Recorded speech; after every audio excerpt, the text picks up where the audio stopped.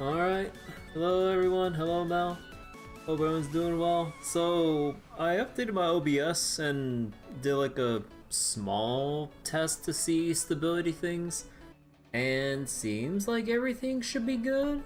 Like, as far as I know, with what I've read up on my multi-stream plugin and just checking some other stuff, like, nothing should be really conflicting, so it's like, yeah, it should be just the usual ISP or YouTube Twitch server RNG or some shit. I have no idea.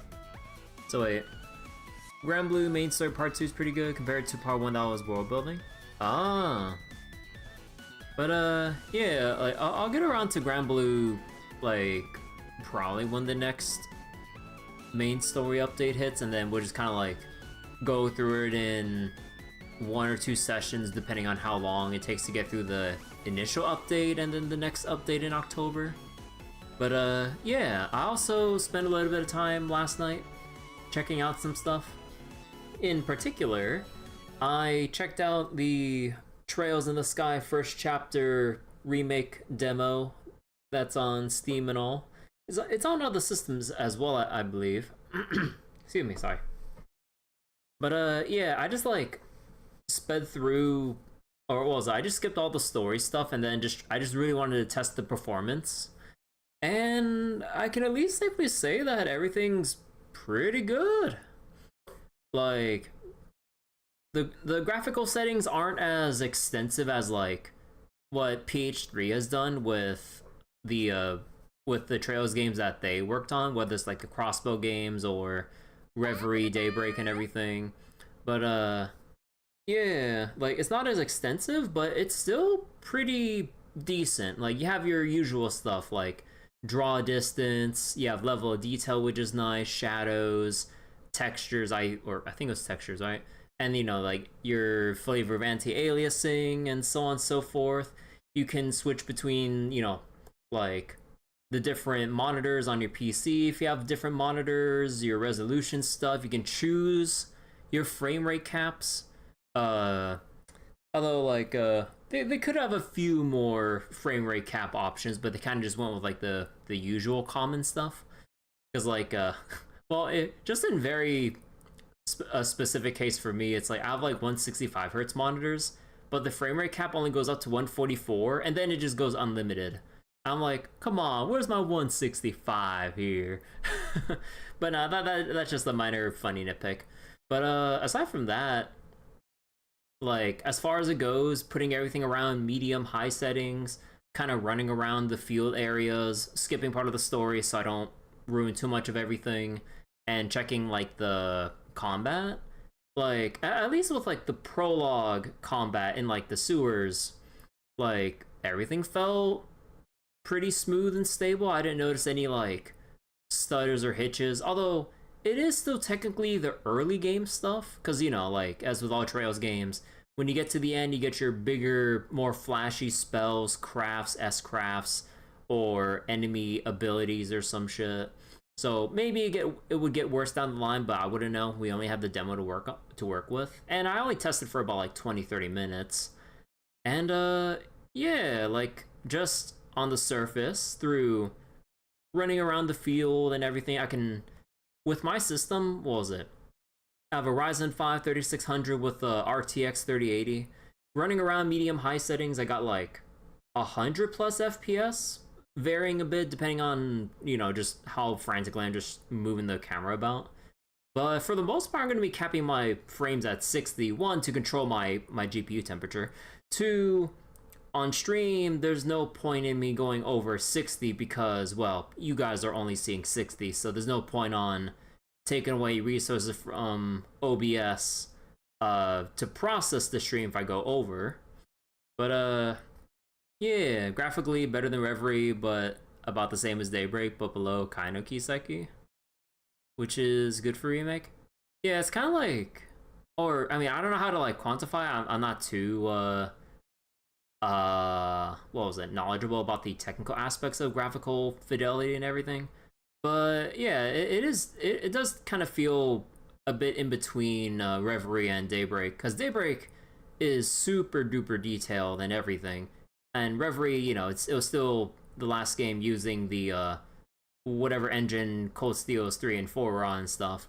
But yeah, like it's kind of like in that little middle ground. Obviously, a tiny bit more stylized or whatever, which honestly I really like. I like the look of it. But yeah, again, in that little test period where I was just trying to see how the PC version feels, like the mouse and keyboard responsiveness with the UI feels pretty good. Controls feel as they probably should. Although, one small nitpick, I don't see a toggle for turbo mode, unless I missed it somewhere.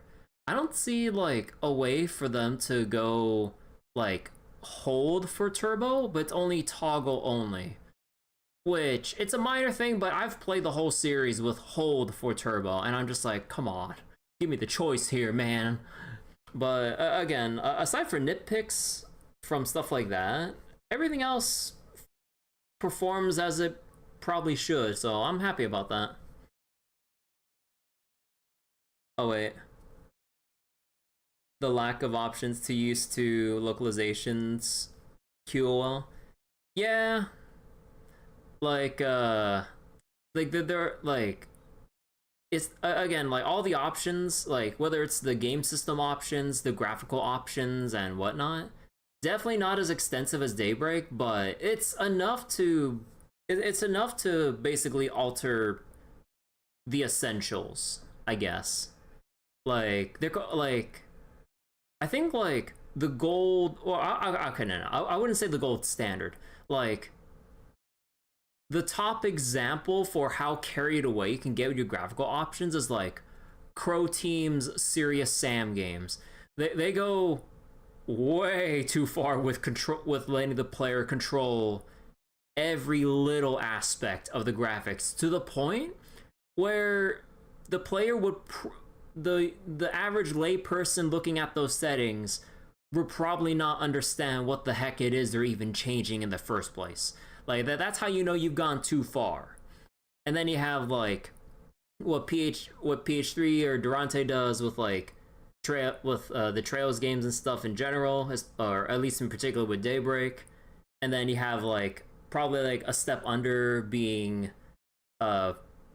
Sky First Chapter Remake, which doesn't have like, you know, all the fancy bells and whistles like DLSS or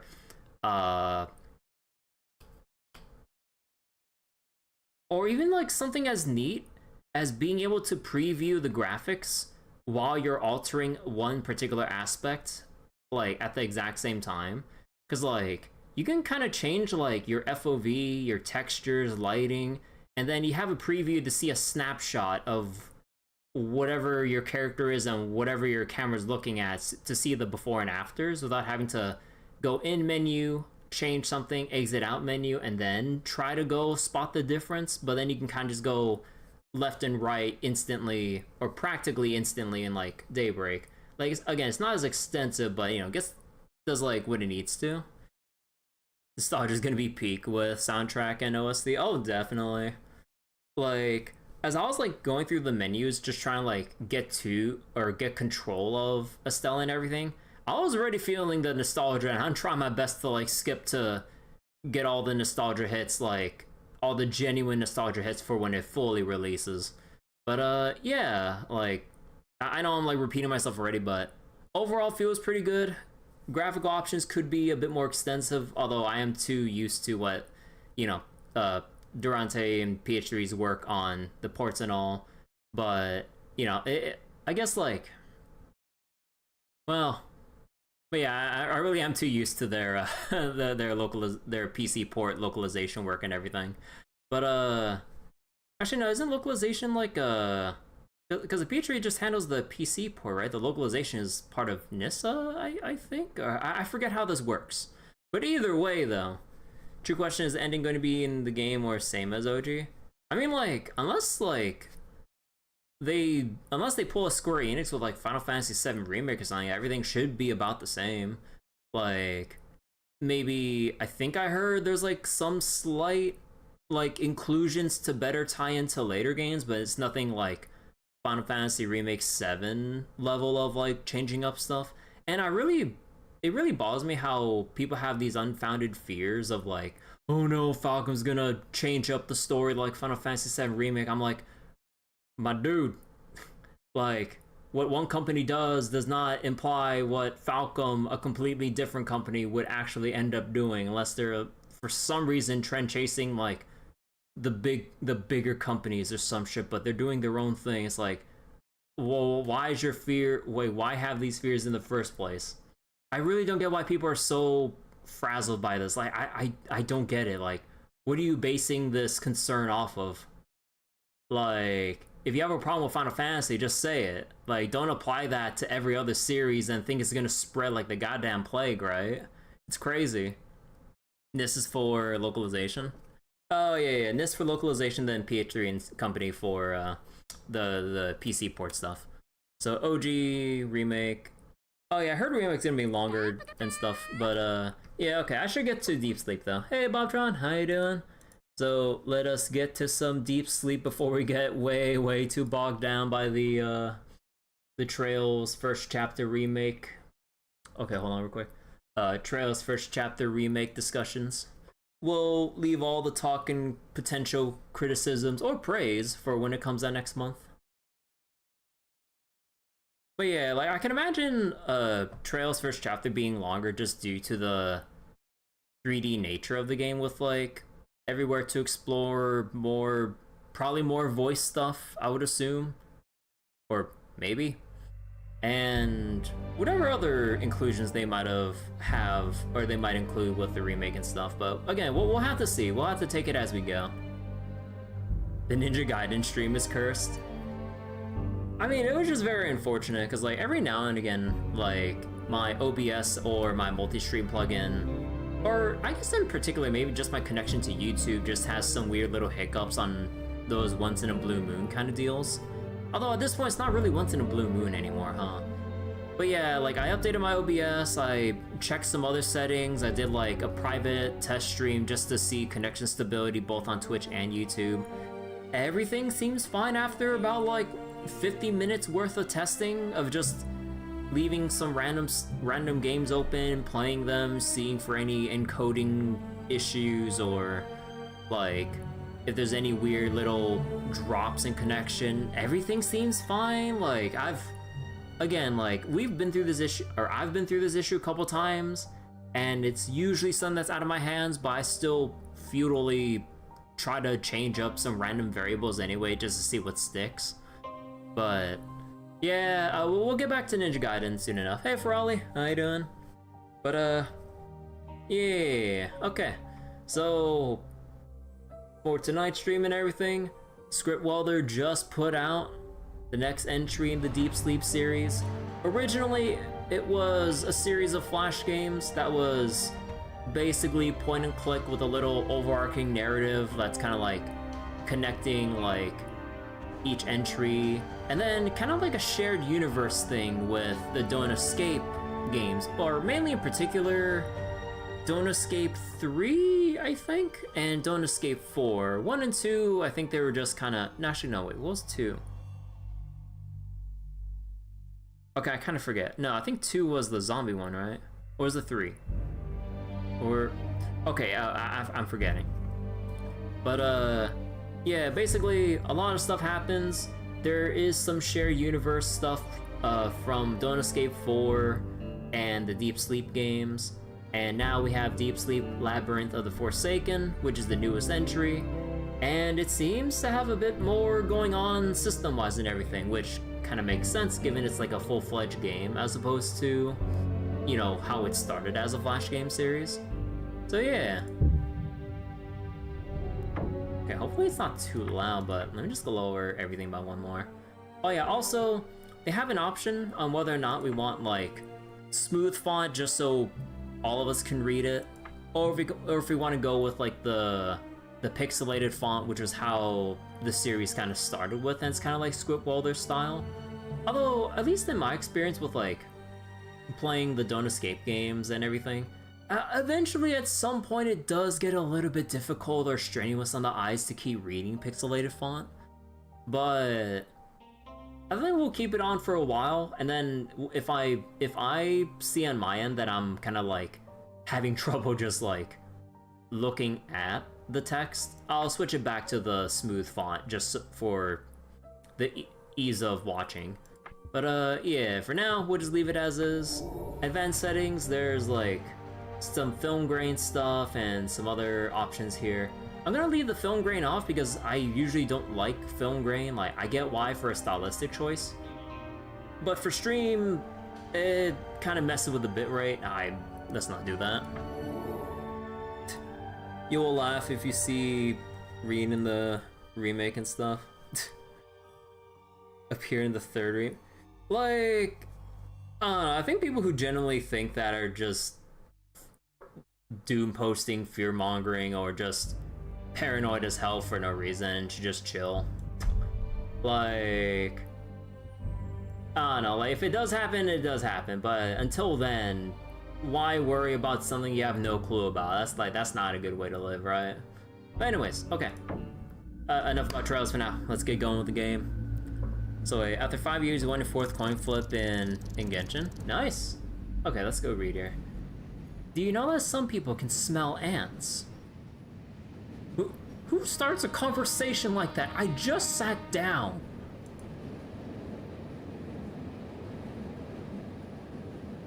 Oh, that's a cool pan over to a train. Ooh.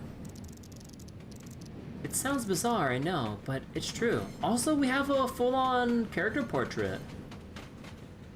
Oh. Because if I remember correctly, in Don't Escape 4, I don't think we've had character portraits, right? It was just the sprites. Okay, that's neat. We can actually have a more detailed image of our main character and everything. It sounds bizarre, I know, but it's true. Not everyone has this trait. It's genetics. Just like having blue eyes or not. But that's not the point. The point is, there's one group of people that can smell ants and one that can't. There are two kinds of people. And the funniest thing about it all is that people of both groups are equally surprised when they first learn about the existence of the opposite group. Just as much as you're surprised that I could smell ants, I was surprised that you couldn't. Hey, you're just assuming. I could smell ants the whole time. Your ticket, please. Huh? Oh, right. One moment, I had it somewhere here. Maybe try checking your pockets, ma'am. To open your inventory, use I. The ticket should be there somewhere, or should be somewhere there. Okay, my wallet. Let's examine the wallet.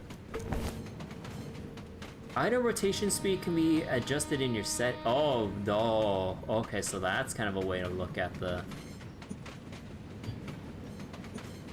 Oh, cool. The description changes based on how you rotate to see a contextual prompt based on how you're looking at something. Okay, that's cool. Okay, so wallet.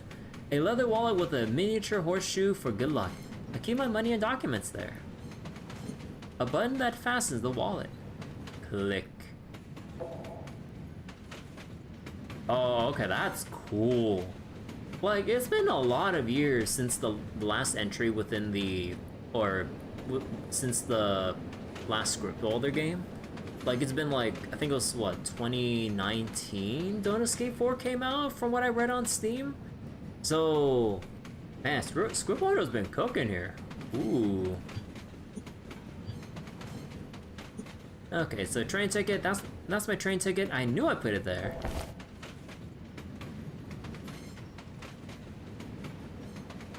Need help? Our staff will assist. Just ask away? Holy shit. Dude. It is so trippy because of the pixel font and like, or like the pixely art style, but being able to flip this around in like 3D and shit. Like, oh my god. It is so trippy trying to read this.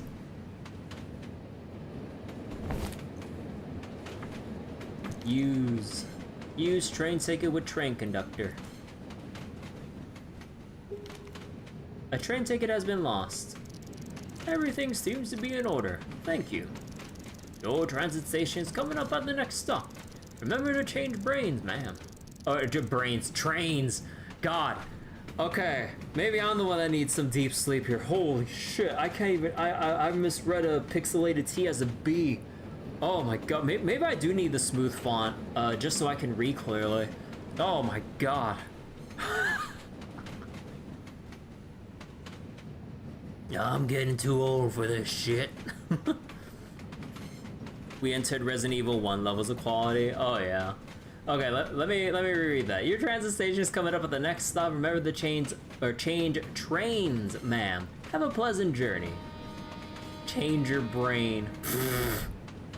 Using the smooth brain when I should be using that pixelated brain. Oh, you're right. Wait, is this gonna stop automatically? Oh, I could actually just walk around.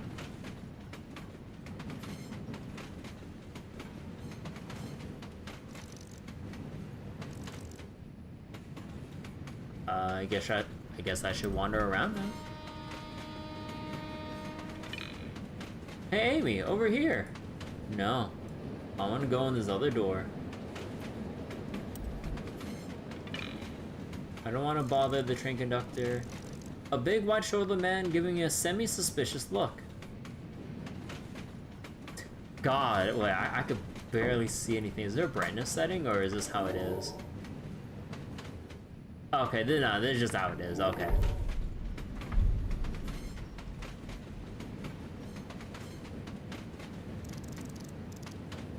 There you are, sis. I was getting worried. You fell asleep or something? I got a bit lost in thought is all. I might have gotten lost in thought a bit. Oh, sis, getting lost all the time. Or, wait, getting lost all the time, aren't you? We're almost at our transit station. Don't want to miss it, Come on.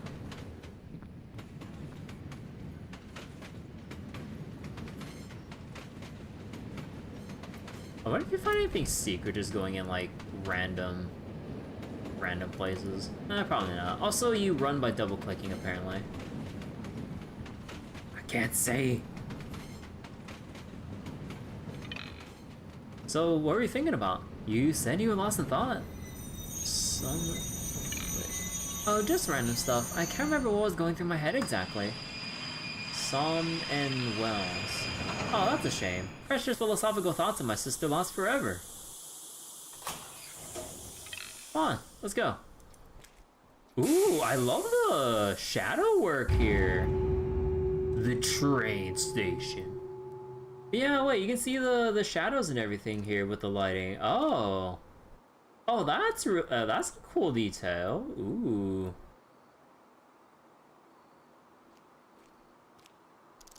So, what now? We should find a timetable and check what time our next train departs. Actually, what's the time now? I forgot my watch. Wait, huh? Mine doesn't seem to work. Weird. Doesn't matter. There should be a clock at the train station. While we're here, we could also grab a newspaper to have something to read on the train. Alright, sounds like a plan. So about the time, can we estimate the time somehow? For example, when we were supposed to arrive here? I don't remember. I forgot my watch and yours apparently doesn't work. So let's check the time at the train station. That shouldn't be a problem. So which train do we have to catch now? That's the fun part. I don't know how it's going to be labeled on the timetable. They usually put the train's final destination there. Maybe we'll have to ask. But don't worry, it's not a big station. With only one platform, it shouldn't be difficult to figure out. Oh, okay. Where do you want to buy the newspaper at this time of night? I thought you didn't know what time it was. Well, I mean, it's dark. It's gotta be nighttime. Very funny. Chill out. There's a vending machine here, at the platform. That big blue box. It requires coins. Do you have any change? Ah, no, only banknotes. Harsh life for rich people. If we were rich, we wouldn't have to travel by train, Thomas. Anyway, without a coin, getting that newspaper is going to be tricky. Get to it then. Double click to run. I could get a newspaper from this vending machine if I had a coin. What kind of vending machine? Well, actually, no, there are like... I usually don't hear people refer to, like, these things as, like, actual vending machines, although technically I guess they are the same. But, okay, what about the side door? Locked from the other side. Could we run over here? Nah, we can't examine anything here.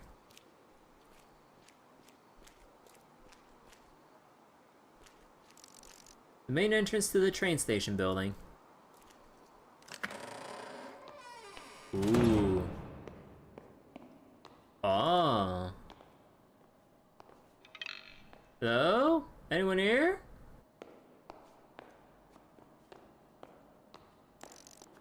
A door with a big staff only sign.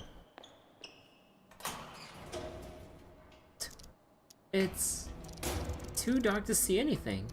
Amy, what are you doing? It clearly says staff only. Of course it's too dark. They don't want you to go in there. I can't see any light switches either. Why do you have to go there? Come on, where is your sense of adventure? Or at least a flashlight. Yeah, I have a flashlight, but how would you even go in there? See a big clock in the middle of the train station. Oh, let me see this shit. Just my luck. The clock is out of order. The main clock at a railway station. How likely is that? Oh well, maybe they have more clocks around here. Do you want to pick up a screwdriver? No, because it doesn't belong to me. That's kidding. I'll take it. No one's gonna miss it. Screwdriver, a handy tool that... Wait, a tool that really comes in handy with screws. Remember, righty-tighty, lefty-loosey. It could also be used as a stabbing weapon, if there's really nothing better around. Oh. What if we use the screwdriver on the clock? I don't want to do that. Oh. What if we use it on Thomas? It wouldn't work. Bullshit. See, seats. There's gotta be some... What the heck? There's gotta be some sort of contest going on amongst the train station interior designers for them to create the most uncomfortable seat for the waiting passengers. This station must be in the strong lead.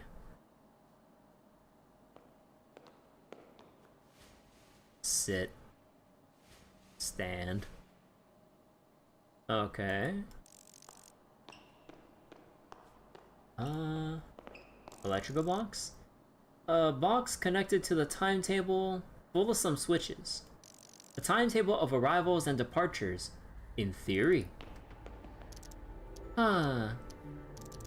It's all jumbled. Random letters and numbers. This thing seems to be broken.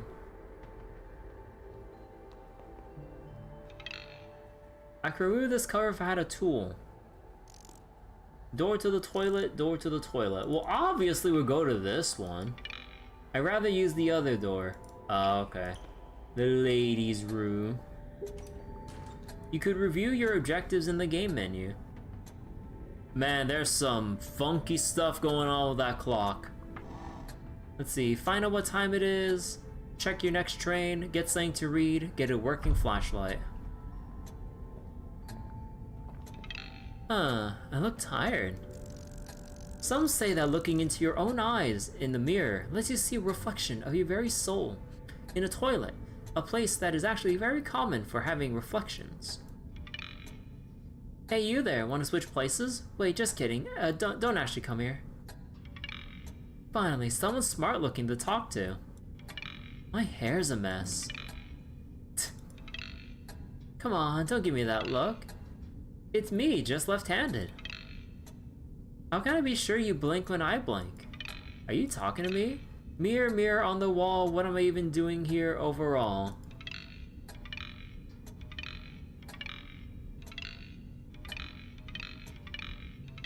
Okay.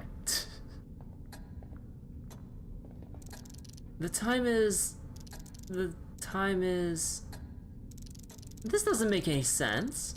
It's going backwards and forwards simultaneously. I know I shouldn't touch that, but I have to. I know I'm not going crazy. There's something wrong with the clock.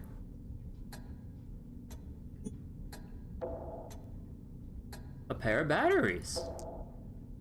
I mean, the clock is broken, so I might as well just take the batteries.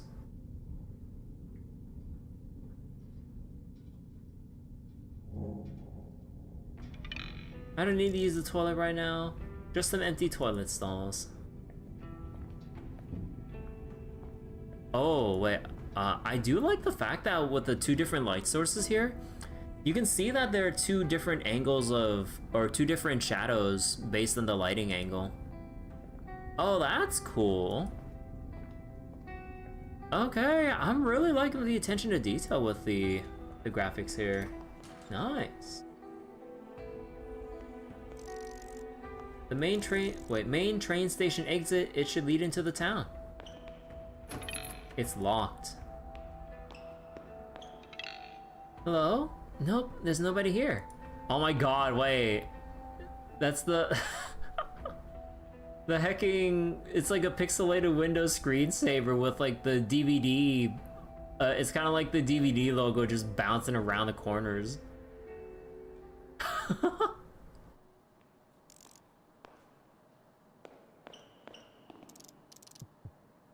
Hey Thomas, I need a flashlight. You're not going to by any you're not going to by any chance sneak into a staff-only room, right, sis? What? No.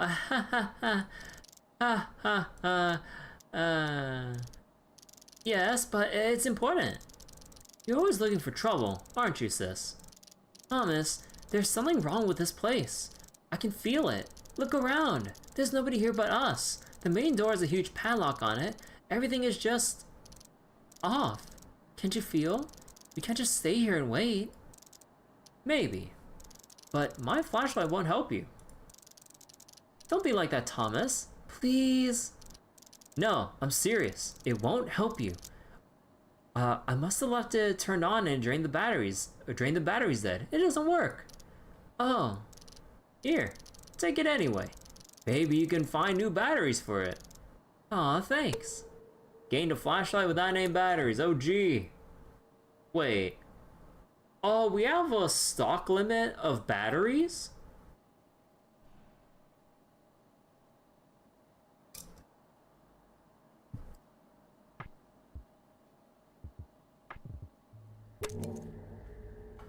It's a source of light so essential in this dark place. You can turn it on or off outside the screen by using the F button. Ooh.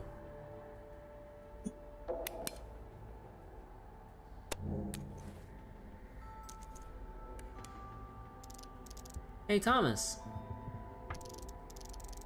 There's something really weird going on here. I found a clock in the restroom, but it was wrong. As in showing the wrong time? How can you know that since we don't know what time it is exactly? No, it was all wrong. Going forward and backward, showing nothing but nonsense. I don't know what's wrong with this place. Huh? That's weird. You know what? Don't worry about it. The train will be here sooner or later. Man, this guy is an optimist. We still might want to see the, or we still might want to see the timetable to make sure it wasn't canceled or anything. The timetable's broken. Huh? What? That's not good. I'll see if there's any way of fixing it. What? Come on, Amy. You're not the janitor here. It's not your job. This station only has one platform anyway. So when a train comes, we'll just ask where it heads to. Ooh, wait, I'm liking the... Wait, I like the lighting detail here.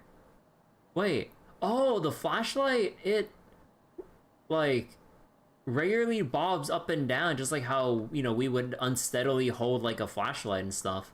And then when you turn around, you can see the surrounding area just kind of... Oh. Okay, I'm really liking the lighting work here. But yeah, how you doing, Bryce? Okay, let's go pop off the electrical cover here.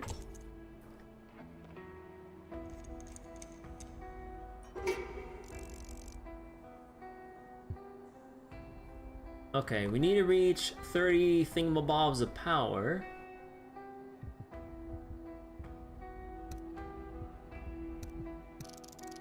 This should do it.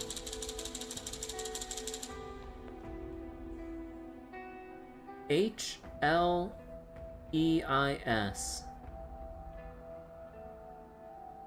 Yeah, I'm doing well, Bryce. Just had a... What was it? Just had a chill day, just kind of tested some OBS stuff, given the weird wonkiness that went on with the stream connection last night when or the other night when I was playing Ninja Gaiden. And last night I did some, like, performance testing, just trying to see how things were with the trails in the sky first chapter remake. And overall, it's pretty smooth. Kind of wish there was more graphical options, similar to Trails of Daybreak, but it's, I believe just Falcom handling their own PC version instead of, like, giving it to, or no, Gung Ho, right? Instead of giving it to, PH3 to do their PC port magic and everything. But the graphical options that are there, that's pretty sufficient for what I would like to have in a PC port, so... Yeah, like on medium-high settings on my system, I can hit like above 100 FPS on 1440p and everything. Although my graphics card does end up heating up a bit, so probably on stream I'll probably cap it at 60 frames.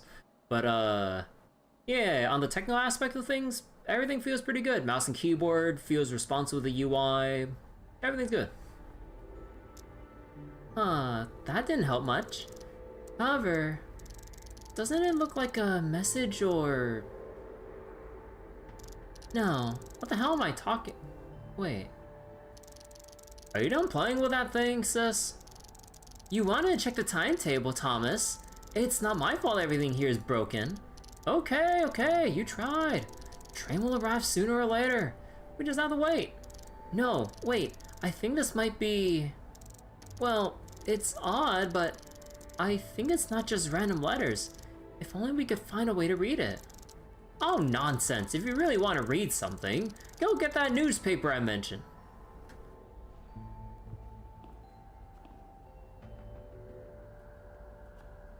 Let's see, can we go back outside? Yeah, no, we're missing a coin. The door's not gonna open.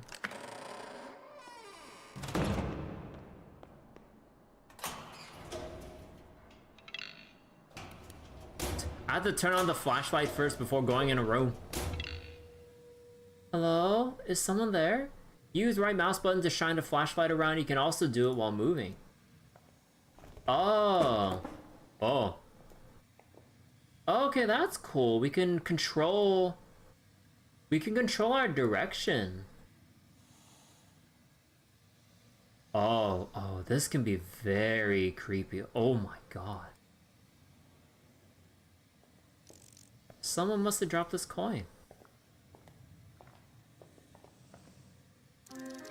Do you wish to pick up a coin? Amount 1 of 4. Sure.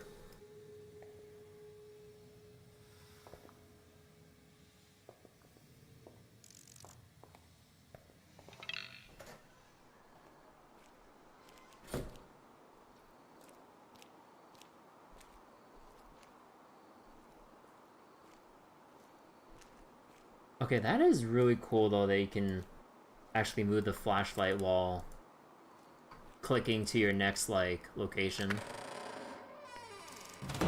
Thomas? Brother? Where are you? Where did he go? I probably just went to the restroom. I'll just go get that newspaper he wanted so much.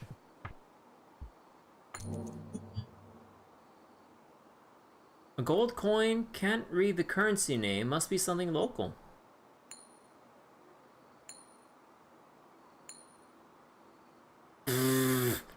You can flip the coin!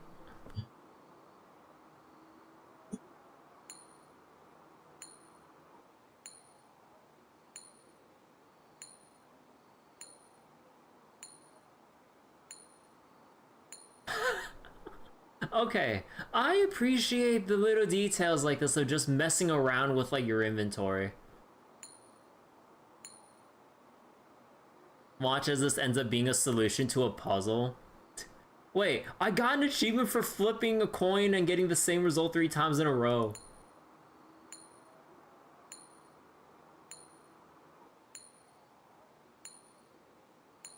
I actually got an achievement for this.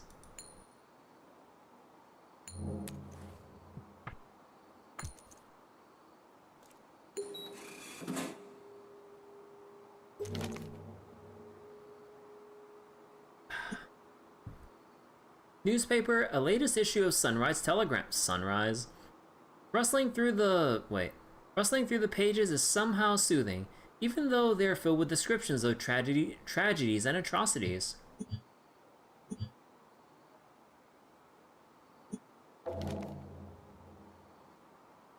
EPMS.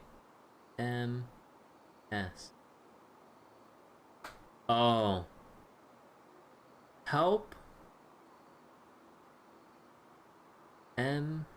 Wait. Miss. No. HLE. Help me, sis. Oh. Well, shit.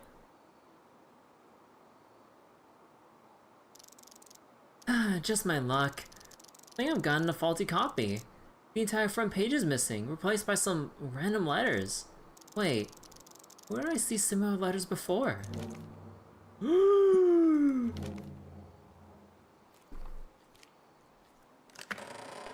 Big brother, where'd you go?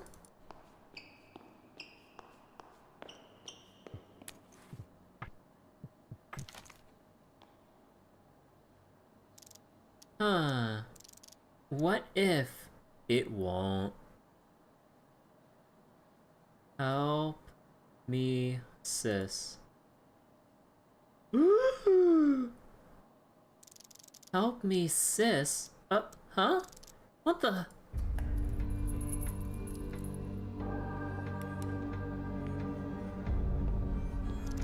Thomas, are you there? Nothing. Oh, hell no.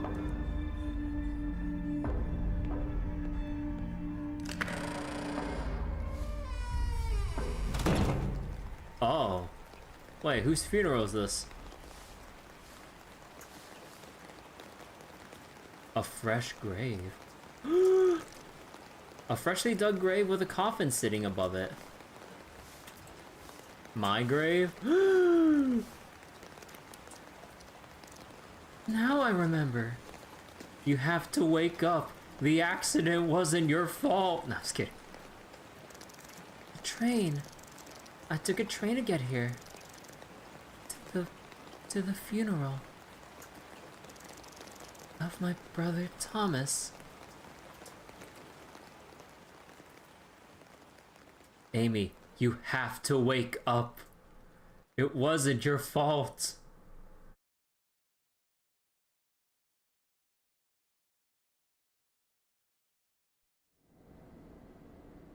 Okay, so instead of Thomas is alive, Thomas is dead. Okay. Ah, what a nightmare. Ah, I need some coffee and some fresh air. Electrode cap? An electrode cap plugged into the computer. In theory, it should let me navigate through the dreams. In practice, let's just say I hope it won't end up frying my brain. First things first, I need coffee. There should be some in the kitchen. Hell yeah.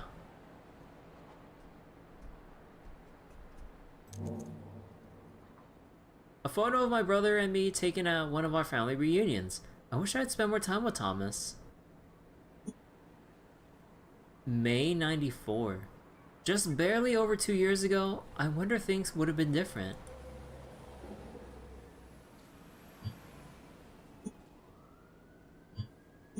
Okay. When you see the empty gold yellow circle, that just means when the description changes based on the angle context. Oh, okay.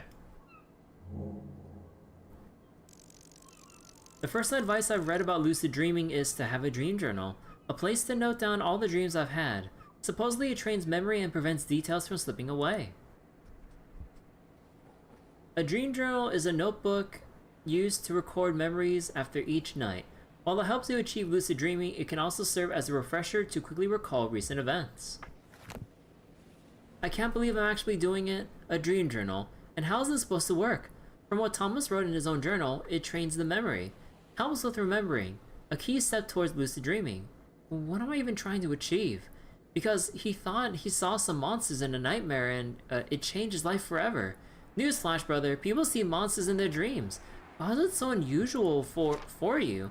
I was so angry when he was obsessing over it. Too angry, and look at me now. Oh boy, she doesn't know about the... What were they called again in the Deep Sleep universe? Was it just called the Night Folk, I think it was? I guess I had some sort of success tonight. At least I dreamed about Thomas. We were traveling together, and then he vanished after I found myself at his funeral. I remembered he was dead and I gained lucidity. I could feel it. Then the whole dream collapsed and I woke up. If anything he wrote was true, next time, I might get closer to finding something. Is Thomas the guy from the prior games?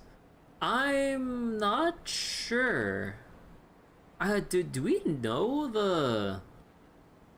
the protagonist's name in the other Deep Sleep games?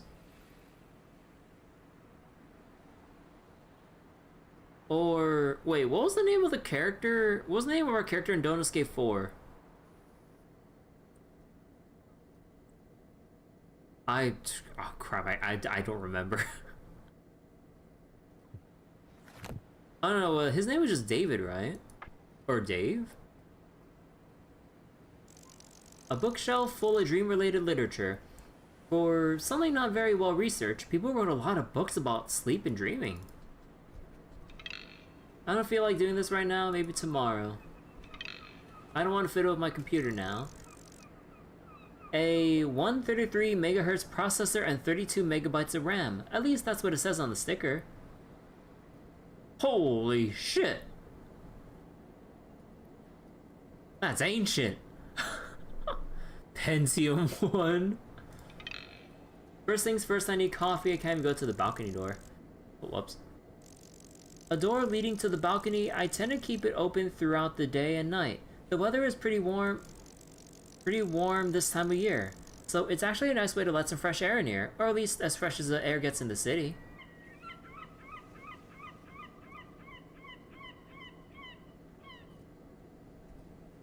Okay, what kind of coffee setup you got? You got pour over, mocha pot, or that instant coffee shit? No, I was kidding. An open letter, a letter I got back home shortly before coming here. I already knew about Thomas, but still, the audacity of that guy was striking. Then again, I did need a place to stay in the city. The landlord's letter. You still have your Pentium 133 PC in your closet. It was a Quake machine. Holy shit. She has a primitive version of the sleeper pod tech at this point in time. Yeah, I guess it's just like a early version prototype or what have you.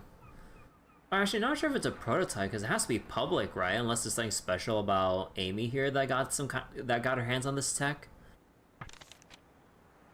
Miss Amelia, I'm very sorry to hear the tragic news about Thomas. It is beyond words. Please accept my deepest condolences. I suspect you'll be visiting for the funeral in the upcoming days, and since you're from outside the city, I thought you might need a place to stay.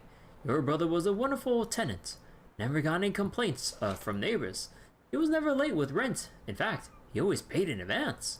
As such, the apartment is still available for you for the whole month. Using up the deposit, I can even prolong this period a bit further. Either way, you should have enough time to sort out all the things that need to be sorted out while having a place to stay. I will admit, this offer comes with a request that you remove your brother's belongings and by the end of your visit, leave the apartment ready for the next tenant. Of course, if staying at your late brother's place would be too painful, I can also recommend a relatively cheap hotel. Otherwise, please find the attached key. Sincerely, Matt Foulpike? The landlord is not a pleasant type, but at least there are some details in his letter that could help me puzzle things together. Like that my brother was never late with rent, so he wasn't in financial straits. Well, I looked for Thomas that night. By day, I could try to gather any info that can help me understand what happened to him. I decided to stockpile all the documents here, so I expect this collection to grow with time. The world's friendliest landlord. So given the looks of it, maybe she made it herself. Like a DIY dream device. Holy crap. Let's see. It's quite a modern TV set. Wait, quite a modern TV set with the flat kinescope screen. I can't imagine them getting any better than this. My brother must have paid a fortune for it.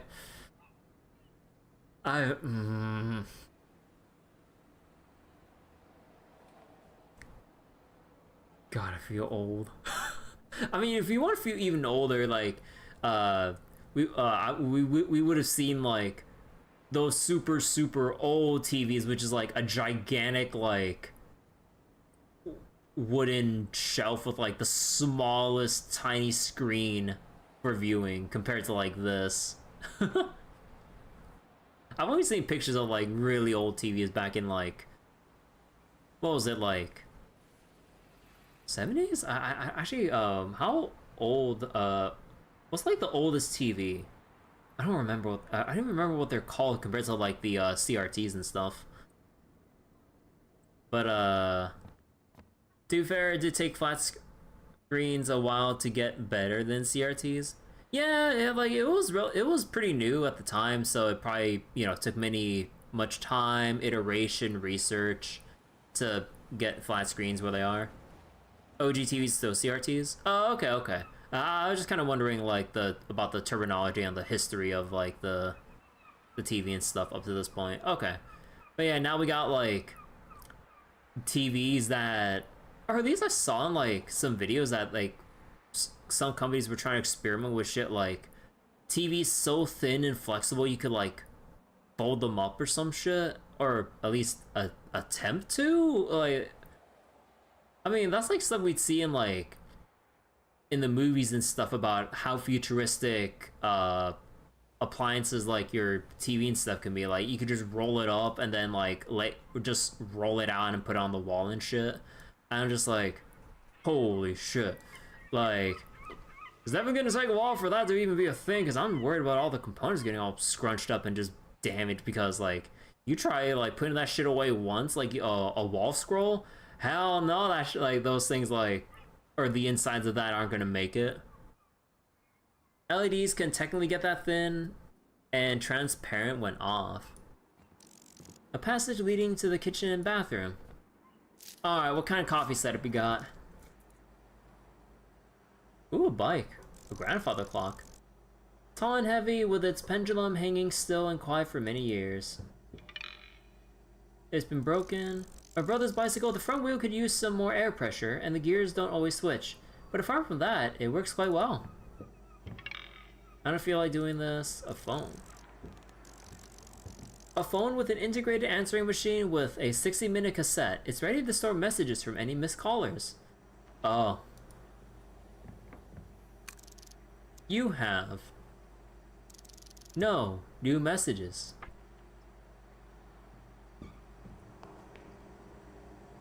Can I get close enough to see myself in the mirror? Oh, cool. I can't interact with anything in the bathroom. An entrance to the apartment or an exit from my current point of view. I already emptied the fridge to prevent any food from spoiling. It still contains my medicine though. There are some sticky notes on the door. One of them says buy milk. I guess Thomas never bought that milk. There's no food in here, just some my medicine. I don't need it today. A coffee pot used to brew delicious coffee. A coffee pot.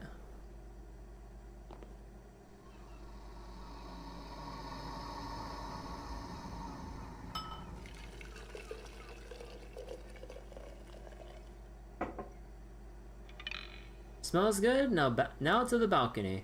Oh, she's actually holding the mug in her hand. You see, that's so much steam coming off of the coffee mug. Probably for the best he didn't buy that milk. Oh god, could you imagine like maybe like a month old or even more than a month old carton of milk and stuff? What if it's just wanted milk in her coffee? Disgusting. Nah, I'm just kidding. Wait, what kind of coffee pot is... Wait, so is it just like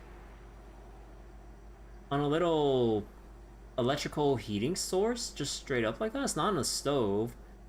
Like, I don't see a plug. And then do you just leave the grounds in there? Like, do you do it like... Do you heat it up and then just let it brew immersion style or some shit? Like... It's not like... I mean, obviously this is like back in like... Actually, wait, with that, like, Pentium 133 PC or whatever, or some shit. Wait, how old, what year was that from?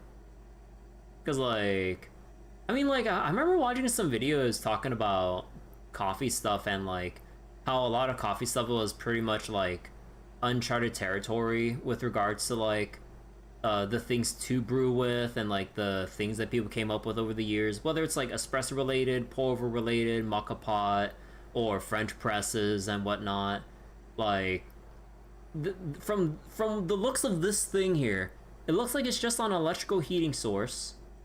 You just put the grounds in and water and like kind of like French press style, but then you just boil the water straight up there. Like it's not like the coffee machines you would see today where you probably put in some kind of like hopper or whatever to then grind or just put out in like some kind of automated way or some shit. I know my brother has one of those machines, but yeah, so you just boil it like that straight over the grounds inside and just carefully pour it out so you don't get the silt or some shit. Pentium 133 would be brand new in 1994. Could be a percolator thing. Gee, let me see. It's like, this is the coffee, or this is the coffee pot. You can see the thing to place on to heat up or where to plug in the wall or some shit. Over here looks like just the kitchenware. This looks like the knives. This looks like some kind of like jar for, I would assume, the coffee grounds, or maybe it's up here. And then, I mean, there's no filter or anything. So just doing it like, just doing it raw with just like grounds, water, heat, and then carefully pour without getting like too many coffee bits into your mug. I don't see no paper filters or anything. Like just pouring that shit straight up. Like goddamn.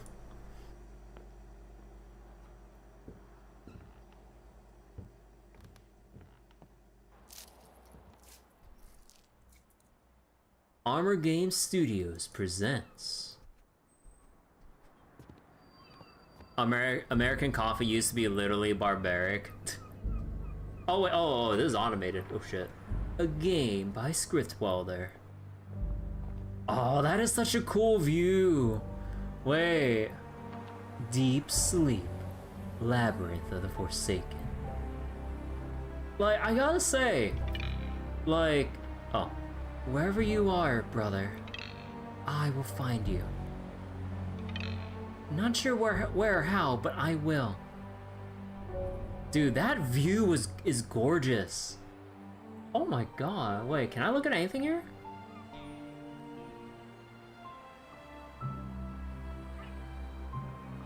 Wow, wait, actually this looks so good. Wait, hold on. Let me take this off real quick. Screenshot it. Hell, I'll probably go replace like the YouTube thumbnail with a shot here. Like, this looks gorgeous. Wait, time out. Who leaves their mug or a cup in general just on the floor of your balcony? Put that shit back in the sink. Who wants floor coffee? I'm just leaving it there. A barbarian does. The 90s really truly were the dark ages. Right, now back to regular life. It's been a while since the funeral, but I still need to take care of some formal matters at the notary. It's scary how many things we leave behind unfinished. At least I'll have something to do during the day. Tonight, I'll try reaching him again. You just leave the cup there! Sorry. So tired. Sounds like you need another cup of coffee. At least I won't have problems falling asleep.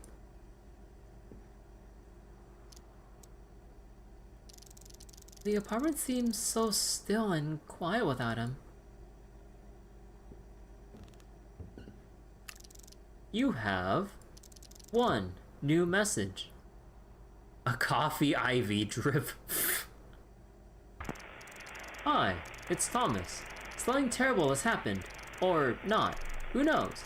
Either way, can't pick up right now. Leave a message after the beep.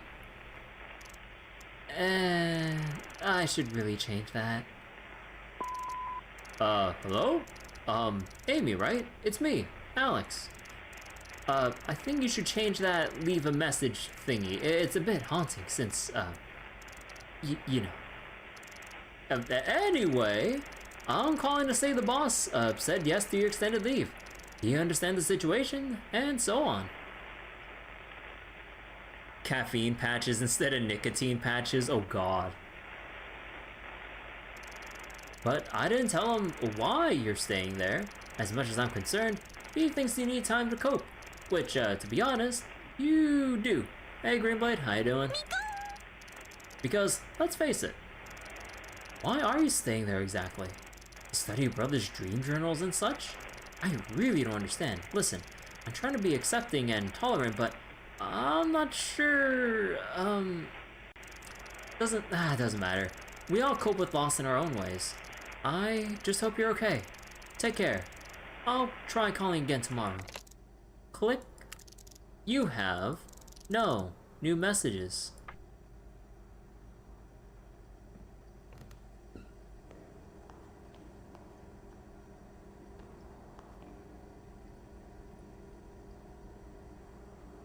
Not sure that's his business. Yeah.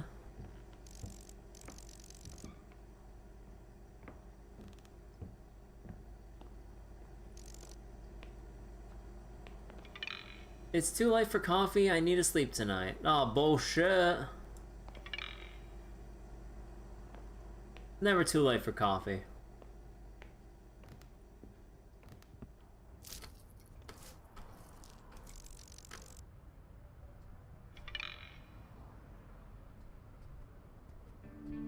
Here we go, we don't need sleep, decaf.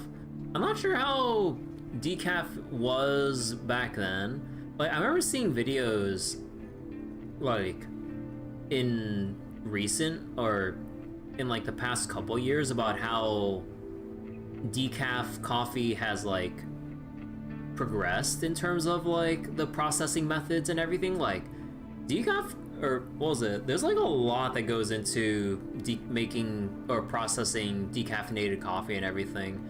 Like there's like 3 primary methods that I've heard about, and of course, when I try to recall this, I can't remember off the top of my head anymore. But like, there's like 3 different methods basically, and it's all pretty interesting, the different ways they come up with how to separate the caffeine from coffee and stuff. And then there's like the whole thing about those processing plants also separately selling the caffeine, because, you know, like the caffeine just doesn't poof away. It's like you extract it, And then once it's like processed separately from the beans, it's like you just have pure caffeine in like powdery form, which will probably then get sold as like, you know, caffeine pills or whatever the hell else any other person or company would need like such amounts of caffeine in high quantities. Caffeine from decaf goes in like soda energy drinks. Yeah, like it all kind of feeds into itself in that kind of like soft drink or caffeinated energy drink like ecosystem or whatever. So you have like coffee and then decaf and then the caffeine that goes into soda energy drinks and whatnot, and then those get all sold in like their own specific companies or brands or some shit. Like, yeah, it's pretty crazy how much caffeine they produce from separating it from coffee. And like I think I was looking at a James Hoffman video about decaf coffee stuff. Yeah. Like, it's crazy the amount of caffeine they extract from coffee. Like, god damn, there's like so much of it. Wait, what's my objective here? Go sleep.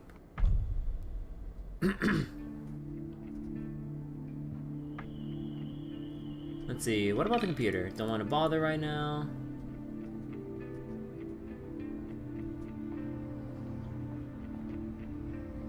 Oh, sunrise telegram too.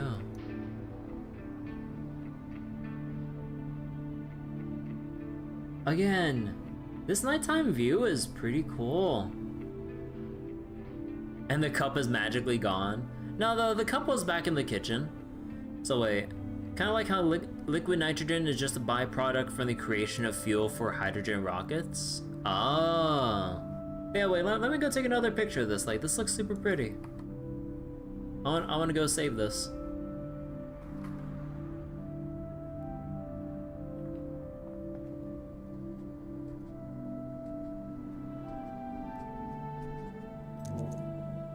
Electrode cap.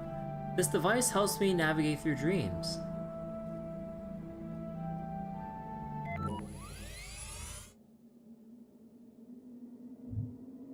The train station, the hotel. Oh, this could be a stream starting or ending screen with that animation. Honestly, that sounds pretty neat. A train station in the middle of nowhere, lost amongst the tangled memories. The dream has ended. The hotel. I won't pretend I understand how it works, but I think I can access this dream. A strange place where Thomas might have checked in at.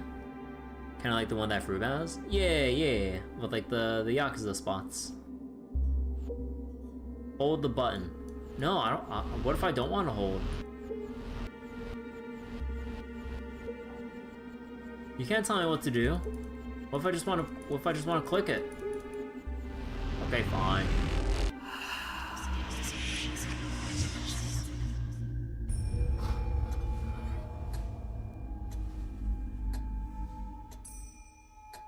Rise and shine, Miss Amelia.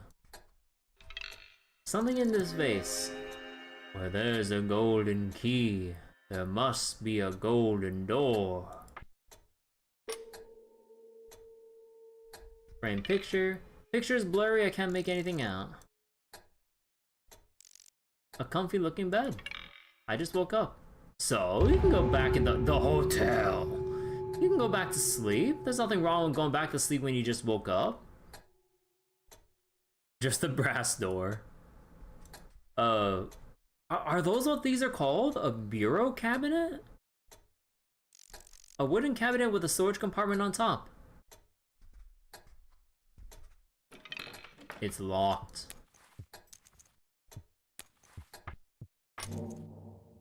A golden key. Surely it opens something. But what? A golden door? No.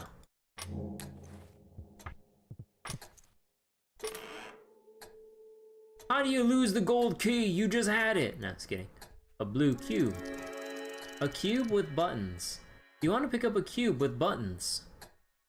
You think bureau is for taller dressers? Ah, we had budget cuts. Remember to examine items in your inventory. It can reveal things unseen at first glance.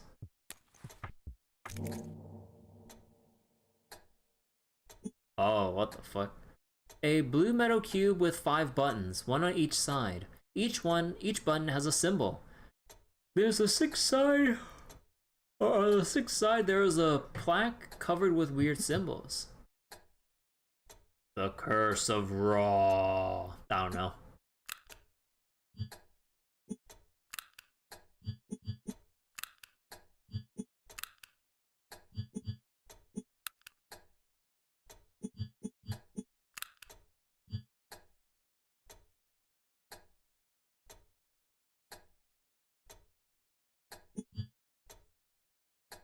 Eye, droplet, sun, triangle, square.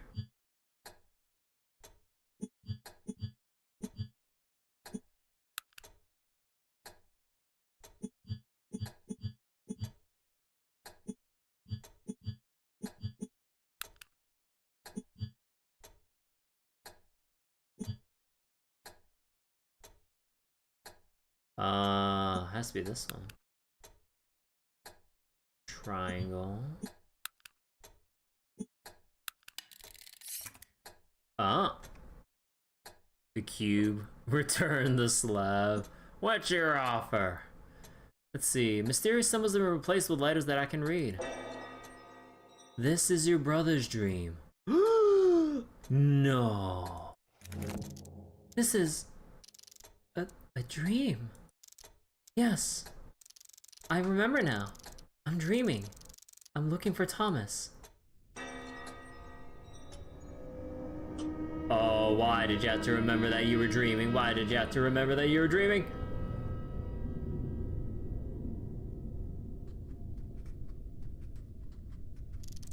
A skeleton in a bed? This doesn't bode well, huh? This is probably a bit crazy, but I've got a really bad feeling about this place. I should find something to protect myself with. Like, arm myself with this bone. Get it?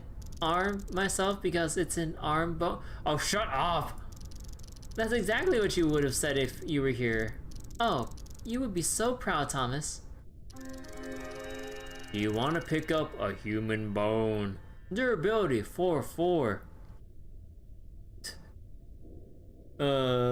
So what's that, Greenblade? Have I checked out the Sky Remake demo? My thoughts on it? Oh yeah, I was talking about it earlier in stream, but TLDR, I was just checking out the technical stuff with like the controls, performance, graphical options, and mouse and keyboard responsiveness. So everything's pretty good. I'll just leave it at that. Like, I can get, if I really wanted to, I can get above 100 FPS on my system. 1440p, Ryzen 5 3600, RTX 3080, and there is still some features to be desired graphically compared to PH3's work on like Trails to Daybreak or whatever, but like there's enough graphical options to get the essentials out of the way, basically. But yeah, got a bone. Yuck, it's so mushy and slimy. There's an armless skeleton on this bed. I'm gonna leave Mr. Skeleton alone for now.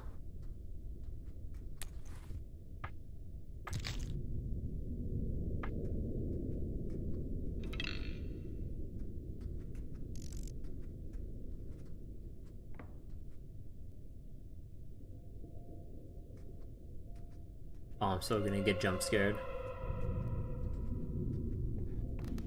Don't run down the stairs.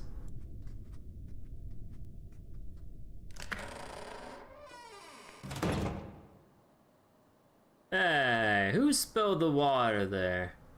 Oh, wait, the bell. A standard hotel bell used to summon staff. Not sure if I want to summon anyone here. Ring the bell.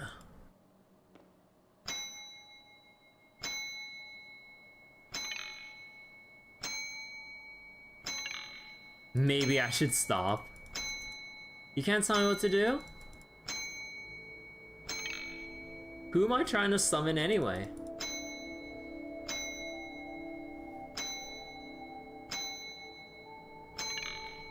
I feel watched.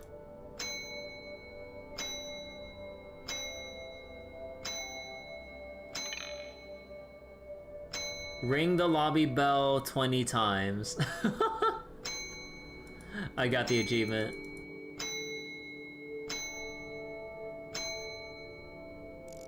A handwritten note sits on the counter. The writing is elegant and full of flourishes. Greetings, Amelia. I'm sure this note will reach you somehow. I hope the inner awakening went well and you managed to anchor yourself within the dream. My apologies for not making it easier, but you had to solve it yourself to gain a stronger grasp of this reality. The hardest part is not allowing the dream to collapse upon becoming aware of where you are. Enduring that moment of clarity is the first step towards maintaining lucidity. As you can probably suspect, I've taken it upon myself to help you a bit with the awakening, and, having your permission, I would be honored to guide you further. I know who you're looking for, however, before I can help you, I'll have to ask for a small favor myself. Come to the basement so we can talk. Sincerely, a friend. P.S. Ring ring. Ring ring as in the bell? Oh. Double doors leading somewhere, can't see anything through the small windows with frosted glass. Oh! Wait, look at that! You can see the water ripples when you step on the water here. Oh, that's some good detail! Holy shit! Well, what happens if you run on the water? Do you slip and fall?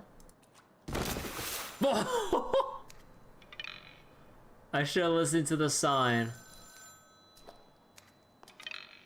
Caution, wet floor. I guess I better not run recklessly. Oh, she's dripping wet from the water! Do you want to pick up a bucket of water?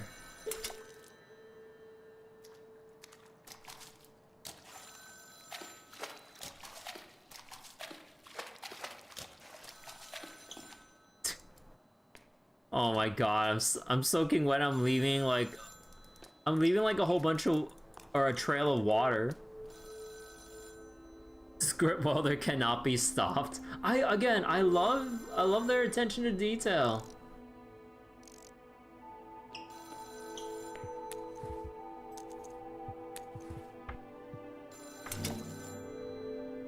Wait.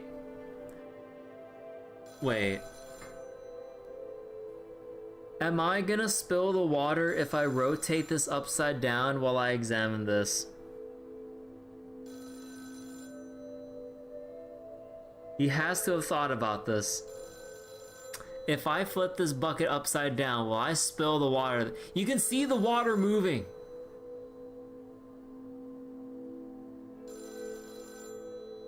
Oh, what? Bullshit. Come on, how does the water stay inside? Unless that's actually part of the dream, then holy shit.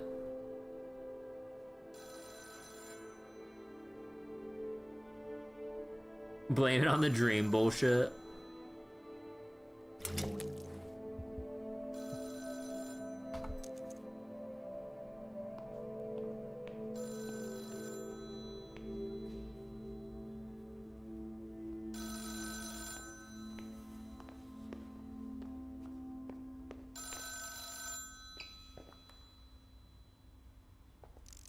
Not just any flashlight, it's my flashlight. It used to belong to Thomas, so what is it doing here?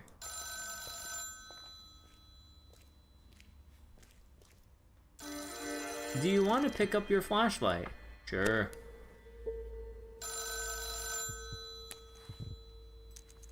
So, do I need to worry about the flashlight's, like, battery levels? I hope not.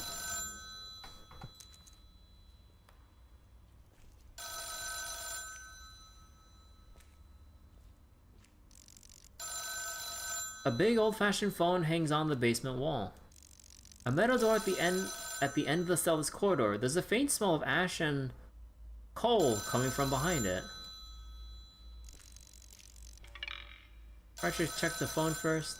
The metal bars look solid, yet the gate itself seems damaged and partially bent. If only I had something to pry it open with.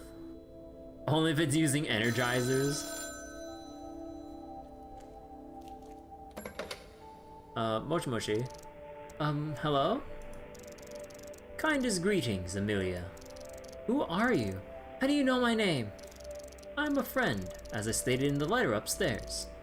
And while you do not know me, one could say that to a certain degree I have made an acquaintance with your brother. You knew Thomas? Yes. I also know that you're looking for him here. Can you help me find Thomas? You said that you'd help me. Can I actually find him? Does this mean he's still alive? No, he is not alive, at least not in a literal sense. You have been at his funeral in the awoken world, remember? Nevertheless, I can help you find him, if this is what you desire. I'm not sure if I follow. I'm confused. If he's dead, then how can I find him? You knew from the very start that he was dead, yet you still began your search. Maybe you do not always remember... Wait. Maybe you do not always remember that he died when you're here, yet you always search for him. Yes, but that doesn't actually answer my question. It does. It will become apparent with time. So, where are we? Within a dream. Yes, I know that. It's my dream, but I don't recognize this place. You acted based upon a mistaken belief, Amelia, that this dream is yours. It isn't? You have searched for your brother far and wide. It should not be particularly surprising that you have found yourself in his dream. It's Thomas's dream? Is he here? No, he has long since departed. This dream is what he left behind. So, who the hell are you? I have already told you. A friend. Sorry, friend, but that's not detailed enough. Not to mention, where I come from, that term is earned, not claimed. Fair enough. Perhaps with time, I will earn that title then. Meanwhile, I can only ask of you to trust me. I'm standing in a dark basement in a dream, talking to a phone with a disembodied voice that claims to know my dead brother. It's not a question, because that's precisely the situation you find yourself in. Your note mentioned that you need something. Correct. I'm guessing you want something in return for helping me. No, I simply require your assistance before I'm able to truly help you. I'm not sure if that makes things easier or better or worse. I have been imprisoned here, and I need to regain my freedom if you wish for me to help you. Disembodied, that's not how phones work. It sure does in the dream world. Okay, that definitely makes it sound worse. Behind the gate on the right, there is a short corridor leading to a room with pipes. Traverse that room, and at the very back there will be another passage. Go there, if you wish to help me. I never agreed to helping you. Like I already said, I don't exactly trust the random voice on the phone. I know, but for now, you're the only hope I have. Okay, this gate here, it looks closed shut to me. I'm sure you'll manage to overcome this obstacle. Perhaps you can use something to pry it open. Maybe I could use this bone I found. This, bone you found. There's a skeleton. I thought its arm might come in hand. So you just decided to take a random human bone with you. Hey, don't judge me, okay? I thought it might be useful. As a weapon, for example. I'm not judging you, Amelia. You're just very similar to your brother. I am? Indeed. Time will tell if that's a good thing or a bad thing. I'm afraid this is about as much time as we have. We cannot continue this conversation for now. They are beginning to sense something. They? Who are they? Adventure game protagonists are universally kleptomaniacs. It's the only way to survive. I'll make an attempt to contact you again when it's safe.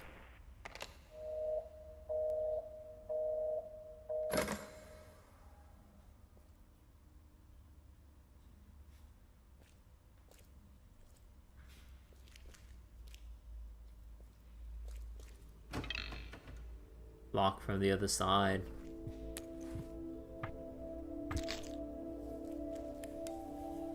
Am I really gonna use a bone to pry open a door? Does that lower the durability? It does.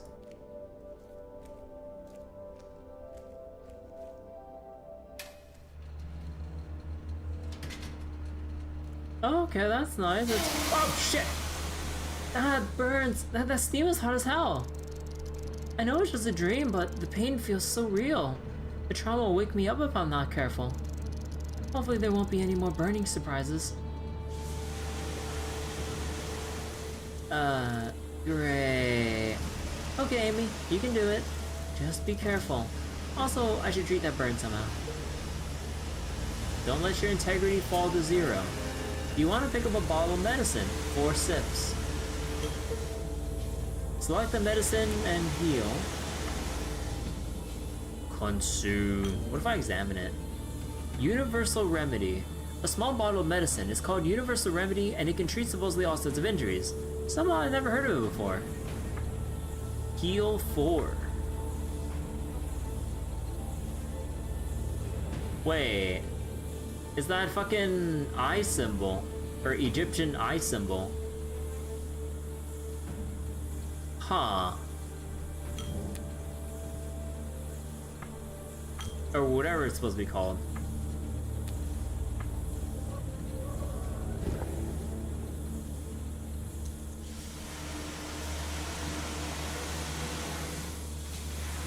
I wonder what that could mean.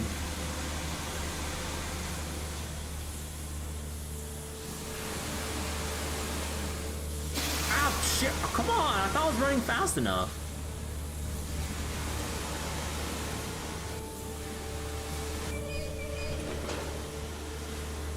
Oh.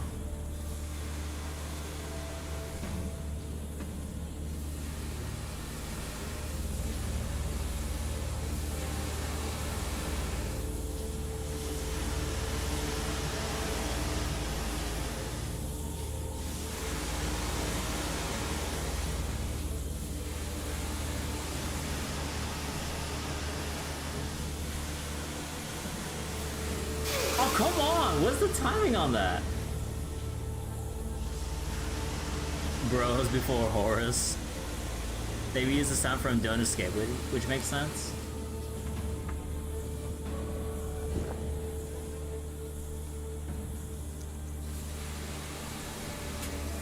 You want to pick up a bottle?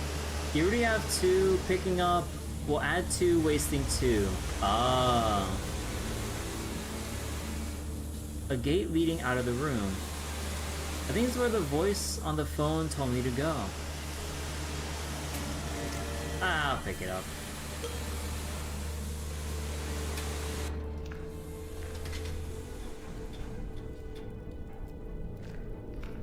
Oh my god. Wait. This is the same kind of steam room that we saw in, like... Was it the previous Deep Sleep? The Deepest Sleep? That there was like a little furnace room here?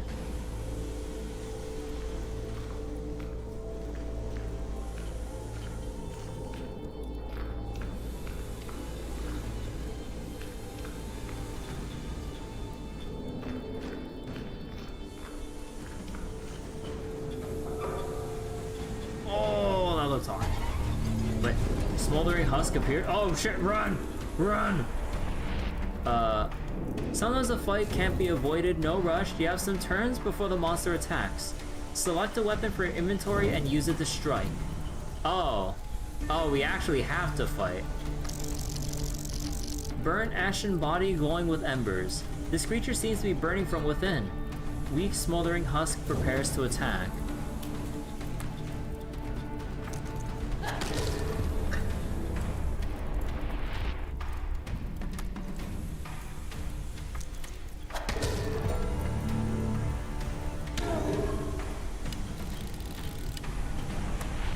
Oh, so that's like the time left until it does attack.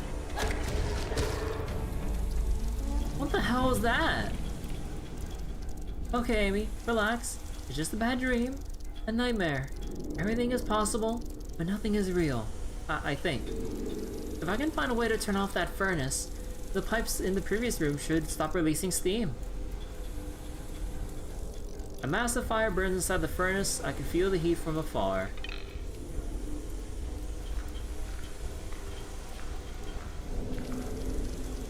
Looks like a mechanism of some sort, but it's clearly missing a part. The barely visible label says main shut-off switch. If only that's something that could be used as a lever, like that human bone. Unfortunately, it broke into pieces and can't be used. Ring, ring. Unlock the door.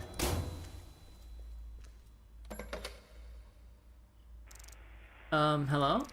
Amelia, it's good to hear you again. I'm glad you're safe. Safe? I just had to run through burning steam and fight a weird monster from a furnace. But you managed to overcome those obstacles, and for the time being, you're safe. You have the opportunity to talk more now. I'm still trying to access the room behind the pipes. Excellent. I know you can make it. And you're in there? No. Sadly. But you will find the path leading to me. More riddles. Can't you just tell me what's in there? I do not know. I cannot see it from here. Amelia, I know I said we might have more time now. However, it can still run out. No matter how big the hourglass is, the grains of sand are still numbered. Please, hurry.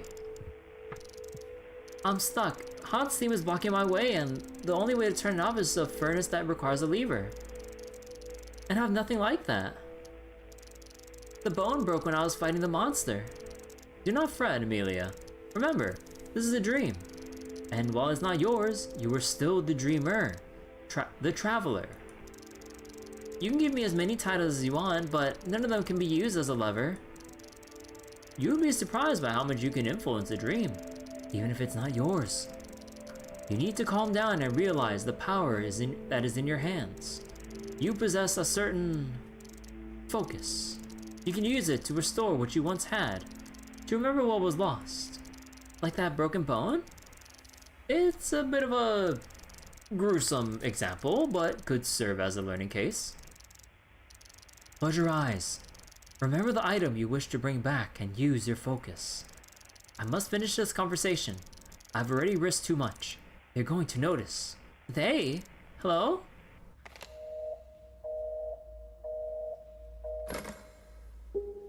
Use imagination to conjure known items. This is your focus. Oh.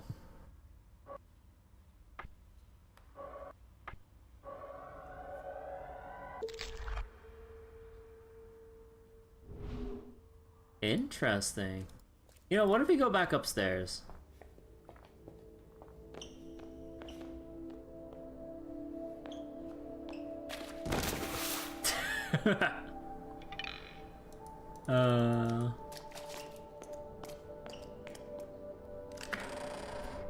Imagination. No, I kind of wonder, is there anything back here? Oh, the skeleton's gone. I was wondering, I was like, can we, I was like, the human skeleton has more bones than just that one arm.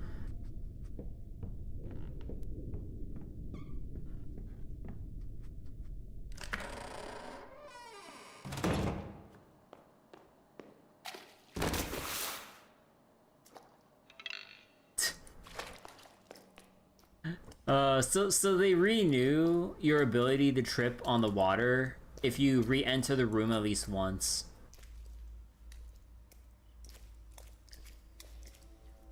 Now the dream is wet. Oh no.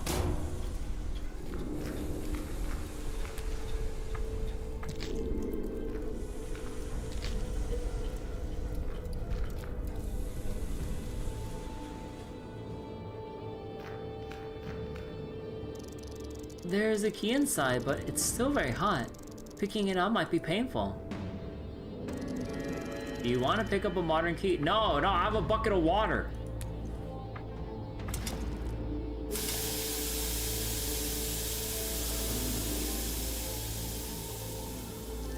Do you want to pick up the modern key now? There we go. Only hot ash remains inside the furnace, no further reason to go near it. So do we still have the bucket? We do.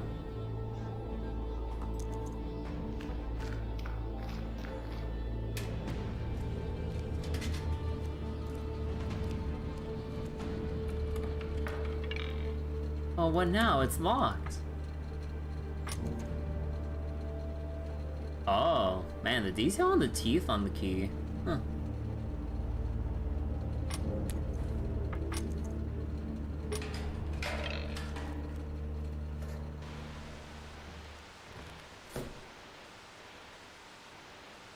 Oh, hell no. Oh, once we start watching that old TV, something's gonna jump at us, and we gotta make our way to the elevator door here, or that sturdy door. A sturdy looking door with no visible keyhole.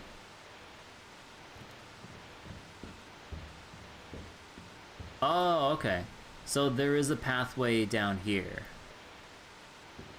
Oh, okay, so, okay, I know how this shit works. Something crazy is gonna come out from that door, and I gotta haul ass all the way around and do a little sprinty thing. Okay. This room looks amazing.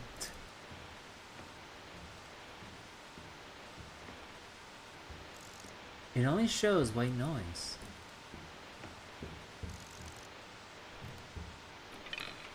It's locked.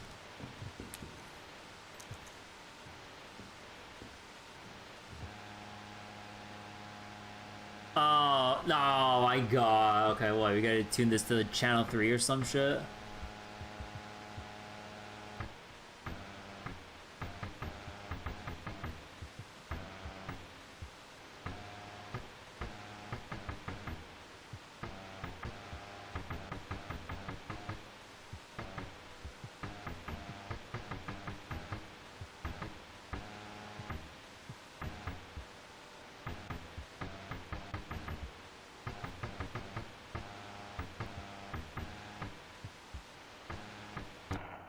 Room 387. That's it. That's where I have to go. I think. What the hell is that? The night folk are here. Stay away. Oh shit, it's fast. It's fast. Oh shit. Oh, do I have to shine light on it like Luigi's Mansion style? Abnormal neuroactivity detected, memory corruption imminent. Oh, okay, they're called the Shadow People.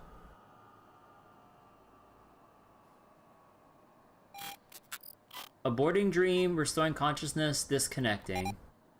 Waking up.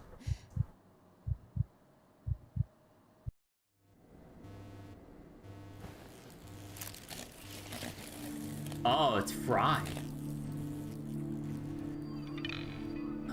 God, dear God. Someone's at the door. So wait, wait, when you said it hurts to look at, do you mean like the pixel art style hurts to look at, or like the whole the situation in the story?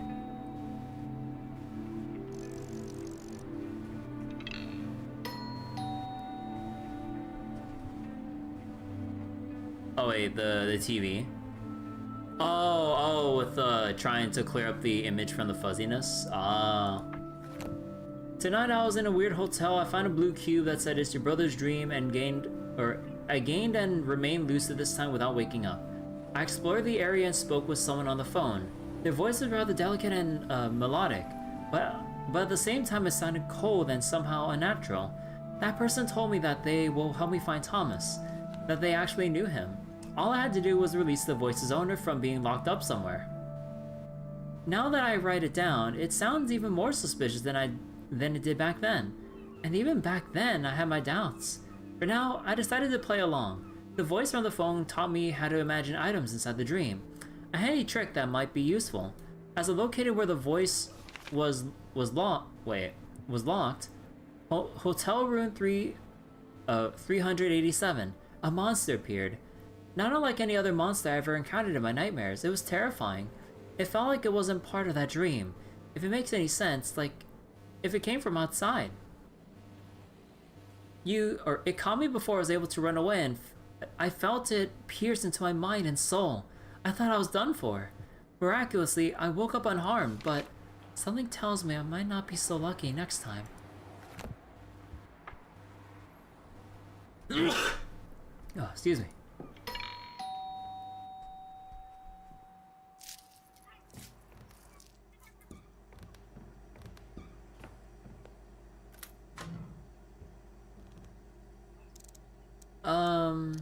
Hello?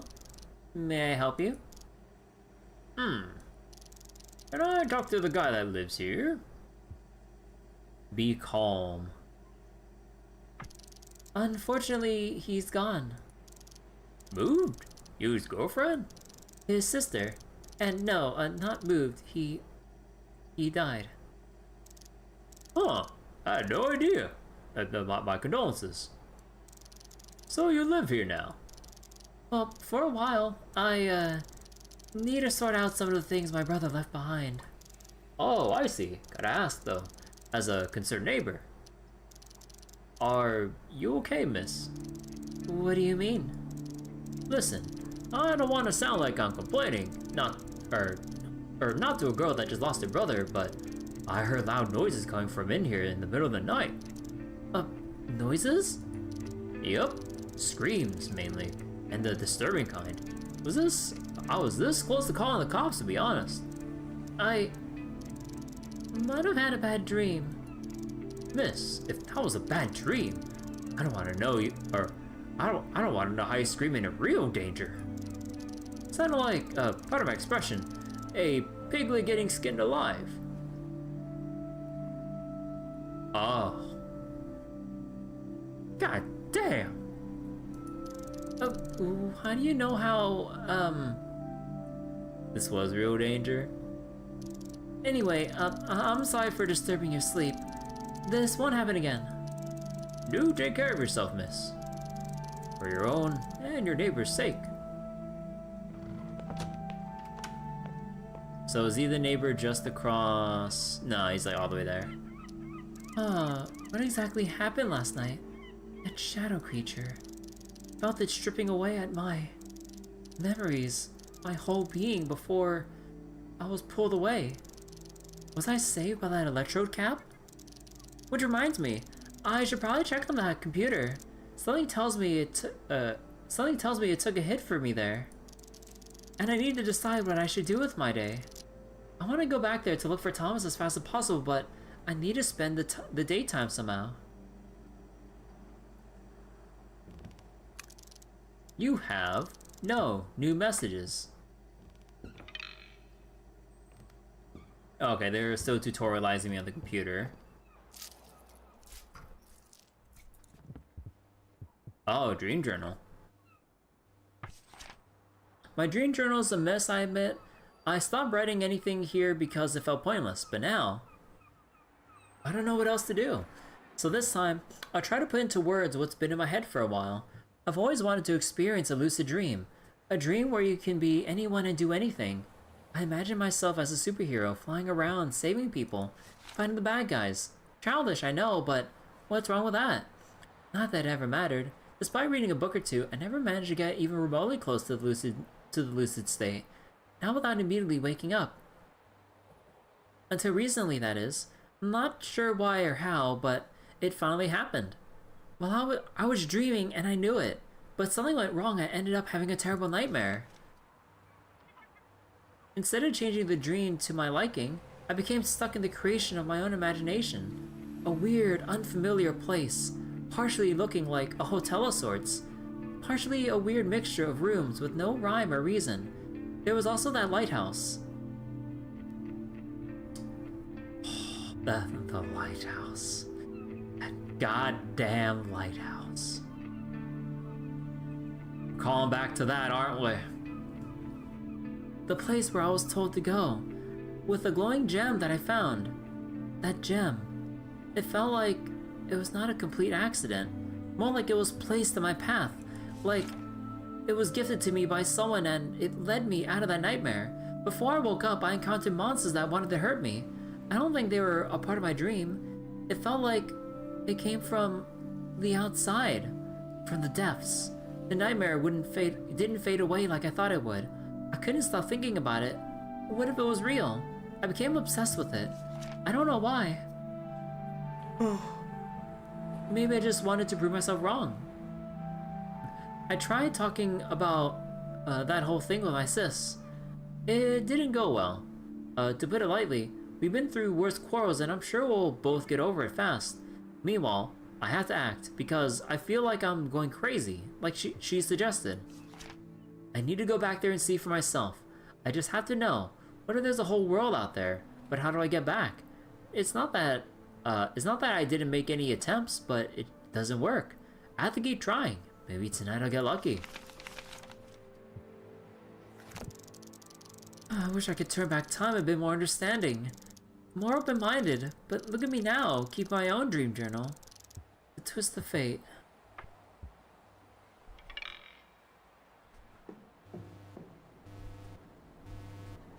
I can hear the error message. System overloaded. An error has occurred. The system was overloaded by unknown entity. Partial loss of user's memory might have occurred. Skill set list corrupted. Collect echoes in dreams to reacquire your lost skill set. Avoid coming in contact with unknown entity. Subsequent encounters might lead to a complete system failure. Sidereal plexus. There it is. Sidereal plexus. Complete your objectives during a dream to earn echoes. Spend echoes to level up your skills and research items. Use the eye icon to show or hide locked elements. Swap between skills and items with the R button. Researching previously discovered items allows you to summon them in your dreams. Big pockets. You can carry up to 10 items. In a dream, your inventory size is only limited by your concentration. Let's see, max focus determines how much influence in the dream world you can enforce. Your imagination. Oh, undiscovered elements? Desperate Punch. Integrity level 3. Integrity is your HP, how much trauma you can take before your dream collapses. You can earn more echoes in your dreams, quick learner. By remembering more details from your dreams, you can learn faster. Okay, so if I was able to actually learn this, I'd take this first thing. Because you always want to get the XP increase as early as possible so it can be, well, it can scale up and be more valuable. Oh my god! That's a lot of stuff that we can get. So Desperate Punch, all it takes is that one final punch. Precise Hit, Desperate Punch. Hit enemies harder, dealing more damage. Reach, you know how to use small weapons to safely reach foes. This technique comes with the price of weaker strikes. Stunning Strike, your stunning blows become more powerful. Increased damage of cleaving attacks for weapons that hit multiple enemies. Bloody Perfect. Slashing and piercing weapons cause more damage over time. A well-timed defensive maneuver that could save your life. Healing seems to be your natural talent, put it to good use. Baldur's Sleep. Double Vision. If you can imagine an apple, why not 2 apples? It's easier to imagine familiar items. Coffee Addict. You take your addiction to caffeine to the world of dreams with you. Calm Focus, Stop, Breathe, Think. Collecting things sets your minds at ease and calms you down. Years spent at a vet clinic taught you to estimate the risks of bites and scratches. Swap timelines? There are many versions of events that happen. Item Stabilizer, items in your dream are more durable and last longer. Some people can't run in their dreams. You run faster. Dream Runner, lucky. Somehow your items are more sturdy in your hands. Avoid being hit by gracefully dodging away. With some luck on your side, you can also hit vital points.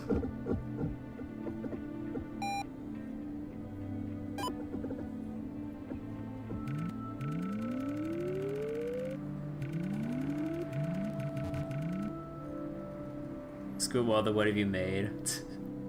Like, we have like actual turn-based combat in this point-and-click adventure horror game. Oh, this sounds expensive. Oh my god, wait, all these upgrades are pricey AF. Showing items to research. Human bone.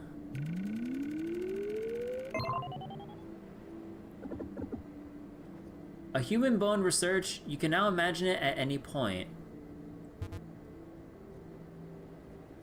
And a bottle of medicine costs that much. Oh boy. There, that should do it. For now. If I understand this correctly, this whole thing should help me in the world of dreams. Perhaps with time I can make it work even better. Anyway, time to find something to do for today.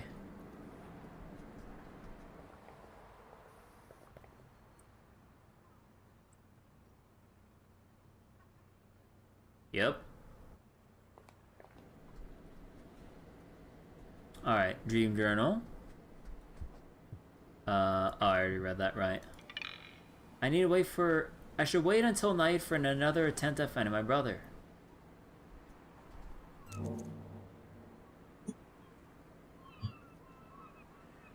Why do I feel like if we keep looking back at this photo, like, it'll change as we get more and more mentally fucked up? Assuming these dreams keep going bad.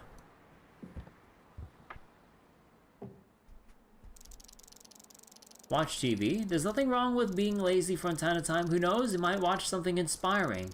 Next dream, start with one extra item from your research items list. Ah. Dorian Gray.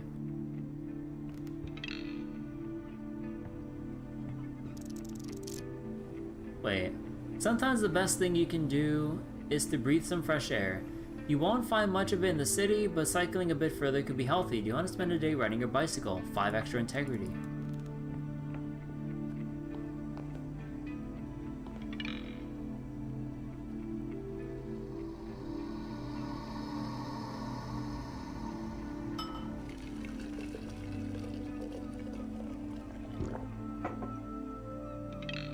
A coffee a day definitely won't hurt.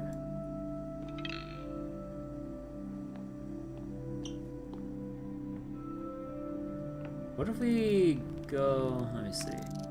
You have no new messages. Groceries, maybe a visit to a coffee shop.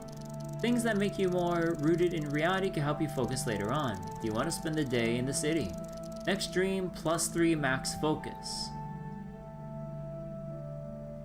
Okay.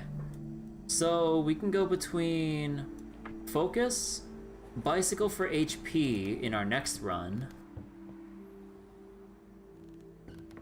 Get a free item from our research list, of which we don't have any except the bones, so that's not really worth it.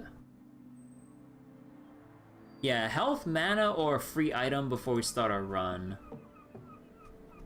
Oh wait, the bookshelf. Your brother gathered a huge collection of books about dreams. Wait. Your brother gathered a huge collection of books about dreams and added his own notes. Do you want to spend the day reading through Thomas's research? +500 echoes. Oh. Oh fuck yeah, I'll get the meta progression currency here. I'm getting all these upgrades out of the way first thing.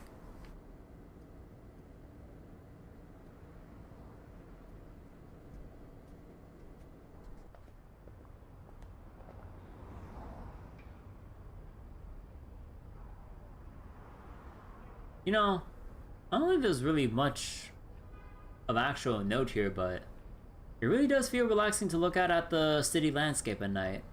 Or during the day.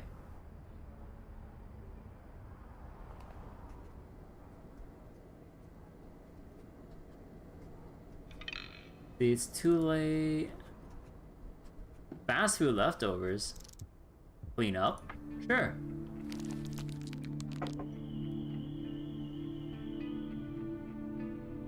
Wait, what was that sound? There's like a car alarm going off.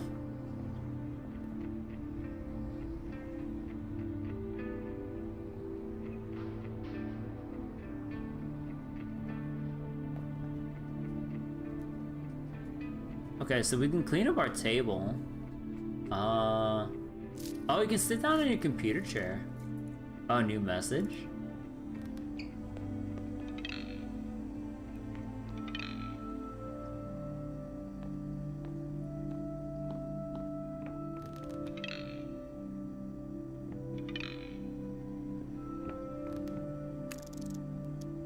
You have one new message. Hi, Amy. Looks like I missed you again, huh? I'm glad that you're at least staying busy. Hope that this little investigation of yours goes well. Things are calm here at the clinic. Mrs. Thompson's cat has fleas again. Would you believe that? She says she swears she has no idea how it keeps happening. I say her cat might be more adventurous than she believes. Anyway, I hope you're doing well. Take care. You have no new messages. Okay, so you get echoes from listening to your messages. You can't interact with anything in the restroom, like not even like take a shower to like calm your nerves or anything like that or something. What about the documents? Nothing. Any late night TV? Nah, no late night TV. A spinning computer chair with wheels, but lacking those comfortable wrist rests. We can spin the chair?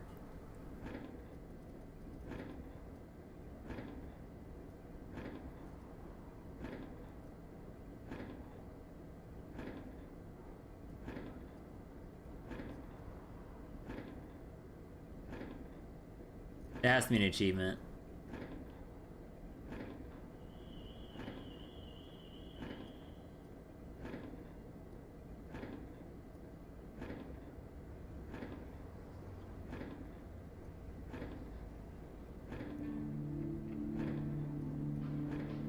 God, you think she's going crazy just like standing here idly by, just spinning the chair around for no reason? Okay, let's go look at our meta progression here. Okay, so we got 600 to work with. We could research either the bottle of medicine or let's see.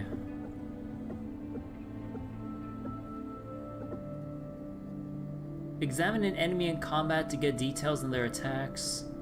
Upon being defeated, instead of waking up, you can rewind time and try again. +1 max focus. Aww. No cat to take a ride on it. Running speed increased by 10%. Quick learner.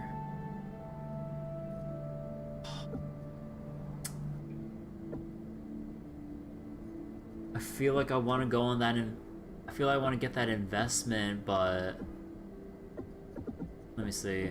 So that's 400. Oh my god.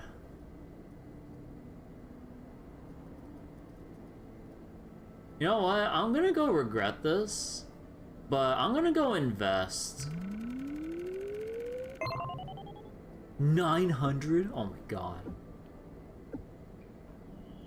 And then swap timelines. Okay, I feel like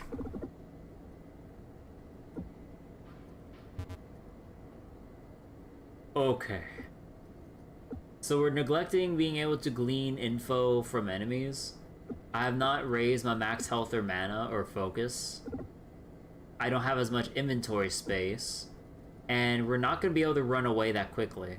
Meaning, once the shadow people start coming up, I'm probably gonna get screwed over and caught very easily.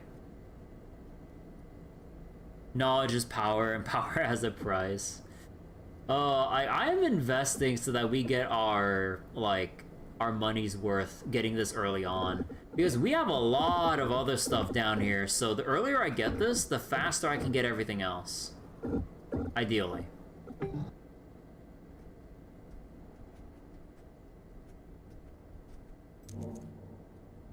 Actually, is there a... Okay, so we can just save, like... Or I'm guessing it auto-saves, but... Oh, cool. Oh, that's nice. We have a message log here about, like, a lot of the previous stuff from...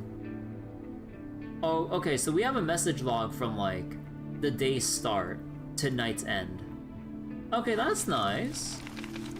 But I always appreciate games having like a somewhat persistent message log. Again, I'm spoiled by the Trail series, where you can have like up to 1,000 or 1,200 previous lines of text, even if it was like from many hours ago or in the chapter before. You can still read it if you so desire. But yeah, I appreciate that here you have a message log that actually goes back to the very start of the day. That's nice. So wait. I mean, I'm pretty sure the game auto-saves, but let me just like do a hard save and quit, and then load back in.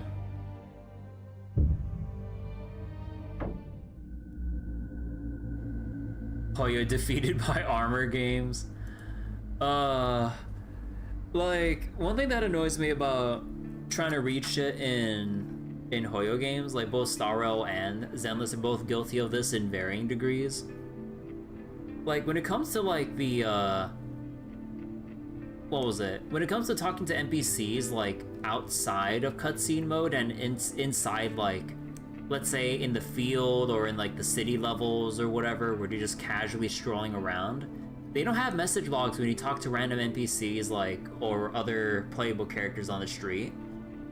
You have your message logs during actual story scenes, but if you're just talking to random people in the field, whether it's, like, mid-battle or if it's, like, a collection of NPCs, like, strewn about throughout the city, there's no way to bring up a message log during those, like, non-story scene dialogue thingamabobs. And then, like, randomly, like, when in Zenless and Star Rail, when they transition from one area to another, like, depending on how they handle their message log, they can very easily just wipe the message log clean when you want to look back at, like, the past 10 lines. Like, assuming there's, like, let's say, some big plot reveals that you kind of, like, glossed over upon, like, first read, and then the next scene comes up and people say something, and then like a light bulb like dings in your head going like, wait, let me look back at the past couple lines. They said something about this earlier, and then they wipe the message log clean, and I'm just like, bro, we just talked about the thing. I'm pretty sure I read something from that previous line of statements, but I can't go back to it, that the scene is now currently talking about. So yeah, the fact that, like, either, like, Falcom with, like, the Trails games, I'm not sure, I don't remember completely about the newer East games, but, yeah, Scriptwelder here that also has, like, a dialogue log. Dialogue log. Huh. But yeah, a dialogue log that goes all the way back to the very start of the day, and goes all the way to this point at night in game. That's really nice. Like, I know it's like a small thing that I'm pretty sure not too many people would actually bother going back into the menu and sift through, but I greatly appreciate that something like this is here. Because, like, you never know when there's something that's probably mentioned, like, at the very start of something, and you're like neck deep in, like, the next sequence or whatever happens in, you know, when we go into, like, our next dream sequence here, And then I probably need to like go back and go like, wait, did Amy or Alex say something that I should probably remember going into like this section right now? Or that mysterious voice is telling us something that I'm like, wait, what did that mysterious voice say? And then I can actually go all the way back, well, hopefully, and see what was said to then not forget about something. Because that's also like, kind of like a common thing in a lot of point and click games. Like, you're going along the main story track and everything for a point and click game. And then depending on like how deep the sequence of events or puzzles that you have to sift through, you might get lost in like, okay, I got all these items, or I got some items, but what do I bring these again? Or was I supposed to combine something? Or was I supposed to like put these in a set order? What did that one NPC say? I don't remember where that NPC was. They could be anywhere, because let's say like you're in a certain point and click game and it's like very open with its exploration. You got like, let's say like a whole big ass city that isn't like sectioned off, so it's like really free roam, but then you can't remember for the life of you where that person was. So it'd be really nice that like if you recently talked to them in game, you have like a message log like this where you can find like, oh, there's James that said something, and it's like, oh, this is what that guy said. Okay, so I need to get this doodad and this doodad, and then bring it over to the park at midnight when the moon is full, just when the moonlight is shining across the lakeside or some shit. You know, just like random ass shit like that. Like, I greatly appreciate that, like, something like this actually exists as a feature. So, yeah. Okay, so I already spent my echoes, right? Yes, okay.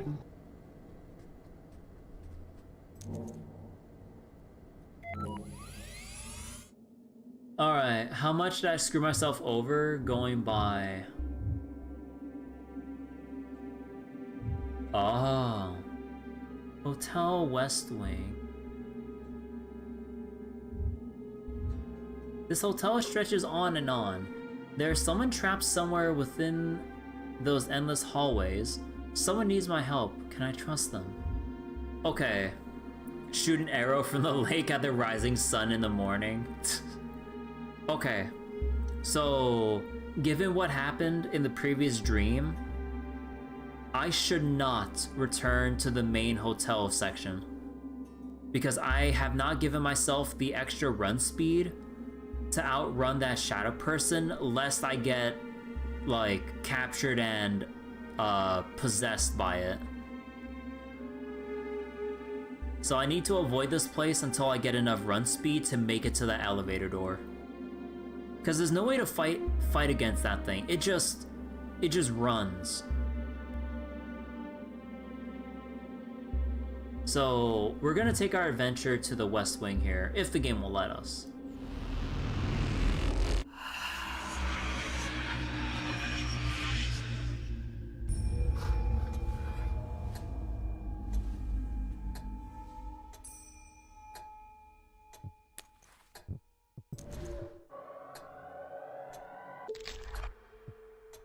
Okay, we got ourselves our human bone. Only one durability, sadly. The vase is empty. The picture is blurry, I can't make anything out. The painting looks somewhat familiar. A picture of a wolf or a large dog on a snowy hill. It somewhat looks familiar. Oh, a desk with a typewriter. I can't use it, it's missing an ink ribbon. Oh, is this where I can save my game?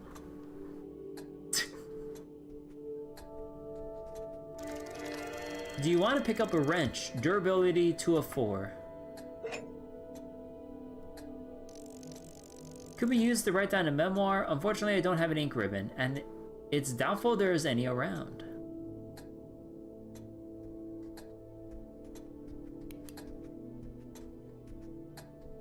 Oh, to Jesus Christ. Hotel's West Wing. God, the name of the location fucking jump scared me.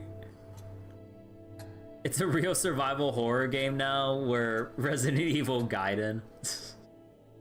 More like Resident Deep Sleeper. I don't know.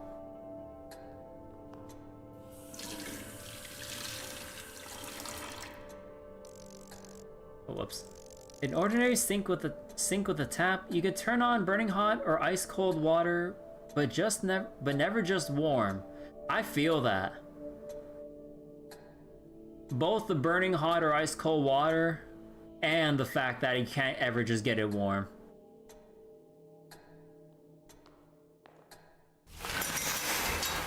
Oh god, dude, that sound, the curtain sound effect was so loud. What's in the toilet? Nothing.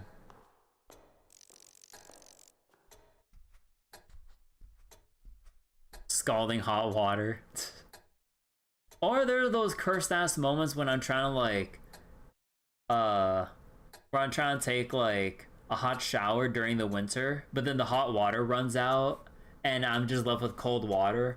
Or during like a big ass heat wave during the summer, I leave on the cold water only for the cold water to run out and just give me hot water only. I'm just like, what the fuck is wrong with this like water system?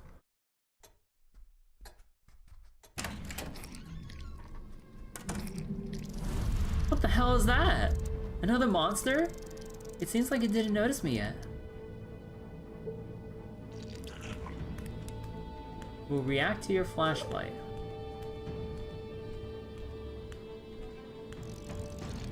Elegant looking couple of drawers, I wonder what's inside.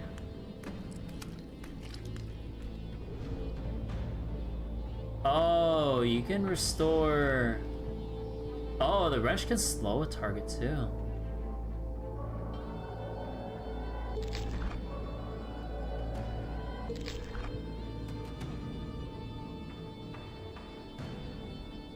How does the cold water run out? They have to make hot water. It's not an issue with cold. I don't know. It just happens sometimes when I'm just trying to put on cold water only. Like, it's fucked up. I mean, like with the shower that I use, it's like a single like lever thing. There's no two levers, one for hot, one for cold. It's just one that goes from like from off to gradual cold, and then slowly switches to warm to hot water. But like there's no like, so I leave it in the little area of the lever that's supposed to be cold water, and I try to leave it at like the furthest side of the cold water to make sure that it's absolutely cold. And then while I'm in like the middle of like washing off like my shampoo and shit, like it just turns like way too hot, and I'm just like, bro, I'm gonna be burning myself alive, like trying to wash off the shampoo out of my hair. Like, I really don't know what's going on.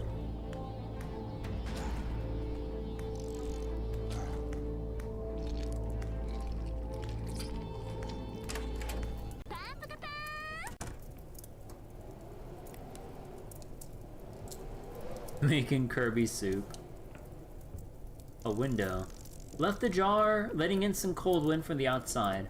The curtains dance in the breeze, casting translucent shadows. A cold night outside.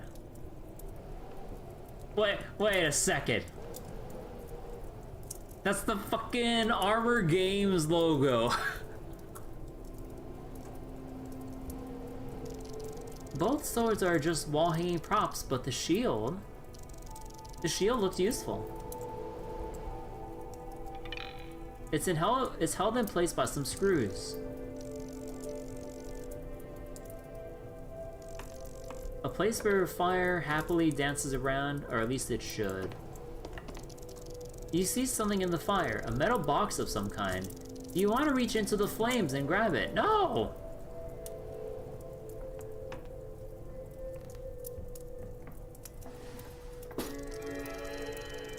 You want to pick up a can of meat. Oh! This is like Lone Survivor. You leave out like a thing of meat on the floor, and then the monsters get attracted to the smell of the meat to then fight over grabbing a bite. And while they're distracted, that's how you run away. You run away or sneak around them. Oh man, I haven't played Lone Survivor in forever. Unfortunately, my VODs for it got copyright claim to hell and back.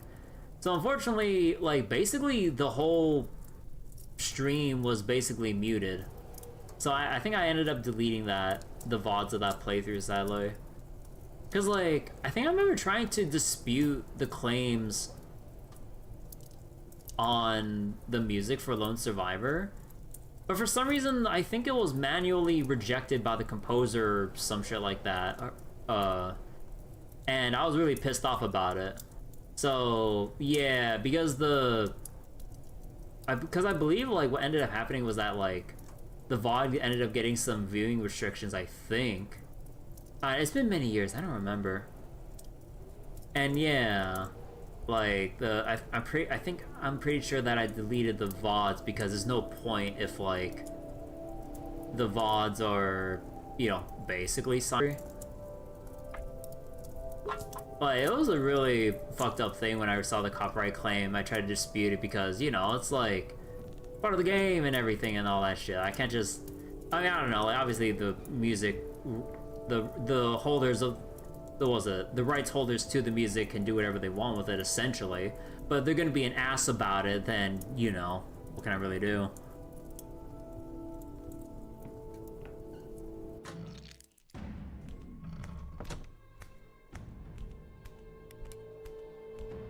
Okay, there's another monster there. Oh, you're gonna circle around?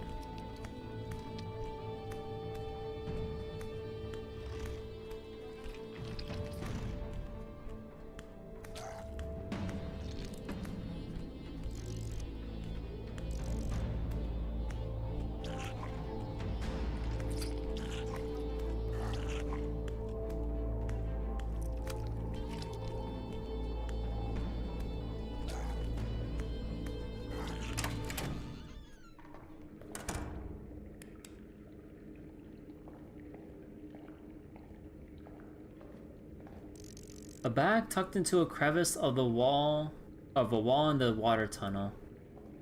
Yeah, I gotta say, I am pretty spooked by, like, the kind of lighting and the monster we're dealing with here.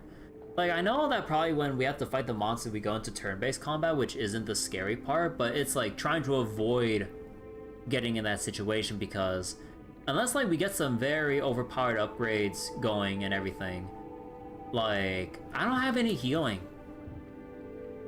Like, let me see. So this can of meat can heal. Yuck, it smells disgusting. This might actually be dog food, but they forgot to mention it. Yeah, I ain't eating some old ass expired moldy dog food. All you can meat.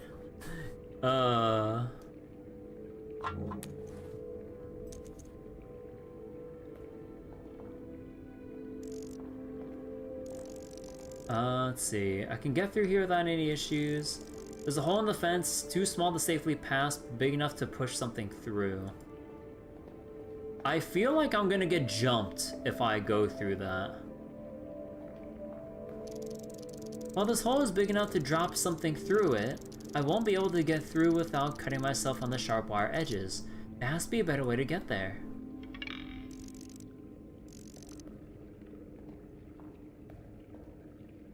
Oh, I'm gonna go regret this.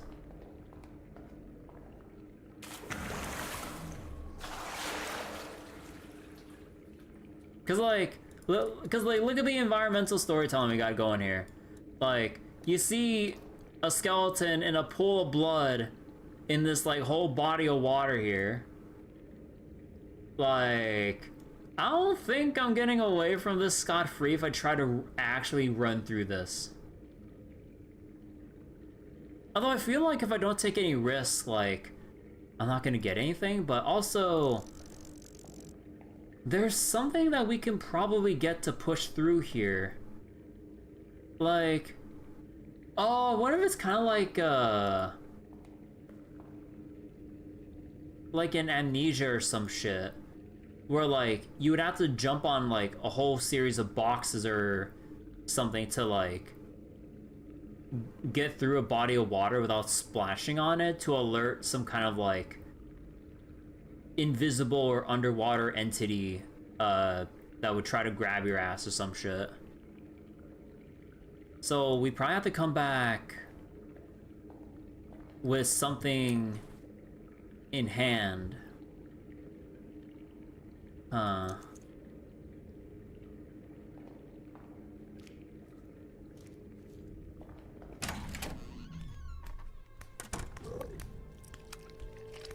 Okay. So there's a monster here. There's a monster in the main lobby of the West Wing. Okay, I still need to explore the other rooms. Oh, it's leaving a trail of like some disgusting shit with that this monster is like. Ugh.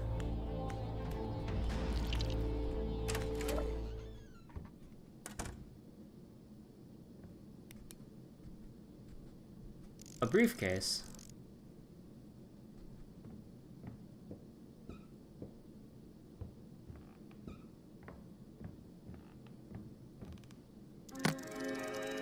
Do you want to pick up a nail plank? What do I do with the nail plank? A wooden plank with nails on one side, a crude weapon, better than nothing.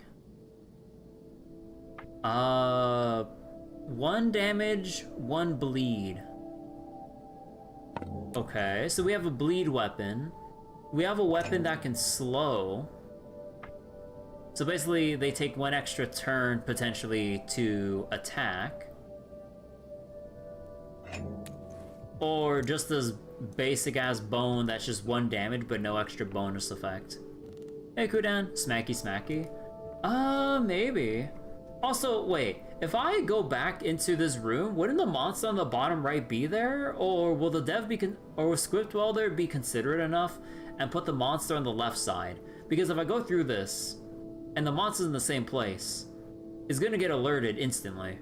And I would either be forced to fight it, and probably lose some health along the way, or I'd have to run my ass to the other room and try to like get away safe and sound.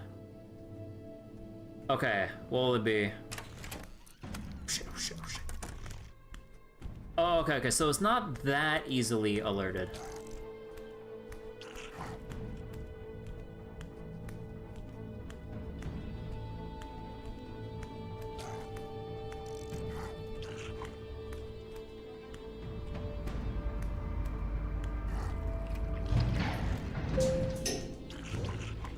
Okay, so it doesn't get alerted to the sound of the elevator. That's good. And we can go down.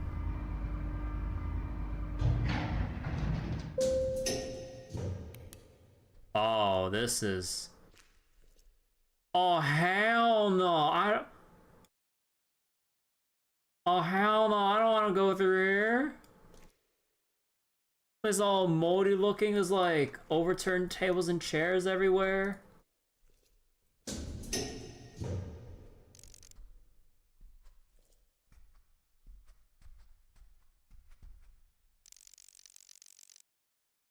Wait, the room 378, door to room 387, the one I saw on the TV screen. This is where I should look for the mysterious phone caller. Wait, this is where I should look for them, then. What's this door?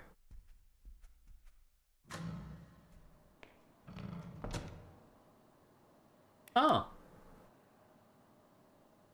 A map wall display.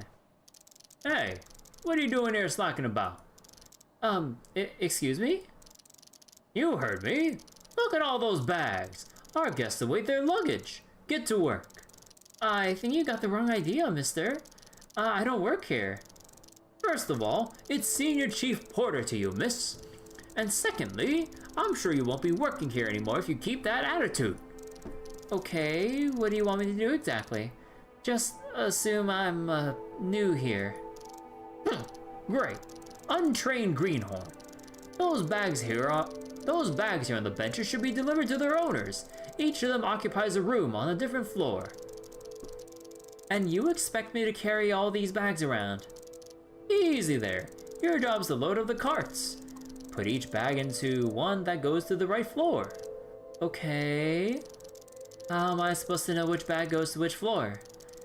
You've gotta be kidding me! Didn't you get a list? Or did you lose it somewhere, huh?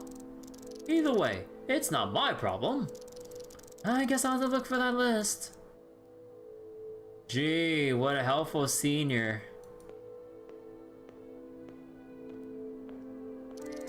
Do you want to pick up a map? Helps to have a map. Oh. Oh, yeah, you get like little markings for like certain areas of interest that has a thing that you need to investigate or pick up, and little icons to look for it or that enemies are in. Oh, that's nice. Okay.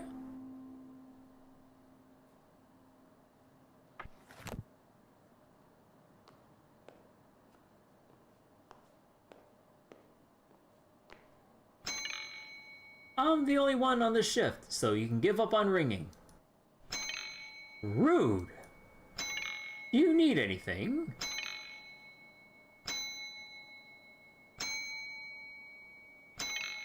Who are you trying to summon? No, I'm not letting you see the manager. Please stop that. Do you need anything? I'm right here, miss.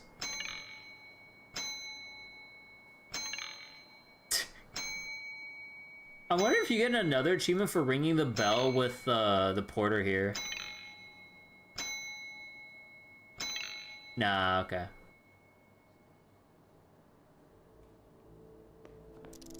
You again? What do you want? So what am I supposed to do again?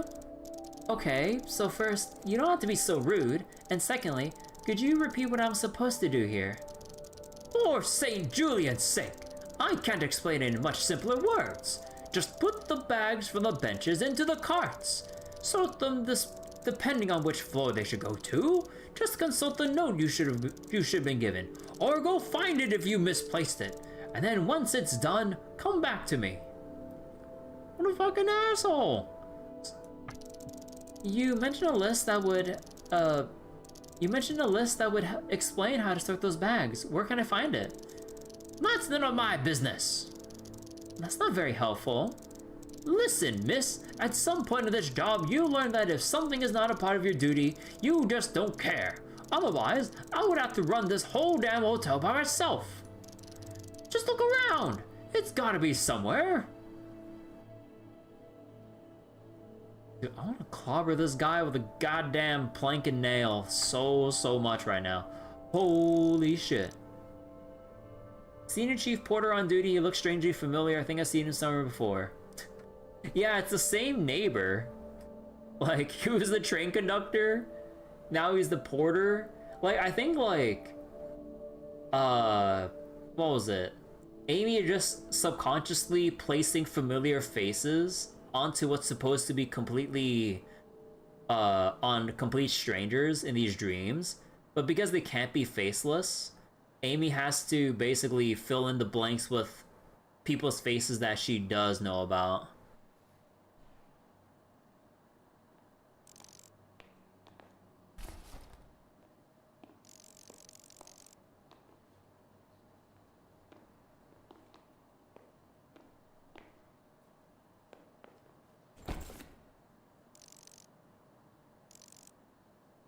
Okay, so we have the numbers on here, but we don't have any descriptions to go on. So we go dream stuff? Yeah.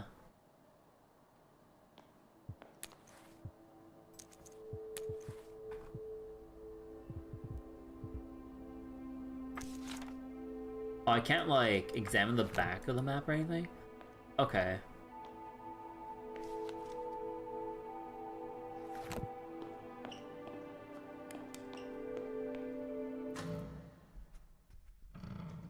Scary.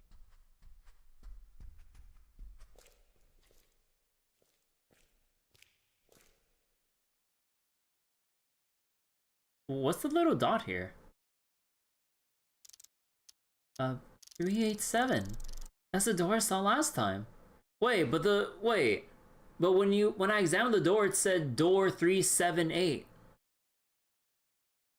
I guess that's just a typo then. Because like I thought like we had to go through 378 to then connect to another room that actually goes to 387. Okay, so that's a small typo there. Hello? Nobody's answering. And it's locked. Great. I don't know what I expected. Amelia. Amelia? Is that you? Yes. Are you the one I spoke to on the phone? Please, help me. Release me. From here. Hang on. I'll try opening this door. Ah, damn. Should I even trust them? But I don't think I have any other leads to my brother.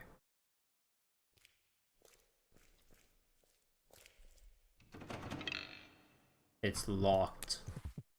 I got it. We'll use the wrench. I can't do it. Yeah, it says the wrench to the room 378. Yeah. So they need it. The Scriptwelder needs to fix that little description there. Okay. So before we go back upstairs, do we try to engage in combat against the monster? Because I don't have any other way of healing unless we want to get that rancid unless we want to eat through that rancid can of meat. I should probably still avoid the fight. I don't have any proper source of healing.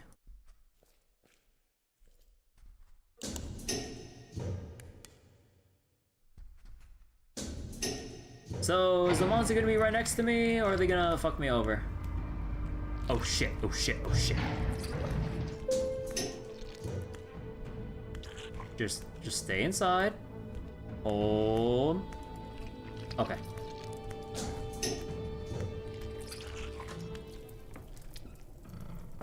Okay, so we need a screwdriver to take out that shield.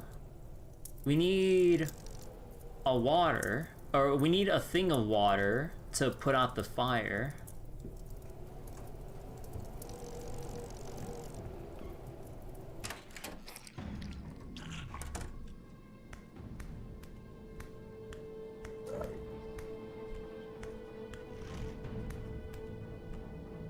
And it seems like this monster just paces around back and forth.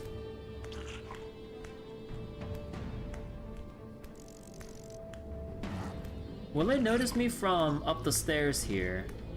Or is its vision only on the bottom?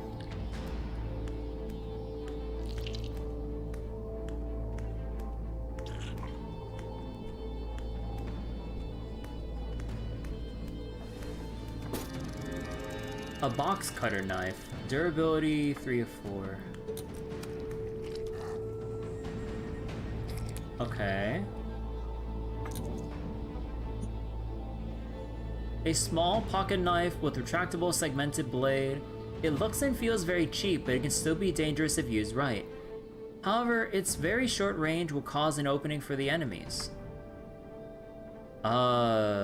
Damage 1, bleed 1, hasten all enemies by 1 turn. Oh, that is so bad.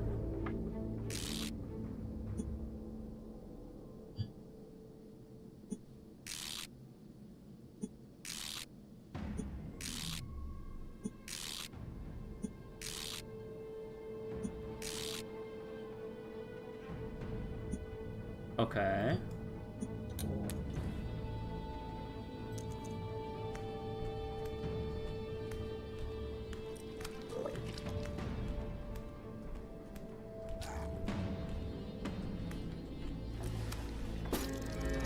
You want to pick up a wrench.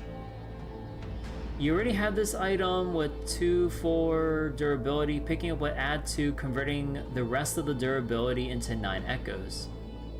Okay, so you can... Okay, so duplicate items can refill durability. Excess durability converts to currency. Okay.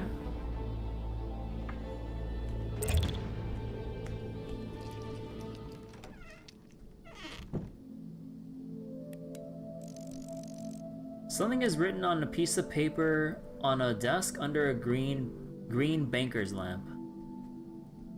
It says no smoking in here. Oh, okay. I get some echoes for looking up lore pieces here. Lost and found room note. Day 1, I couldn't be happier to finally reach my room. The trip took way longer than I anticipated. I didn't expect the 3-hour delay just because someone went missing on the train. Stupid if you ask me. It's not like they jumped out through the window. Keeping everyone locked inside for such a long time was scandalous. Good thing my meeting with the publisher is planned for tomorrow. What I need right now is a few solid hours of sleep. Tomorrow's a big day. Day 2. My publisher delayed our meeting. I'll be stuck here for a few days more. I got the information 2 hours prior to our appointment. Great, just great. I guess I have extra time to prepare. Day 3. The hotel should really consider hiring nicer staff. Everyone just shrugged me off when I said I heard weird noises last night. I didn't make it up. All those sounds kept me awake for half the night. At some point, I think I even heard the knob turning, stressing me out. I need to calm down for the meeting. I can't go there all shaking or yawning every couple of minutes. Day 4. There's something really wrong with this hotel. I got lost in the corridors as if the layout changed over the night. I don't feel safer in my room anymore. Someone tries to get inside every now and then. It drives me insane. To make things worse, I can't find a way to the reception desk. I don't know what to do. It's like a nightmare from which I can't wake up. Day 5. I'm almost out of food. If not for the room where I found some snacks and coffee, I would probably be starving right now. To that person who disappeared on the train, I'm starting to believe that whole story. I just want to go home. Day 6. The paintings. They're watching me. My every move. No matter where I go. I tore one of them. I couldn't stand it anymore. Only for it to be fixed the moment I returned to the same corridor a while later. The people in those paintings. It's like they're mocking me. I'll show them. I'll burn the whole damn place to the ground. Oh. Lost and found chest? Oh! You want to pick up an empty bucket? Wait, oh come on, can I put stuff in the lost and found? Like, my inventory's getting full now.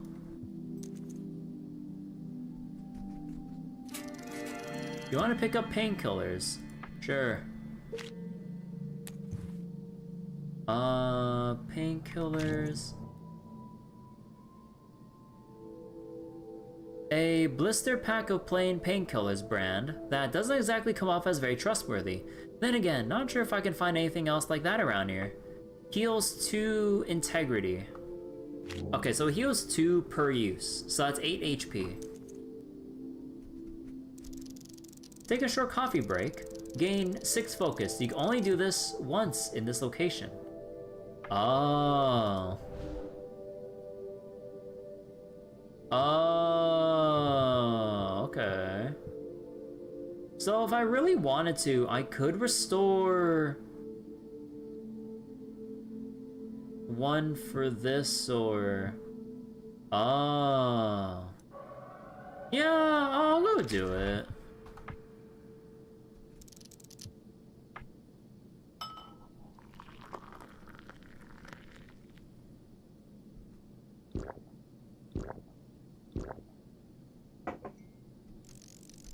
A normal looking door, but there's a small plaque with a number on it, but it's illegible.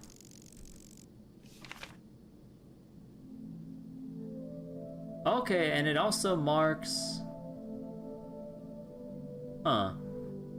Do the green areas count as safe areas? Or rooms that are all clear of interactables? Huh.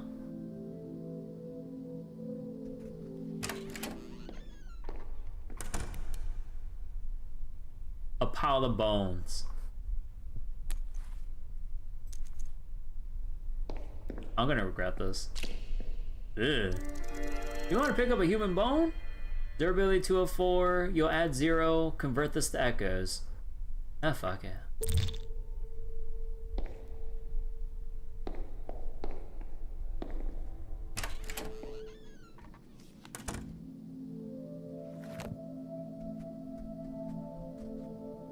Okay, is he gonna be an enemy here? No.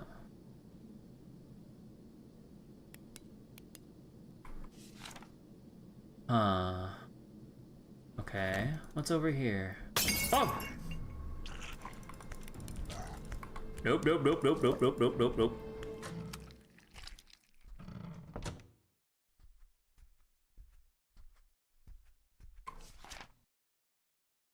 There's a room we can go into here. There's a new enemy beyond the coffee room.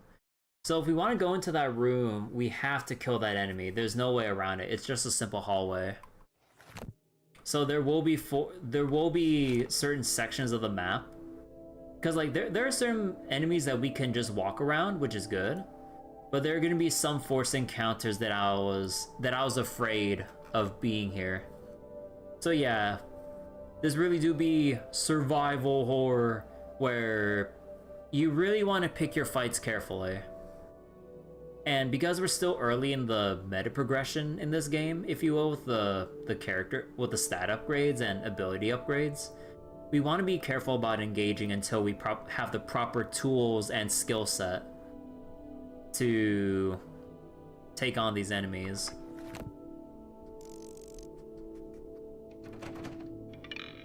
Door's locked.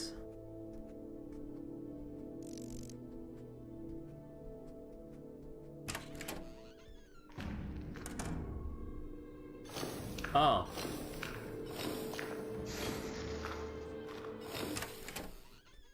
Okay. Smoldering demon thing is back.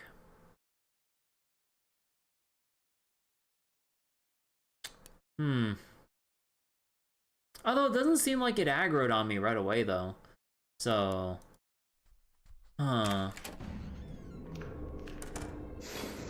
Open furnace hatch.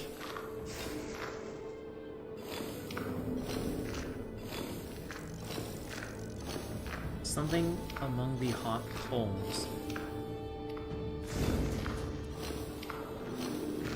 Okay, before we even get to that, though, where do I fill up my empty bucket? We have the fireplace, the hot coals. Where do I find a source of water?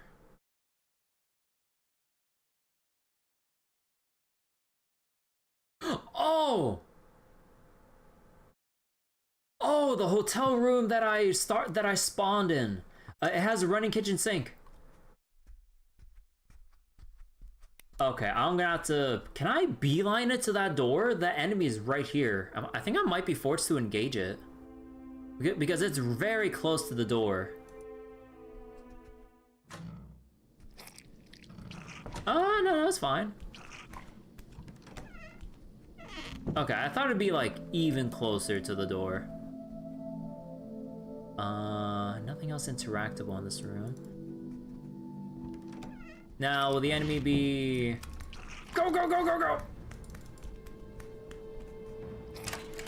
Okay, so it seems like you can pretty easily avoid the... Okay, you can pretty easily avoid the enemy if they aggro on you. Or at least, like, these basic-ass enemies.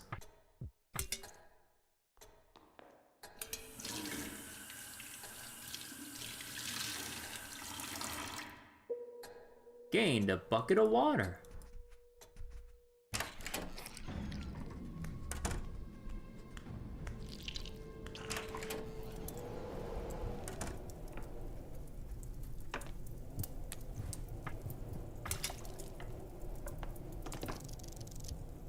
Put out the fireplace. Bucket of water's been lost. Metal box. Oh! Ah!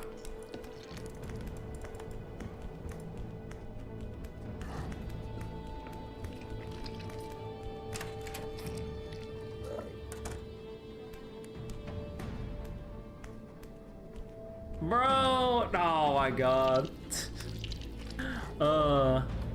Hello, Stray Demon. Sorry I didn't say hi earlier. Have I checked out the demo for the Trails in the Sky remake? I have.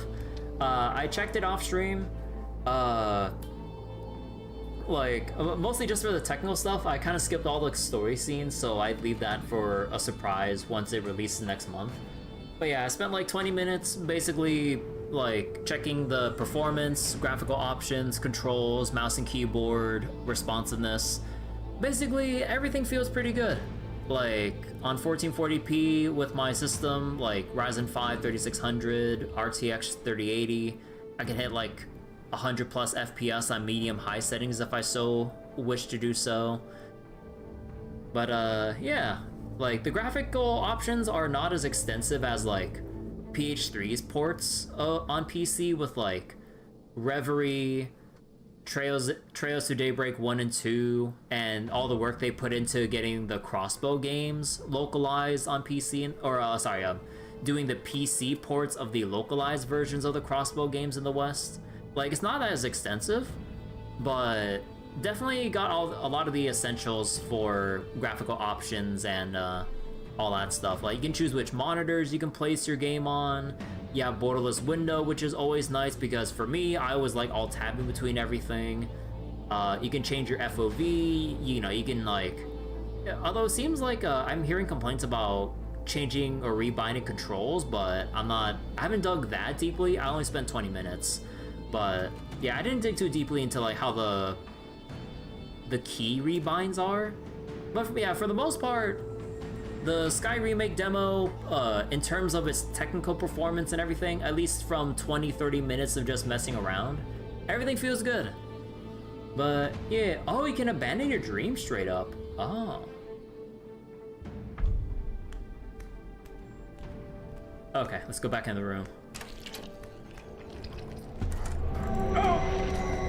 Oh no! So he does spawn right next to you, and you're forced to engage in combat. Ah, fuck it. I'm just gonna... Blistering skin, a sickly color, weirdly crooked, and a smell... Wait. And twisted limbs accompanied by the reeking smell of rotten meat. The ghoul prepares to attack.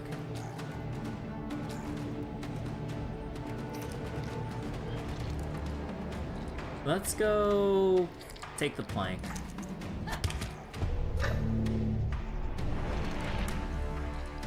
And let's go slow him with the wrench.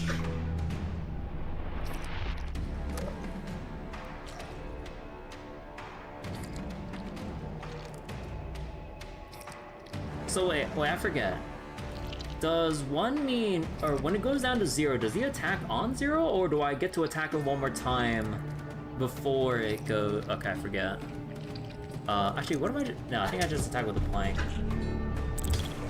Oh, okay, so he takes dot damage at the start of his turn. Doesn't move anymore. I think I killed it. I was kind of hoping I wouldn't actually have to kill anything. Do you want to pick up a bone? Kind of like use my plank there. Oh, I can store my inventory. Nice. Okay, let's put all the permanent stuff up here and put all the healing and other miscellanea over here. Okay.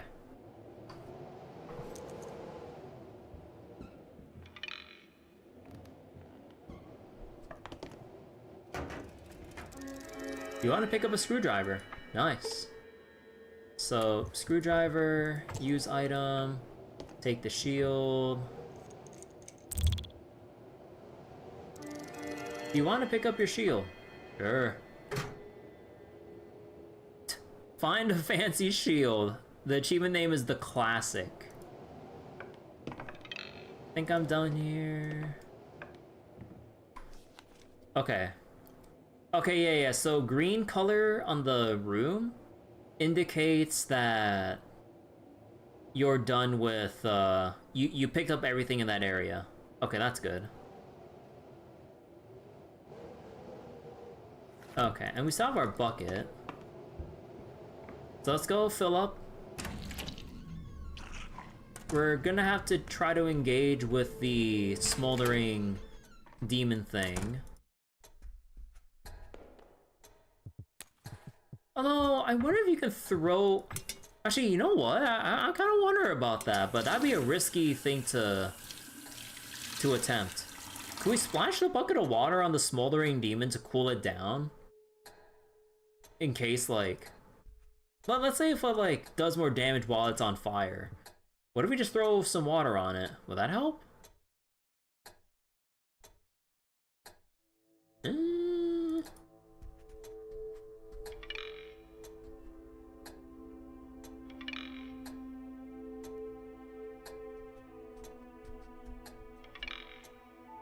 All nightmares and no coffee makes Amy an upset girl. I could write a good ending to my story, but I'm not much of a novel writer. I can't use the missing an ink ribbon. Okay.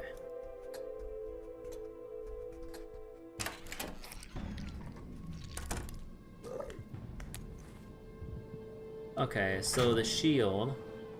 Haha. A sturdy looking metal shield with a blue and white coloring pattern should be able to withstand a couple of powerful blows. It can block 4 damage.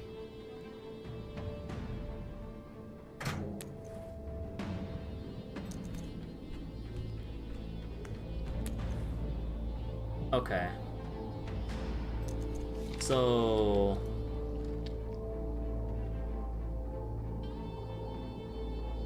yeah, I should definitely go back into the smoldering. Oh! Wait, if you look at the layout for the room, I can't directly access the furnace that's in the top left. I have to path into in the way of the smoldering demon. Like, you can see by the lighter color to indicate the pathing. The darker areas are inaccessible or you can't walk over it. Oh no, so that's definitely a forced fight.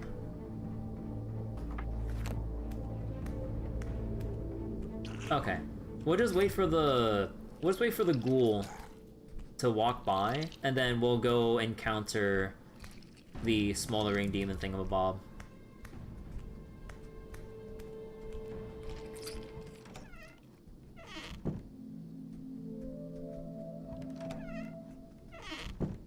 Wait, it's not here anymore? Or does it jump scare you every time? Yeah, jump scare! Oh, he's going the other way! You piece of shit. They made the enemies spawn in from the other side. Oh my god. That is diabolical. That is some pretty good lighting detail. Oh my god. Okay, if you shine the flashlight in the direction of the TV screen, you can see the little light reflection there. Oh, that's cool. Expects jump scare, get scared. Hashtag my streamer.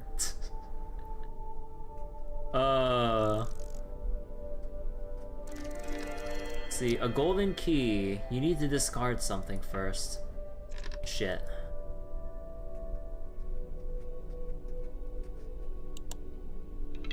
It doesn't work. TV don't work. Screwdriver? That would be illogical. Yeah, I really need to get like... I really need to get a inventory upgrade later. But yeah, okay, depending on how this might go, I might be forced to interact with the ghoul. Oh, there! Come on! Oh, you can see the little tentacle, or like the shadow tendrils or whatever, peeking out from the side here.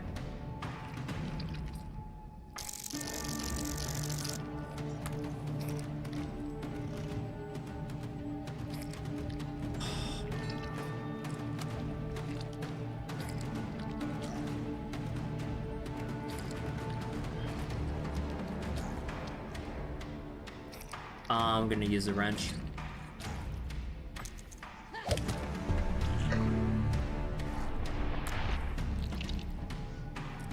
It needs this Mario and Luigi Superstar Saga battle music with the idle animations. No.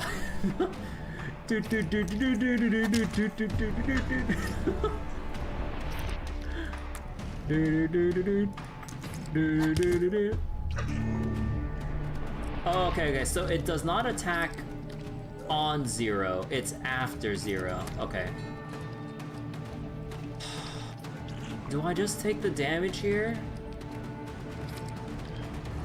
think I just used up my wrench. We'll keep one use in case I need to interact with something. It also needs action commands. Wait. Oh, you can't successively. Oh. Okay. You can't cheese it by doing it that much.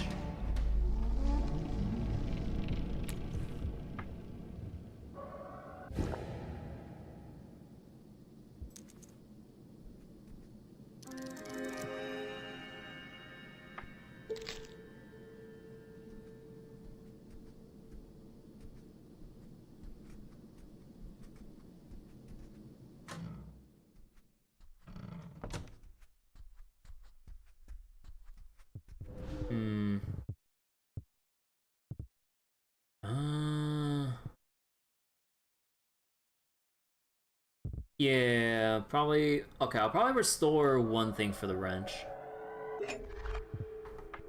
So that we can at least delay the demon, the smoldering demon by one turn.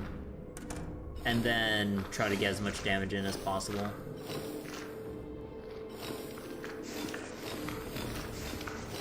Oh, dude.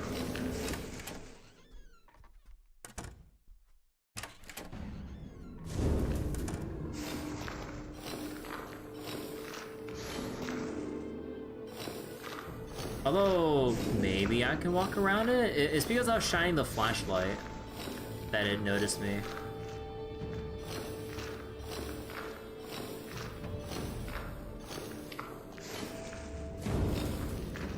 I'm assuming I'll take damage if I stand on the trail of... if I stand on the trail of, like, molten metal or something.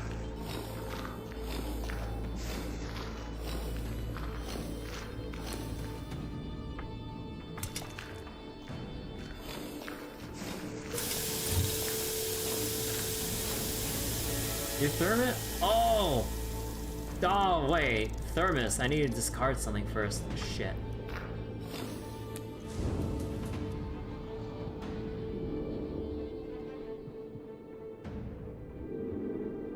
Oh! Oh, that's so nice of the... Wait, that's so nice of Scriptwelder to put this in. It has a little 2-pixel marking right there saying that a key item is safe to discard. Oh, that's so nice. Oh my god. Bless. Yeah. Discard.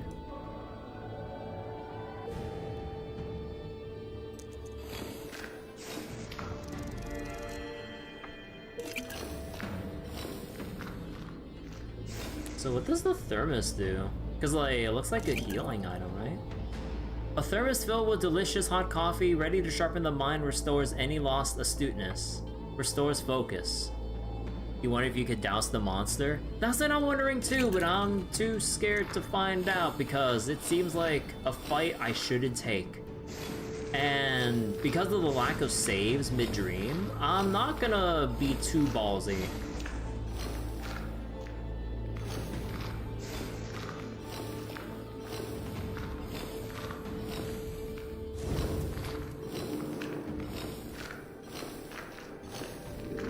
Okay. Mana potion just like IRL. Okay, okay. So we got a thermos. We got... Oh, we don't have a key.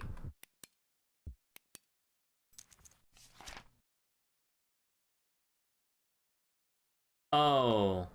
Right, the key was in that room. Does that mean the enemy's gonna respawn if I walk over here again? Like, don't tell me this is like some respawning enemy bullshit. Because I just killed that enemy. It better not respawn a new one. Okay, okay.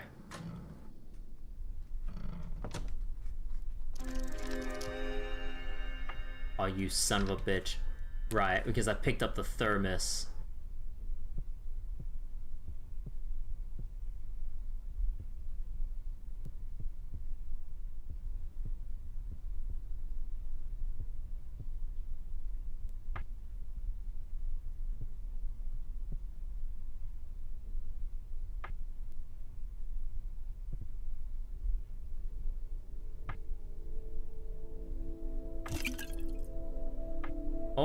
Okay, I could probably drink up here and try to repair.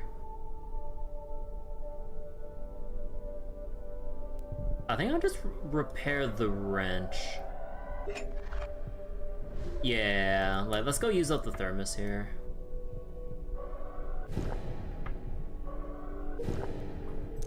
Okay.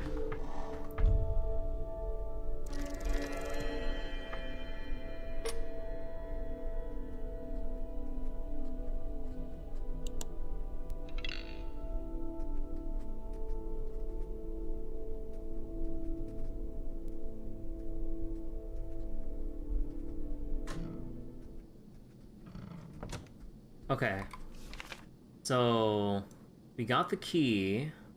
There's still something in this water, but remember what the room layout was. There's two openings. One big opening that you can safely walk through. Another opening through the fence that is big enough to push something through, but not safe enough to cross without getting myself cut up through it.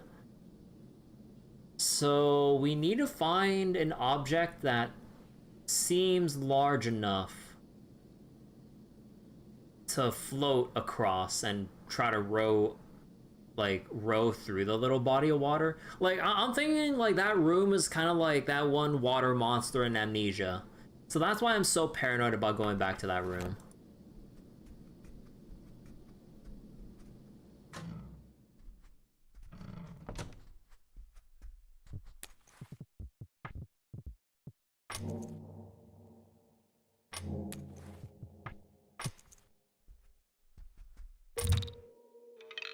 Alright, gold key. Storage shelves, cardboard box, storage shelves. Just cleaning solutions, nothing I need here. Just some cans, smells like paint. A list of bags.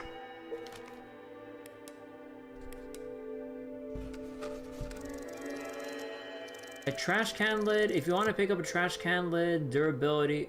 Oh, it's literally like the shield that we picked up.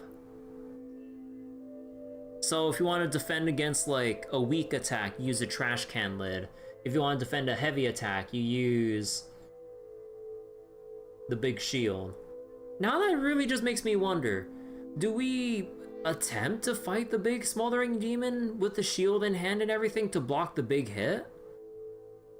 Because like when enemies when you fell in, or what was it, when you defeat an enemy, you pick up something from the remains. Although from the ghouls we get a bone, but what do we get from that smoldering demon? We're just gonna get ashes? Is it gonna drop like some sort of key item? A signature weapon that I like to carry and research to imagine into my subsequent runs? Like, do I take that risk and find out? Like, because like I'm trying to take this as like a survival horror approach instead of like a roguelike approach where you kind of go like, fuck it, we experiment with shit. But I kind of want to go through this with like a survivalist mindset of like, do I risk this and try to find out or what? Smelter demon. Yeah, but I mean, we don't have to pick up every little thing here. But okay. Let's see, list the bags with descriptions. Hiker on 4th floor, convenient bag on the 3rd. Person traveling without any luggage is in a room on an odd number floor, so that leaves 1 and 5. The owner of the smallest bag is in a room below the musician, and the musician is in a room that is in the lower half of the hotel. So the owner is floor 1, musician is 2, convenient bag is 3, hiker 4, and person without luggage is on the 5th floor. So if I memorize this, can I? Nah, I was hoping we would memorize that. Okay, so we don't have to go back for... What was it? So I could try to make my way down to where the bags should go. And then once we sort that out, then I can discard... What was it? Then I can discard my, my list of bags, and then just take the trash can lid and move on.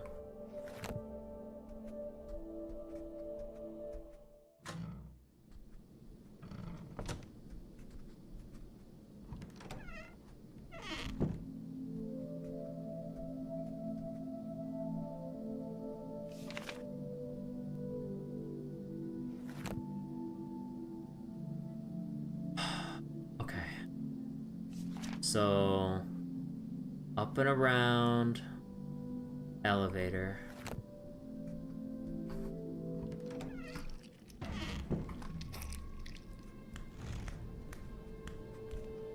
Wait, so did it notice me there, or? Oh, okay, it didn't.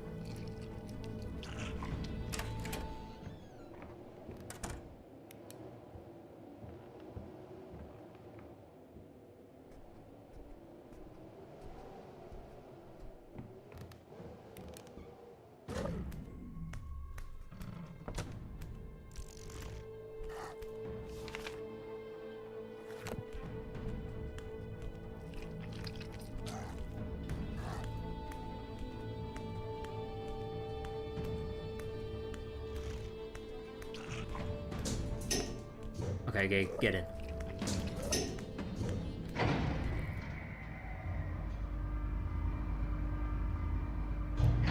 God, the way the rune transitions work is so, like, unsettling. With, like, the little, like, foggy, like, dream smoke between areas and stuff. That kind of, like, obscures, like, what might be coming up next in whatever room you're traveling to and from.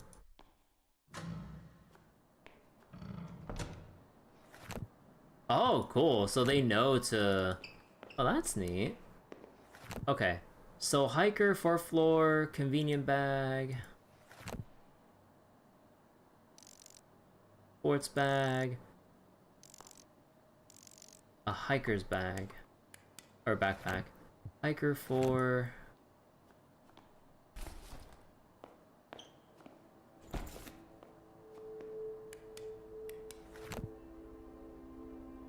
we determined that musician is 2 because the small bag is below the musician, and you can't go lower than 1 on a with your floor number. So, small bag 1, violin 2, and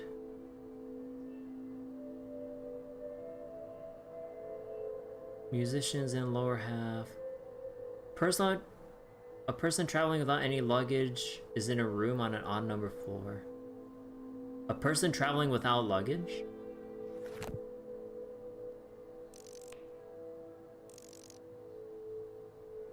Okay, wait. Okay. I mean, I'm asking a dumb question, but a convenient bag... Wait, owner of a convenient bag. As hikers. So, convenient bag is basically like the luggage with wheels, right? I mean, that would have to be it. Because the wheel's there for the convenience of just not having to lug it around, like, on your back and shit. And when they say that a person traveling without luggage, I mean, the sports bag doesn't count as, like, your traditional kind of, like, luggage bag or any other specific descriptor of, like, backpack, purse, or music case, right? So then it would have to be here?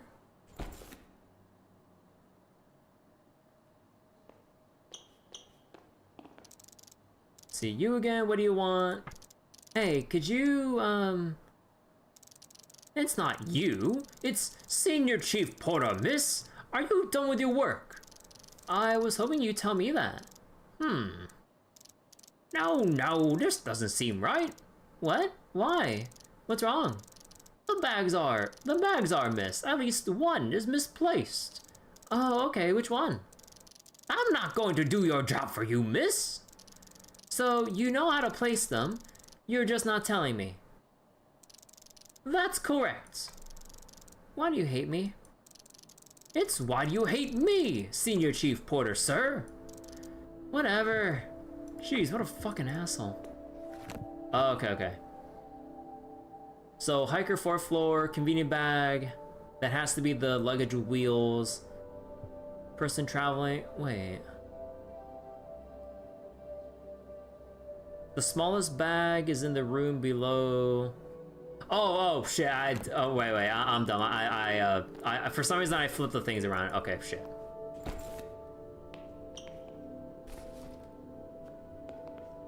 Like, I read the thing correctly, but I brain farted and like swapped the two things around.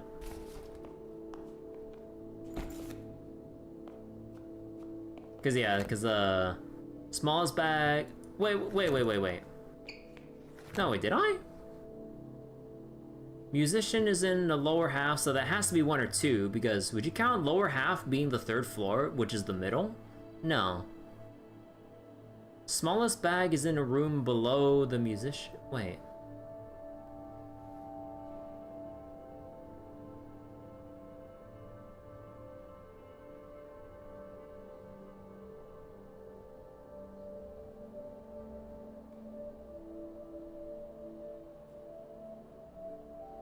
In a room below. Wait, I'm not reading this wrong. Oh my god, this is where my fucking ability to read is, or I'm down in my ability to read here. Okay, so we literally have hiker's backpack on number 4.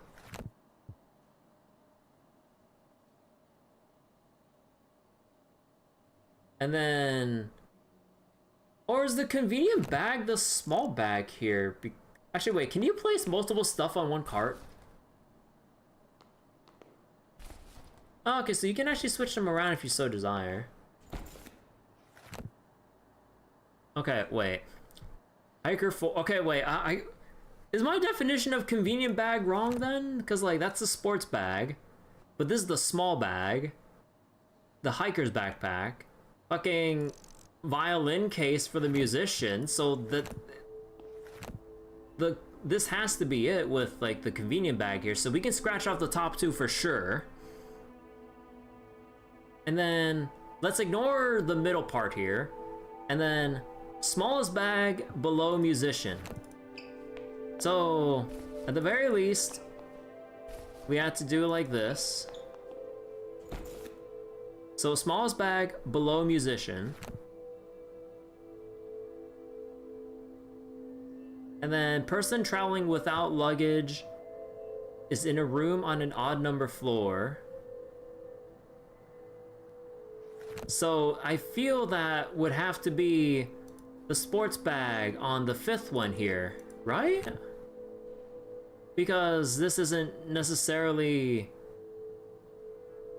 luggage, and the sports bag doesn't fit the description? Without any, unless like this is the luggage and the convenient bag is the sports bag. Is that it? What if the violin case has a WA2000 inside it? Okay, could you, let's see. It's not you, I was hoping you'd tell me that. This doesn't seem right. At least one is misplaced. Oh, you son of a bitch.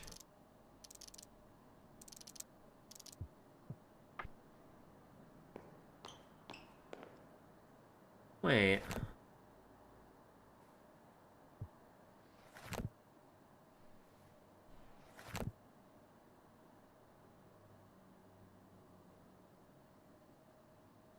What?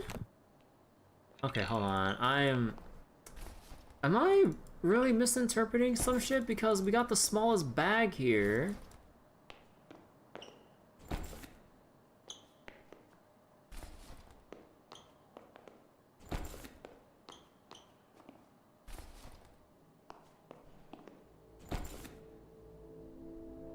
can't believe out of all the things I could get hung up on, it's the fucking bag descriptions here. Your smallest is not his small. Oh my god.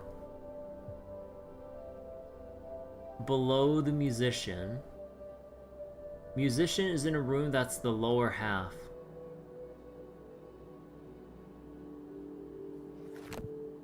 So, do we count lower half as the middle?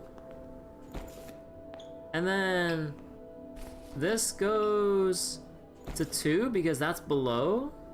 And then the person without luggage. Wait, the owner of a convenient bag. Yeah, no, that doesn't make sense. Wait. Yeah. Because the convenient bag is 3rd floor, but then I can't, that means I can't place the violin bag here. Like, I'm just doing the same, I'm just putting in the same answer again and again because the hiker's backpack will not change from the 4th floor.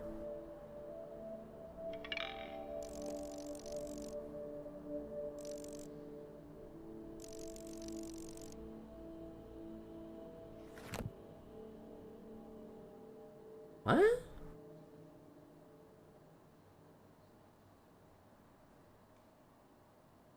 Or is he fucking with me here when this says that someone's traveling without any luggage? Meaning that we leave one deliberately empty because he has no luggage.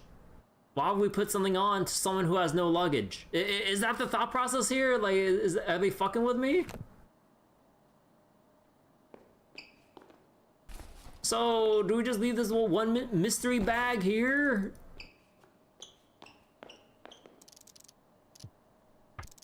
Let's see, could you...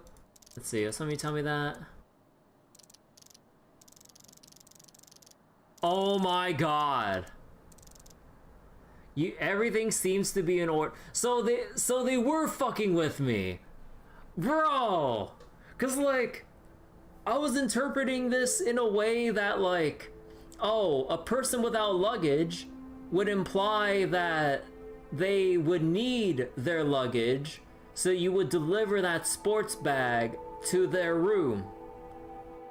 Like, I thought it was like some kind of like delayed delivery or some shit like that. It's like, oh yeah, it's like my luggage is gonna be here at a delayed ass time, and I don't know like what hotel service would even like assist their like assist their visitors with that shit. But I was grasping for straws here. So like I was like thinking like, okay, someone who doesn't have luggage, there's probably something that was supposed to be going their way, but they just didn't get it, or it was, I don't know, lost, delivered, or needed to be handed to them by some mysterious person or group, and then we deliver it. Oh my god. Telling what they need to put everything in place. Yeah, that is very cheeky. I'll give Scriptwelder that. But oh my god, I didn't actually think that, like, just leave it fucking empty. Fuck this porter, dude. Wow, you're a true team building expert, aren't you, Senior Chief Porter? But there's one extra bag left on one of the benches. Is there? Yes, it would appear there is. Let me see. Maybe I need to deport him. It's labeled Amelia. What? That's my name. Wait, is it just me, or does this guy have some scarily glowing eyes here all of a sudden?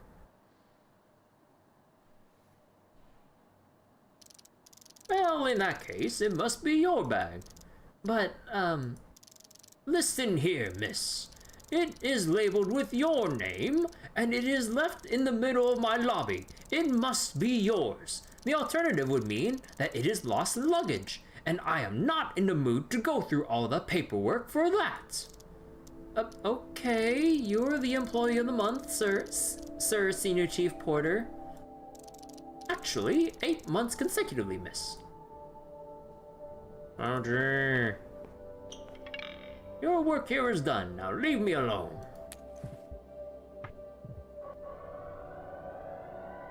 So when you discard something, does it show up on the floor? No, it doesn't. Okay. A flat golden key. Oh, no, we've seen...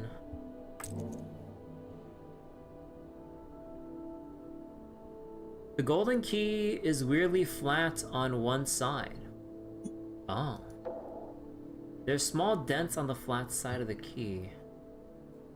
As if a vertical slice of it was missing. A two-parter? Huh. Let's go ring the bell again.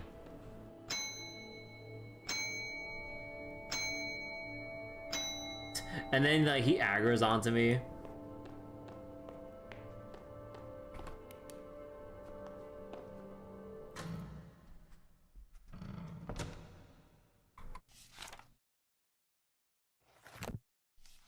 Okay. So there's the mystery bag there, an enemy, and then another room I never went to.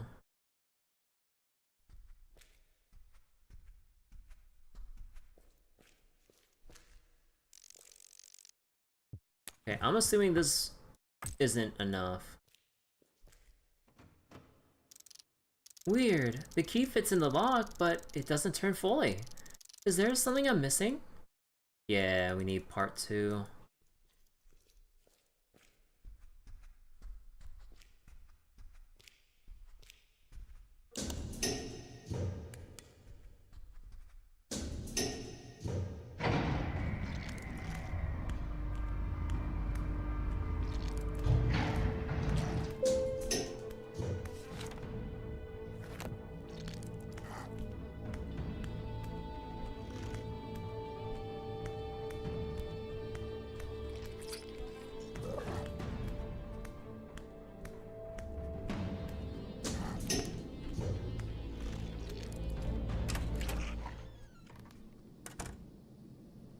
Oh, right, that's where we got our thing.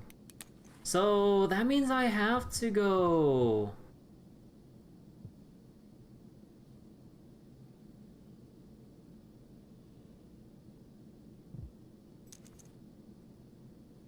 That means I have to go... into the water.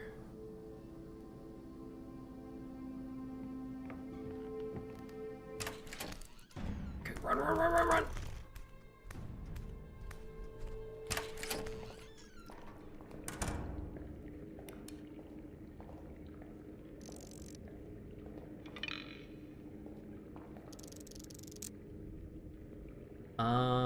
There has to be a better way to... Can I put the shield through? As like a flotation? No. At least I can fill the bucket? No, the bucket's safe to discard. We threw it away in the smelter demon area. I think they're just gonna make me run through it. Yeah, I was hoping we could like toss in like a bucket with a string or some shit. No, that probably wouldn't make sense. Like, or find some like big wooden box that we can somehow fit into our mystery pocket inventory thing here, and then like push it through the hole to float upon or some shit. Can't use the wire cutter. This is a box cutter. It's not gonna cut through the... Or... Yeah, like, we're not using a box cutter on a fence. And this is a wrench. So... We're just gonna have to...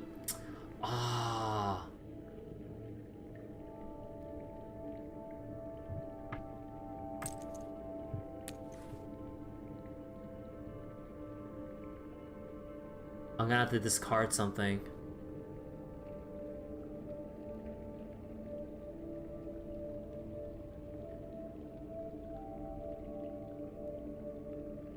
I might have to discard the bone.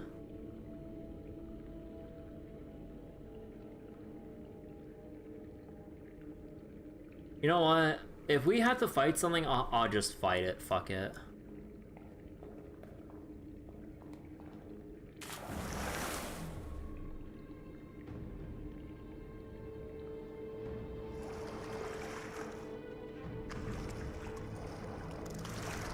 What's that noise?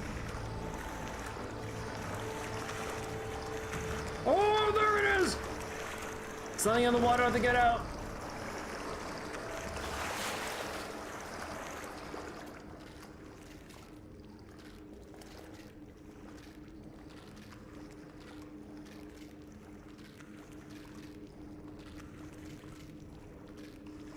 Yep.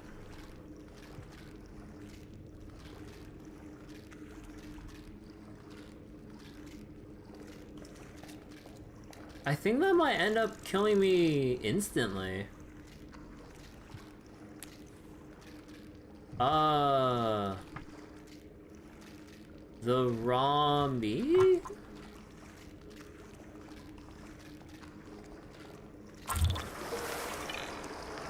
That should buy enough time, probably not long enough though.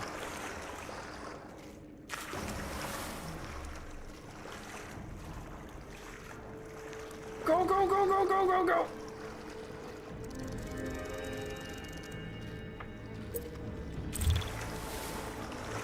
Go, go, go, go! Woo! Oh, just barely. Holy shit. I don't know if that would have been an instant game over or a big loss of health there. Holy shit, you barely have enough time with that can of meat.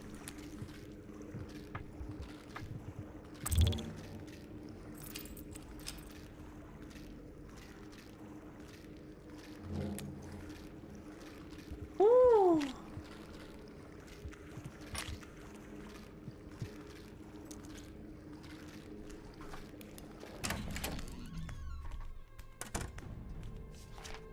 Okay.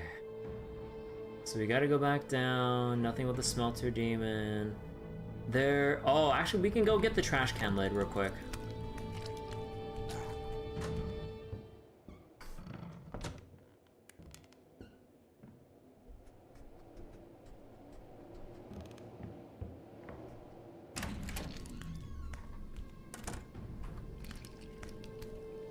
Man, I feel like I definitely should have, like, game overed or feel forced to abandon, like, the dream run at this point. But, oh, okay. Because, like, I thought the progression would be skewed in a way where you're kind of forced to have some runs where you might end up dying. But, okay. So we're actually managing pretty decently with only one inventory upgrade so far. And only having taken, like, 2 engagements, one in which that I actually took damage in, and made use of some of the consumables to restore my focus to probably restore, like, extra durability for certain items here. Okay.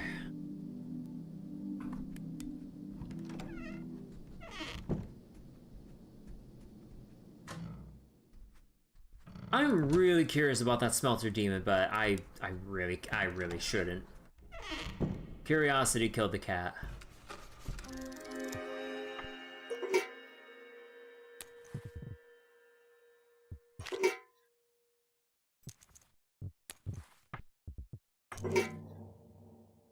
Let's see. When we were kids, I used to play knights with Thomas using one of these as a shield. Yeah, never been the princess type of girl. Anyway, it's not perfect, but it should block some hits. Defends 2 damage. Okay, so we know that, like, the ghouls, they can do 2 damage a hit. I'm guessing that big smelter demon thing, I'm guessing that's why we had to pick up the big shield. In case we were forced into an encounter with it, we will block the biggest hits from the smelter demon to fight it. Like, I'm guessing that, like, you can basically fight it if you have this shield. Otherwise, avoid it. You guys, Amy, never played Fire Emblem? The princesses all play knights there. But yeah, I'm not gonna risk like any unneeded combat. Again, I'm going with like a survival horror kind of mindset instead of a like roguelite, fuck it, we experiment and ball kind of a mindset.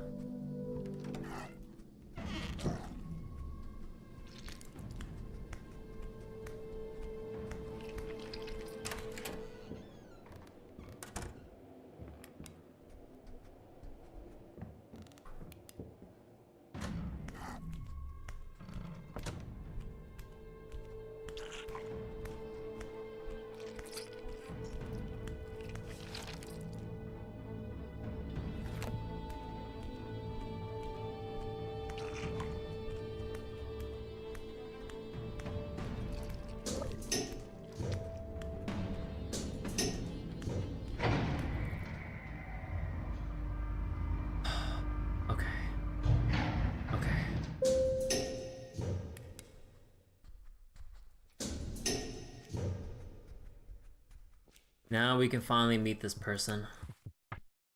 Hopefully. Let's see, key's been lost, I unlocked it. Hello? Anyone here? A thermos. Find and release the person who called you. Do you want to pick up a thermos? Yes. Cracks on the wall. A wardrobe. Your inventory is full, you should discard something to pick up the nail plank. Shit, I really want that.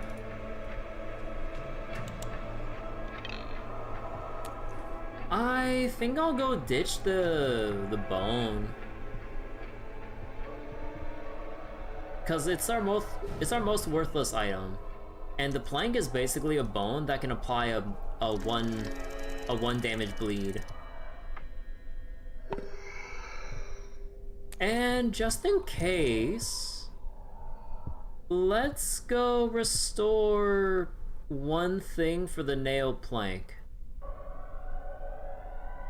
Like, I'm doing everything I can to avoid using the box cutter knife or the screwdriver. Because both, if you use extremely short range weapons, you're gonna make it quicker for enemies to start attacking you by one extra turn. So we want to avoid that by any means necessary.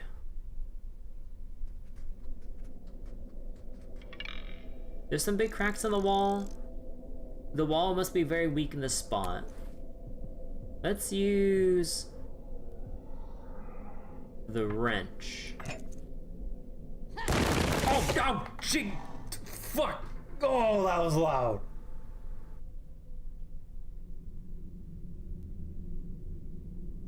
Oh, that wasn't a jump scare. My ears heckin' hurt. Oh, god damn.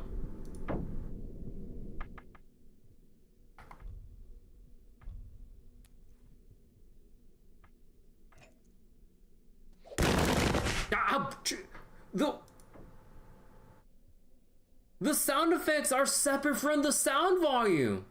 That was still loud as shit. So the volume for breaking the environment is separate from the sound slider. Okay, that's probably a small oversight there, but oh jeez, that fucking wall sound effect played a full blast for me. Okay, well, I'm going to my volume mixer real quick. Okay, let's lower it by a third here and raise this up an equivalent level. Okay, now should be.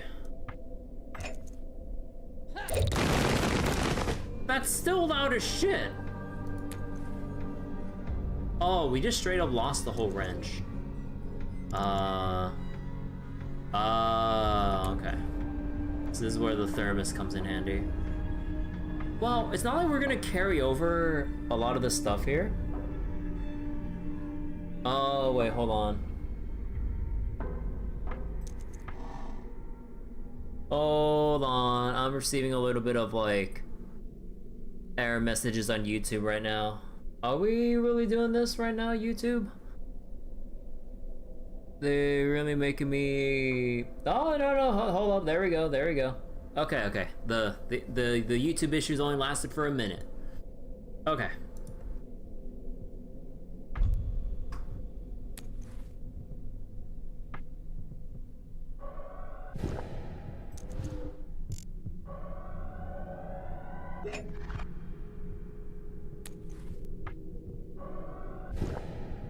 Okay, I'm gonna be extra prepared here. Let's have at least 2 hits of the wrench. Although, you know what? Like, I think with focus here, I think we just use it or lose it, right? So, let's just save inventory space and just use everything here. And then if we need to refill any more, we have 4 to work with if we need, like, any extra 1 durability or use of painkillers or whatnot. And, yeah.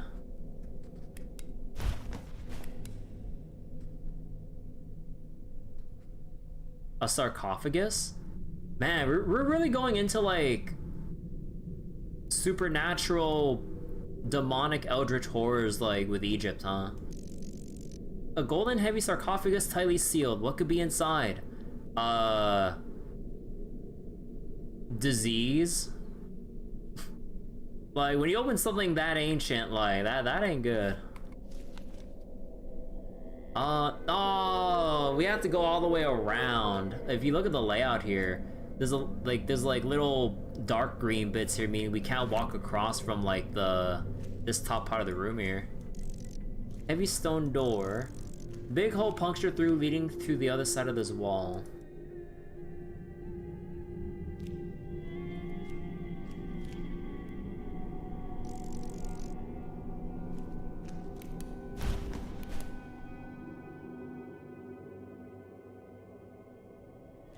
A pile of bones.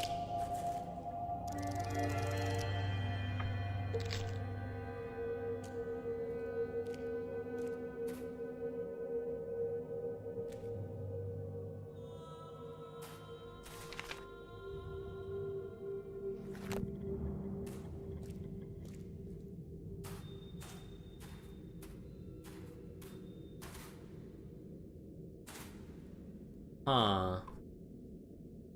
Okay.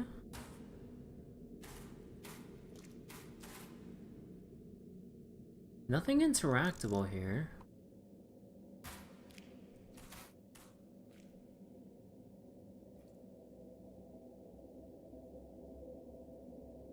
A stone panel.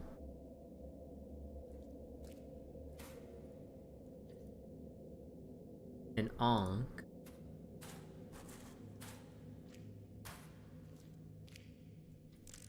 Camcorder. A portable video recorder. What is it doing here? I don't think it's part of the original decor. A stone panel with several buttons. Psst, over here. Oh, I'm going for the camcorder. It looks damaged. Someone must have dropped it.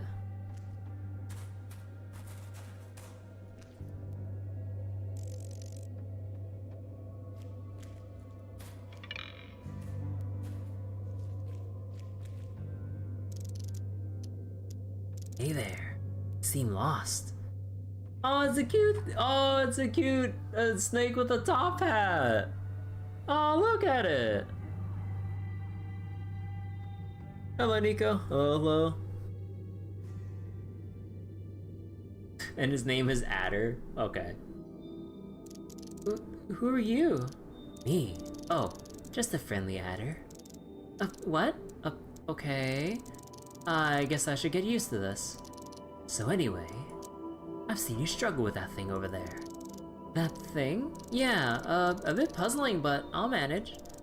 You sure about that, lady? 'Cause you know, I could help you. I happen to know how things work around here, so maybe you'd like a hint. Sure, why not? What's the hint? Not so fast.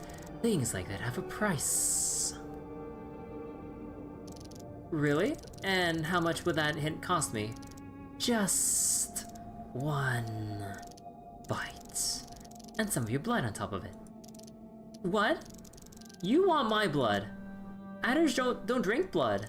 Well, this one does. Come on, lady. It's just one sip. You'll be fine. What about your venom? Don't worry, I'm not venomous. Maybe a bit. But don't worry. There won't be no venom. I don't want to spoil the delicious blood, now do I? I don't know. Listen, lady. Do you want my help or not? One bite and the hint is yours. No. Oh, okay. Suit yourself then. But don't come crying later. On second thought, do come crying. Tears are almost as tasty as blood. Anyway, if you change your mind, I'll be waiting.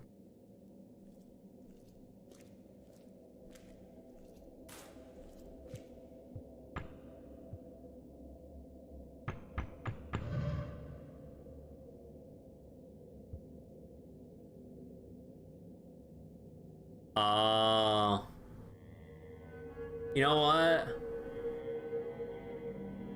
Tears are almost as tasty as blood because they're almost blood. Bad danger noodle. You know what? Fuck that snake. I'm gonna brute force this shit. Like, if they're not gonna penalize me for brute forcing this shit. Actually, wait. The symbols. Maybe it's the order they appear on. Oh, wait. The Egyptians once fought the Shadow People. So... Oh! Yeah, wait, you see the little tallies under here. Ankh is 3rd, I is 4th.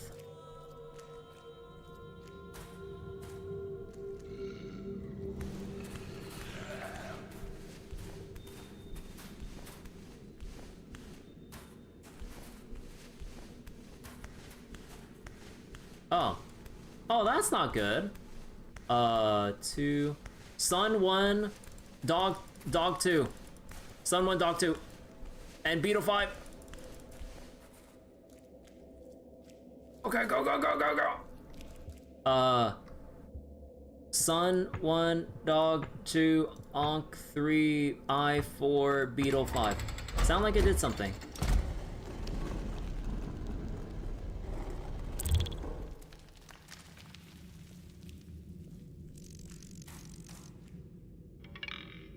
I have no idea how a camcorder works. Only 25 combinations.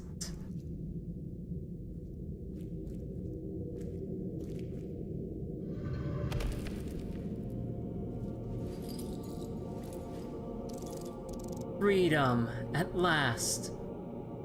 A cat lady? What? Who? What are you? I am the one you spoke with before. I guided you here so you could set me free. You got, cat ears. Are you some sort of cat person? Excuse me? A cat person? How dare you? Forgive me, I didn't mean to,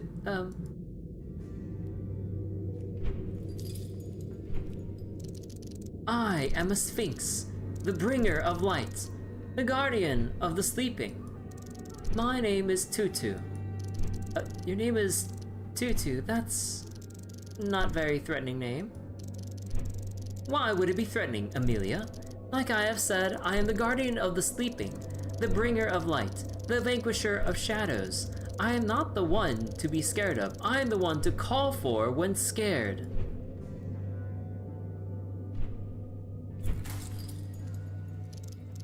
Now, Amelia, I believe we have a lot to discuss. Release the Guardian from imprisonment. Ah. Amelia, who locked you in here? Who locked you in here? I'm sorry, Amelia. At this time, I am unable to tell you this. Why? I thought you trusted me. This goes beyond the matter of trust. Your grasp of this reality is strong, but not strong enough. You need to anchor yourself more before I can share everything with you. This sounds sketchy. All I can tell you now is that my imprisonment was tied to the fate of your brother, and this is also the reason why I want to help you.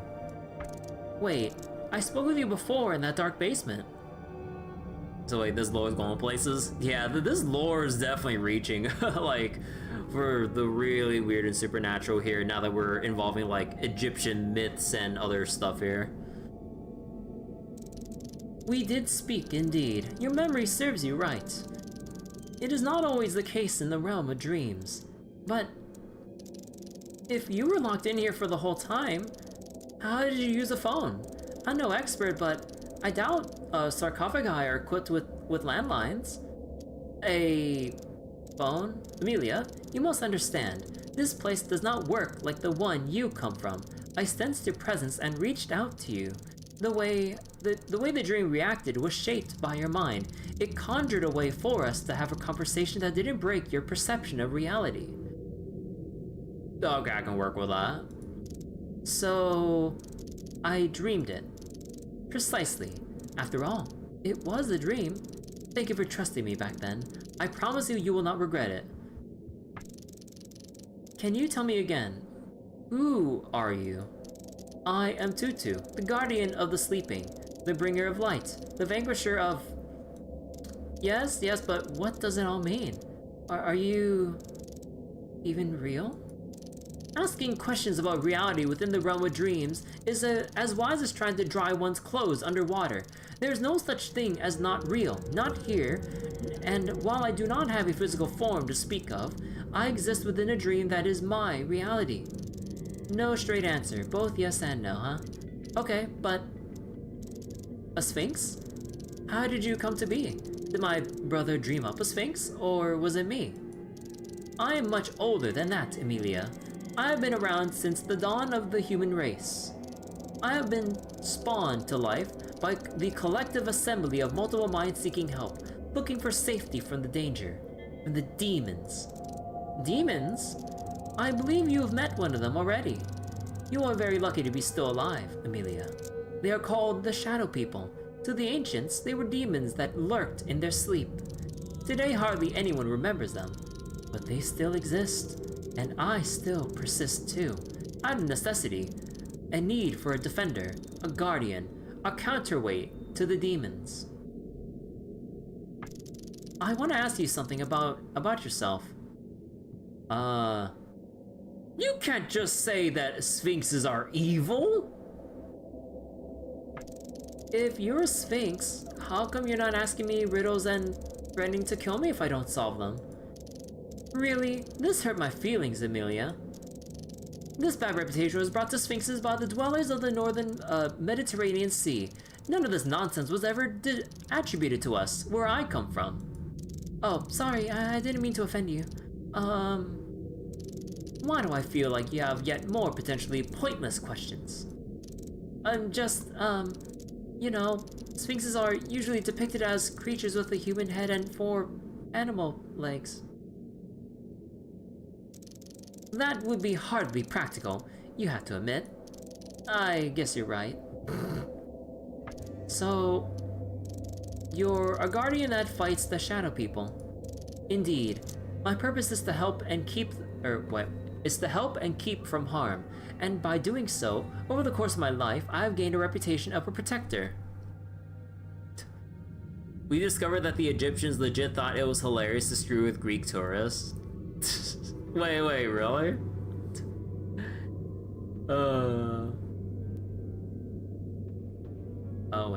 Reputation as protector. I do not wish to sound vainglorious, but people have even been putting my name to the altars of the temples they have erected for me.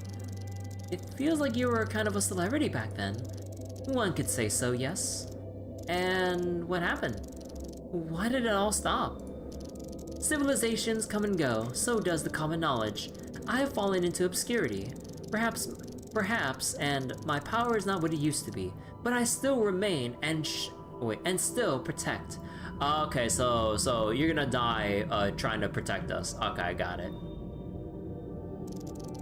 Because that's what I am for. Are there more like you? Somehow I find it difficult to believe you would be the only one in the entire world. Rightfully so, there are many guardians, some older and some younger, some more personal than the others. And they take many forms, mythical creatures, childhood toys. There is one rule, however, we remain secret. We do not reveal all this information to the mortals. Wait, so why are you telling me all this? Special circumstances call for special actions. Something is coming, something disquieting. I want to ask about something else. Who are those shadow people you mentioned? It is difficult to explain. Nobody really knows who they are, or where they originated from, or what they are, or where they originated from. They are dangerous creatures that hunt for humans in their dreams. I mean, we've seen with the previous Deep Sleep games that, like, when we initially see ourselves as human or regular mortals running through the realm of dreams, eventually, depending on how far gone we are, we end up, you know, it's kind of like the trope of we become the monster, or we never realized that we were the monster to begin with. And Deepest Sleep, I believe it was, had two endings. One where, like, in both endings you realize you're the shadow person. You could basically choose one ending where you follow or you pursue an actual mortal to take over their body and go back to the world of the living, or the world of reality, if you will. Or you can retain your humanity as a shadow person and elect not to possess another mortal's body. So we know what the shadow people are. Sorta, kinda.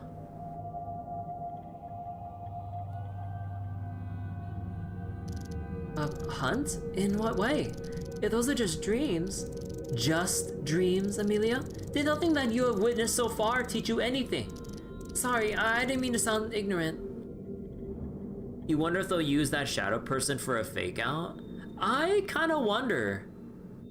Because yeah, like, we at least know, assuming they go with that ending, there is at least one shadow person that voluntarily retained their humanity by choosing not to possess and take over the body of another. Basically, I think, like, lore-wise, they explained it as when a shadow person takes someone over. I mean, like, I think, like, no, I think, like, they explained that, like, we eat away at their mind and soul until they've taken over, right? It's not like you push their soul out and switch it in with yours or whatever. Or is it both? But either way. Yeah, so then we'll have to see whether or not they go with that ending, or... Oh. Then that kind of makes you think, like, if a person you meet back in the real world is a real person possessed by one of the shadow people then. So it could go either way depending on which ending they go for. Although we have a, well, albeit a meta ability for battle to switch timelines if we are defeated in battle. So if the existence of the combat ability to switch timelines from a bad timeline, would that be... I mean, the Don't Escape and Deep Sleep games already established the concept of the multiverse and parallel timelines and shit. So probably both timelines are canon, if you will. Yeah, maybe it's like the Fate thing of, like, everything is canon, fuck it. Shadow people might live in the realm of sleep, but they desperately try to infiltrate the waking world to wreak havoc. Infiltrate? I'm sorry, I've never seen any shadow people walking around. You might have seen one, or heard about one, and you would not even know. They take over people's bodies. Some just by corrupting their hearts with evil and causing them to change. More powerful ones can completely replace the human mind. Either way, this is their goal and they will do everything to achieve it. So wait, and that the dream world transcends time as well? Oh, right. Yeah, so basically, Don't rule out anything. Sleeping is more dangerous than I've thought. It is usually not. The demons only hunt for vulnerable minds, consciousnesses detached from the sleeping bodies. Sometimes it happens during comas, much more often when lucid dreaming. So, as long as I don't know that I'm sleeping... As long as you do not know that you are sleeping, you are safe. As long as you do not know that you are sleeping? As soon as they attack, they will try to take over your sleeping body, but that is not even the worst part. It's not?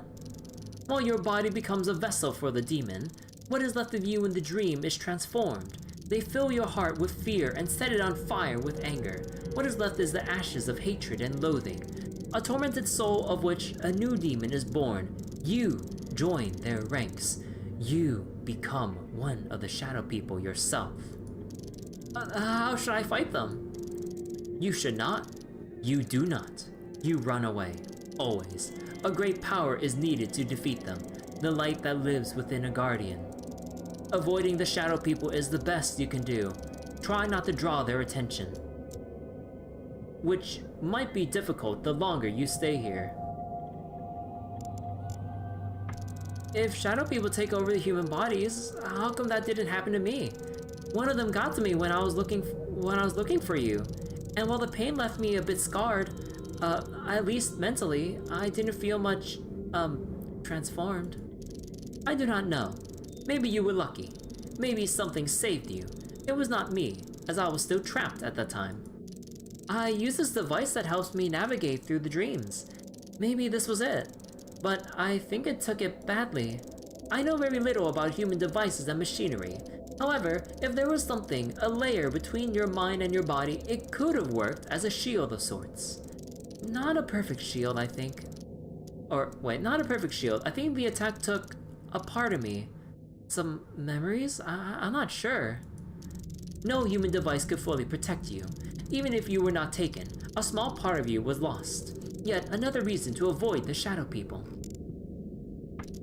You said you knew my brother. To a certain degree, I did attempt to protect him from harm. Sadly, I have failed. A guardian's presence is not a guarantee of safety, as much as I wish that was not the case.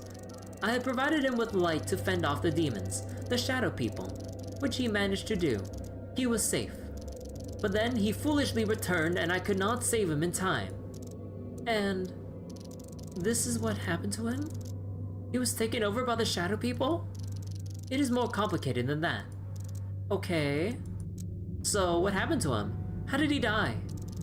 He was almost taken over. They did attempt to do it, and they practically accomplished the wicked deed. However, something had happened. Something had happened? More complicated. Why are you not telling me everything? Why do you just beat around the bush like that? Do you know what happened or not? There are a great deal of things that are as difficult to explain to you as it would be difficult to describe a new color that you cannot see. You have barely grasped the concept of this reality. For now, it is sufficient to say that Thomas, as you know, had died, but his mind has stayed behind. His mind remains like an echo, and as such, it can be reached. I do not know what state he is in right now, and I do not know exactly where he is located, but I swear I will do everything in my power to help you find him. Whatever that might lead to, whatever that might await you there. Okay, so what happens now? As I promised, I will help you find your brother, or whoever is left, or whatever is left of his consciousness. Do not expect to find Thomas as you knew him. The mind detached from its body cannot remain unchanged for long. In addition, he was almost taken by the shadow people. That leaves a mark. You experienced not even a tenth of their influence, and you can tell how bad it was. So a new party member? I don't know. That also begs the question. If and when we do find him, how are we gonna rescue him? Because Amelia wants him back, but it's simply just an aspect of his mind. We need to find a vessel or something to contain it. Otherwise, we find him, but what do? Just have some last words and he goes in peace? Like, Amelia is obsessed. She wants to bring him back.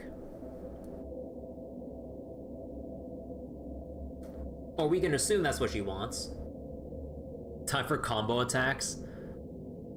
Do what they did in the last Don't Escape. Oh, like the sleeping pods and shit. But like, actually wait, what year did Don't Escape stuff him in a coma patient? That's fucked up.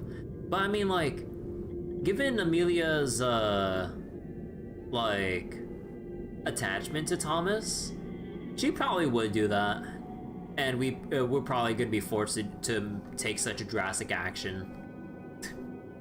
Oh boy, that's what Sidereal Plexus did. Yeah, that's what Sidereal Plexus did. Sidereal Plexus did everything. I don't care. I will still find him. I have to. Fair enough. You must prepare yourself for a long and dangerous journey. The echo of your brother remains in this realm. It is probable that you will have to search through several regions to locate him. Aren't you like a supernatural being? Can't you just snap your fingers and just take us to my brother? As much as I wish this was the case, the fact of being a guardian makes me neither omnipotent nor all-knowing. I am a part of this dream, Amelia, and I must abide by its rules. My control over it is limited, and I do not possess powers that would allow me to take us to your brother. Believe me, if it were that simple, I would not waste time here. Alas, it is not. What should I do now then? How do I get to these regions you mentioned? Where do I even start? Fear not. I told you I would help, and intend to do so. My role here is to be not just a guardian, but also a guide to the lost. Listen carefully, Amelia. Your brother has left a trails? No, just kidding. That you need to follow. Wherever he went, you need to go too. Sooner or later, you will find a trace that leads to him. When you wake up from this dream, you will know where to start looking. What's that? Oh. Do not fear. This is a portal of awakening. Step into it and your dream shall end. Make sure you are ready. Perhaps there is something you wish to ask about first. I cannot guarantee when the next time we will see each other will be. Can't you just stay with me? I know we could look for my brother together. I really could use someone like you. That flatters me greatly, Amelia. It is. Nice to hear words like those. It has been a while since I have experienced anyone's company. You're welcome? Alas, I cannot. Just revealing myself to you is already breaking the rules. In normal circumstances, I would never have dared to do so. However, as you know, circumstances are far from normal. Yes, but you revealed yourself just fine. You broke the rules and nothing happened, so maybe you can go with me after all. This place is dangerous, and I can use all the help I can get. In your waking world, you can jump, but can you fly? You have to understand, if I say that I cannot break the rules, it does not mean I do not want to break them, just like you cannot break the rules of gravity. I will help you as much as I can, and I will try to protect the best of my abilities. You have my word. Oh, damn. Like, do we really just want to do the asshole playthrough and just go like, oh yeah, I will try to protect to the best of my abilities, just like you protected my brother. Like, we don't need no sass here. Like, goddamn. Like, I hate playing the asshole, like, when it comes to, like, games that present dialogue choices, like... Oh... I understand. I am glad you do.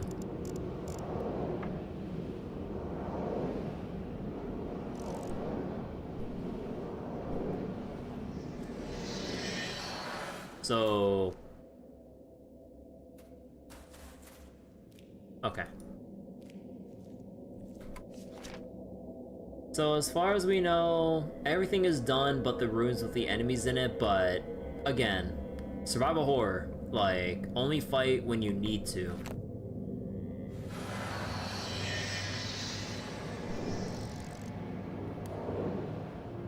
Alright, bye-bye, Tutu! Dream complete. Hotel's West Wing, starting echoes 50, first clear 1100, thanks to the 10% bonus from Quick Learning. Acquired echoes 923, total echoes 2000. Big gain. You bet there's an achievement for a genocide run?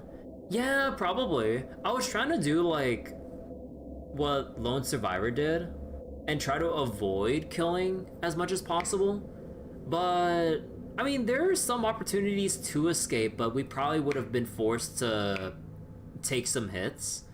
That and like some spawn locations were really dirty, because like you would go escape from an enemy into a room, and then once you're done with your business there, you would open the door back into the room you just escaped from, and the enemy is just literally right there. And because it's like a hallway, at least with that particular instance, like to the left of the room that would pick up the trash can lid, like, what was I supposed to do there? Like, am I supposed to just try to escape from an enemy that I can't even squeeze? I probably can't squeeze past? Like, that's too risky. But yeah, there might be an achievement or reward for actually just going on a pure kill run or something, but I wouldn't want to risk it. Another night, another nightmare. Huh. I just noticed, like, is this a different outfit for Amy? Huh. I think she has a different outfit, like, every day or so, right? Huh.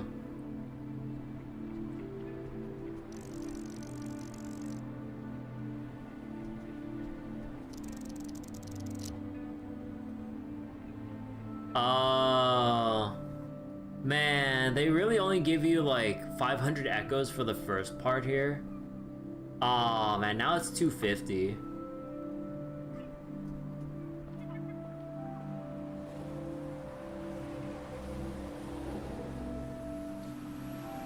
You know, this site really makes me wonder. Like, the further we go into this rabbit hole of going into the realm of sleep or realm of dreams, like, I wonder if like the more we mess up, the more fucked up our perception of reality gets as like a fail state, or at least like an indication of how far gone we are.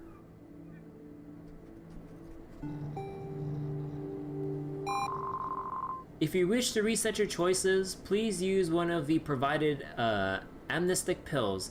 You'll receive your echoes back, while skills and items will be reconstituted to their starting values. Some exceptions may apply. Please keep the amnestic pills in a fridge or some other chilled environment. Do not take more than one a day. Sidereal Plexus takes no responsibility for any side effects.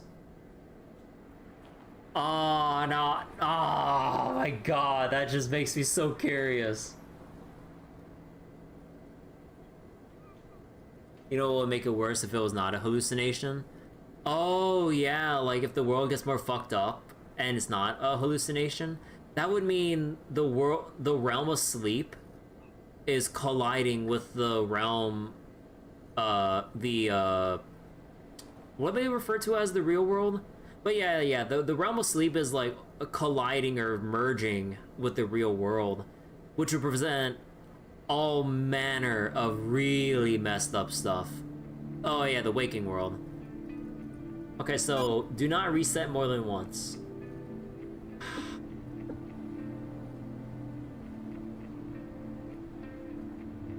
Oh my god, I really want the extra scaling from Quick Learner, but we really need like all of our upgrades here. You would blame Sidereal for that? Honestly, yeah. So if we want a Desperate Punch, we got like Integrity level 3, Precise Hit. Yeah, we got some like... Ah, man, you know what would be nice as like a visual for some of this? You actually see like a little skill tree. So that you go like, oh, like if you want to get Reach, you'd see a branch leading into this from Precise Hit, from Desperate Punch, into Integrity 3. Now that we know Sidereal's in this timeline too, everything is their fault by default. Yeah, that's true. But yeah, okay. So I think, like, I mean, honestly, I think I'll stop here for tonight, given how long that dream went on for. But yeah, next time we'll choose which upgrades to focus on. Because as much as I'm like a proponent for getting all the scaling bonuses when it comes to like your runs like this, like I felt like I was barely skirting by with just 10 item slots and had to make some decisions to like drop certain items which I didn't feel comfortable with. So yeah, we probably need to take like Big Pocket, Dream Runner to at least like the first level of Dream Runner if we want to outrun the Shadow People. Eagle Eye so we can examine an enemy to probably glean better information. Also, it increases the max focus, which is pretty nice too. And then focus on getting Integrity level 3 if possible, which I don't think we can given our money. But if we can, we could get our combat upgrades here. And we could also take Wide Swing, or basically if we get items that allows us to cleave enemies, then we can hit multiple and not get bodied like straight up. Like if we get into an encounter with like 2 or more enemies, because obviously this implies that we can get into a situation where we have to deal with multiple ghouls or other fiendish enemies all at once. And yeah, like upgrade for certain weapon damage or better defense options or stronger healing.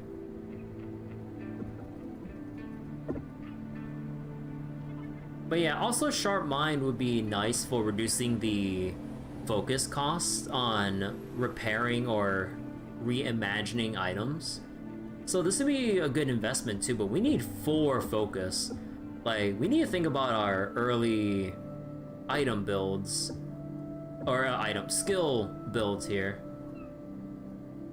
Oh yeah, there's also item stabilizer here. Like, if you're just a massive, like, hoarder, you could just max out Big Pockets, get item stabilizer, and just grab everything that isn't nailed down, and they would practically last a very long time.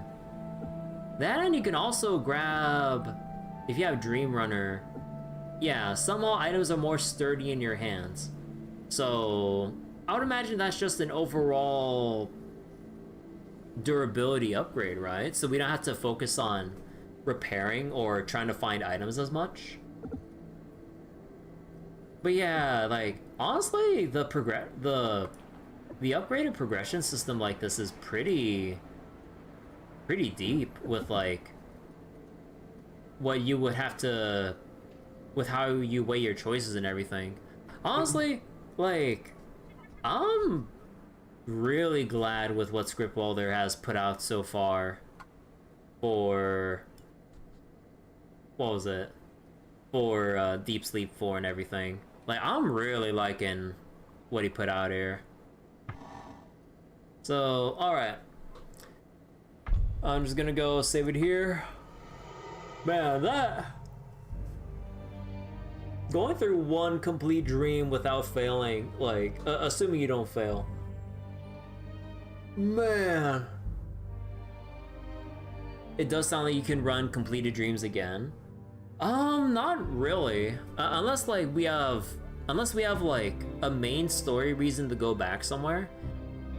Cause like, they wouldn't let me go back to the train station.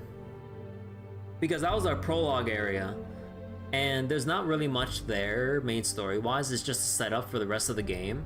So then when I tried going back there, it said I got a first-time clear bonus. I think that's like... assuming you go, cause like, I think that, I mean, I don't know, maybe you are right. Maybe like the areas past the prologue you can repeat or farm in a way. Maybe that is the case. But yeah, at least as far as we know, we can't go back to the prologue. And with my, what was it, with how I'm thinking about it, because there is the possibility of failing. Actually, I'm not sure if you just like, prologue had no enemies after all. Yeah, that's true. But like, I don't know, I thought it'd be one of those things where you could revisit the prologue and find things that weren't there before, but it seems like the game has no desire to bring us back to the intro area. But I don't know, maybe we'll have to see.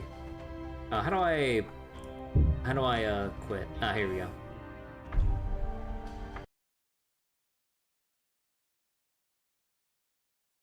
But yeah, alright. So that will be it for tonight. Thank you all for watching. Oh, but yeah, really having a lot of fun with Deep Sleep right now. Like, wow. Like the work, what was it, the detail put into the lighting in this game, like, really does well to add to like the scary atmosphere, just trying to sift through a place without just getting jump scared, or like or trying to get through a place without getting jumped by a monster or ghoul of some sort. But Scriptwelder is just built different. But yeah, it is interesting how we have like a turn-based combat system in this game.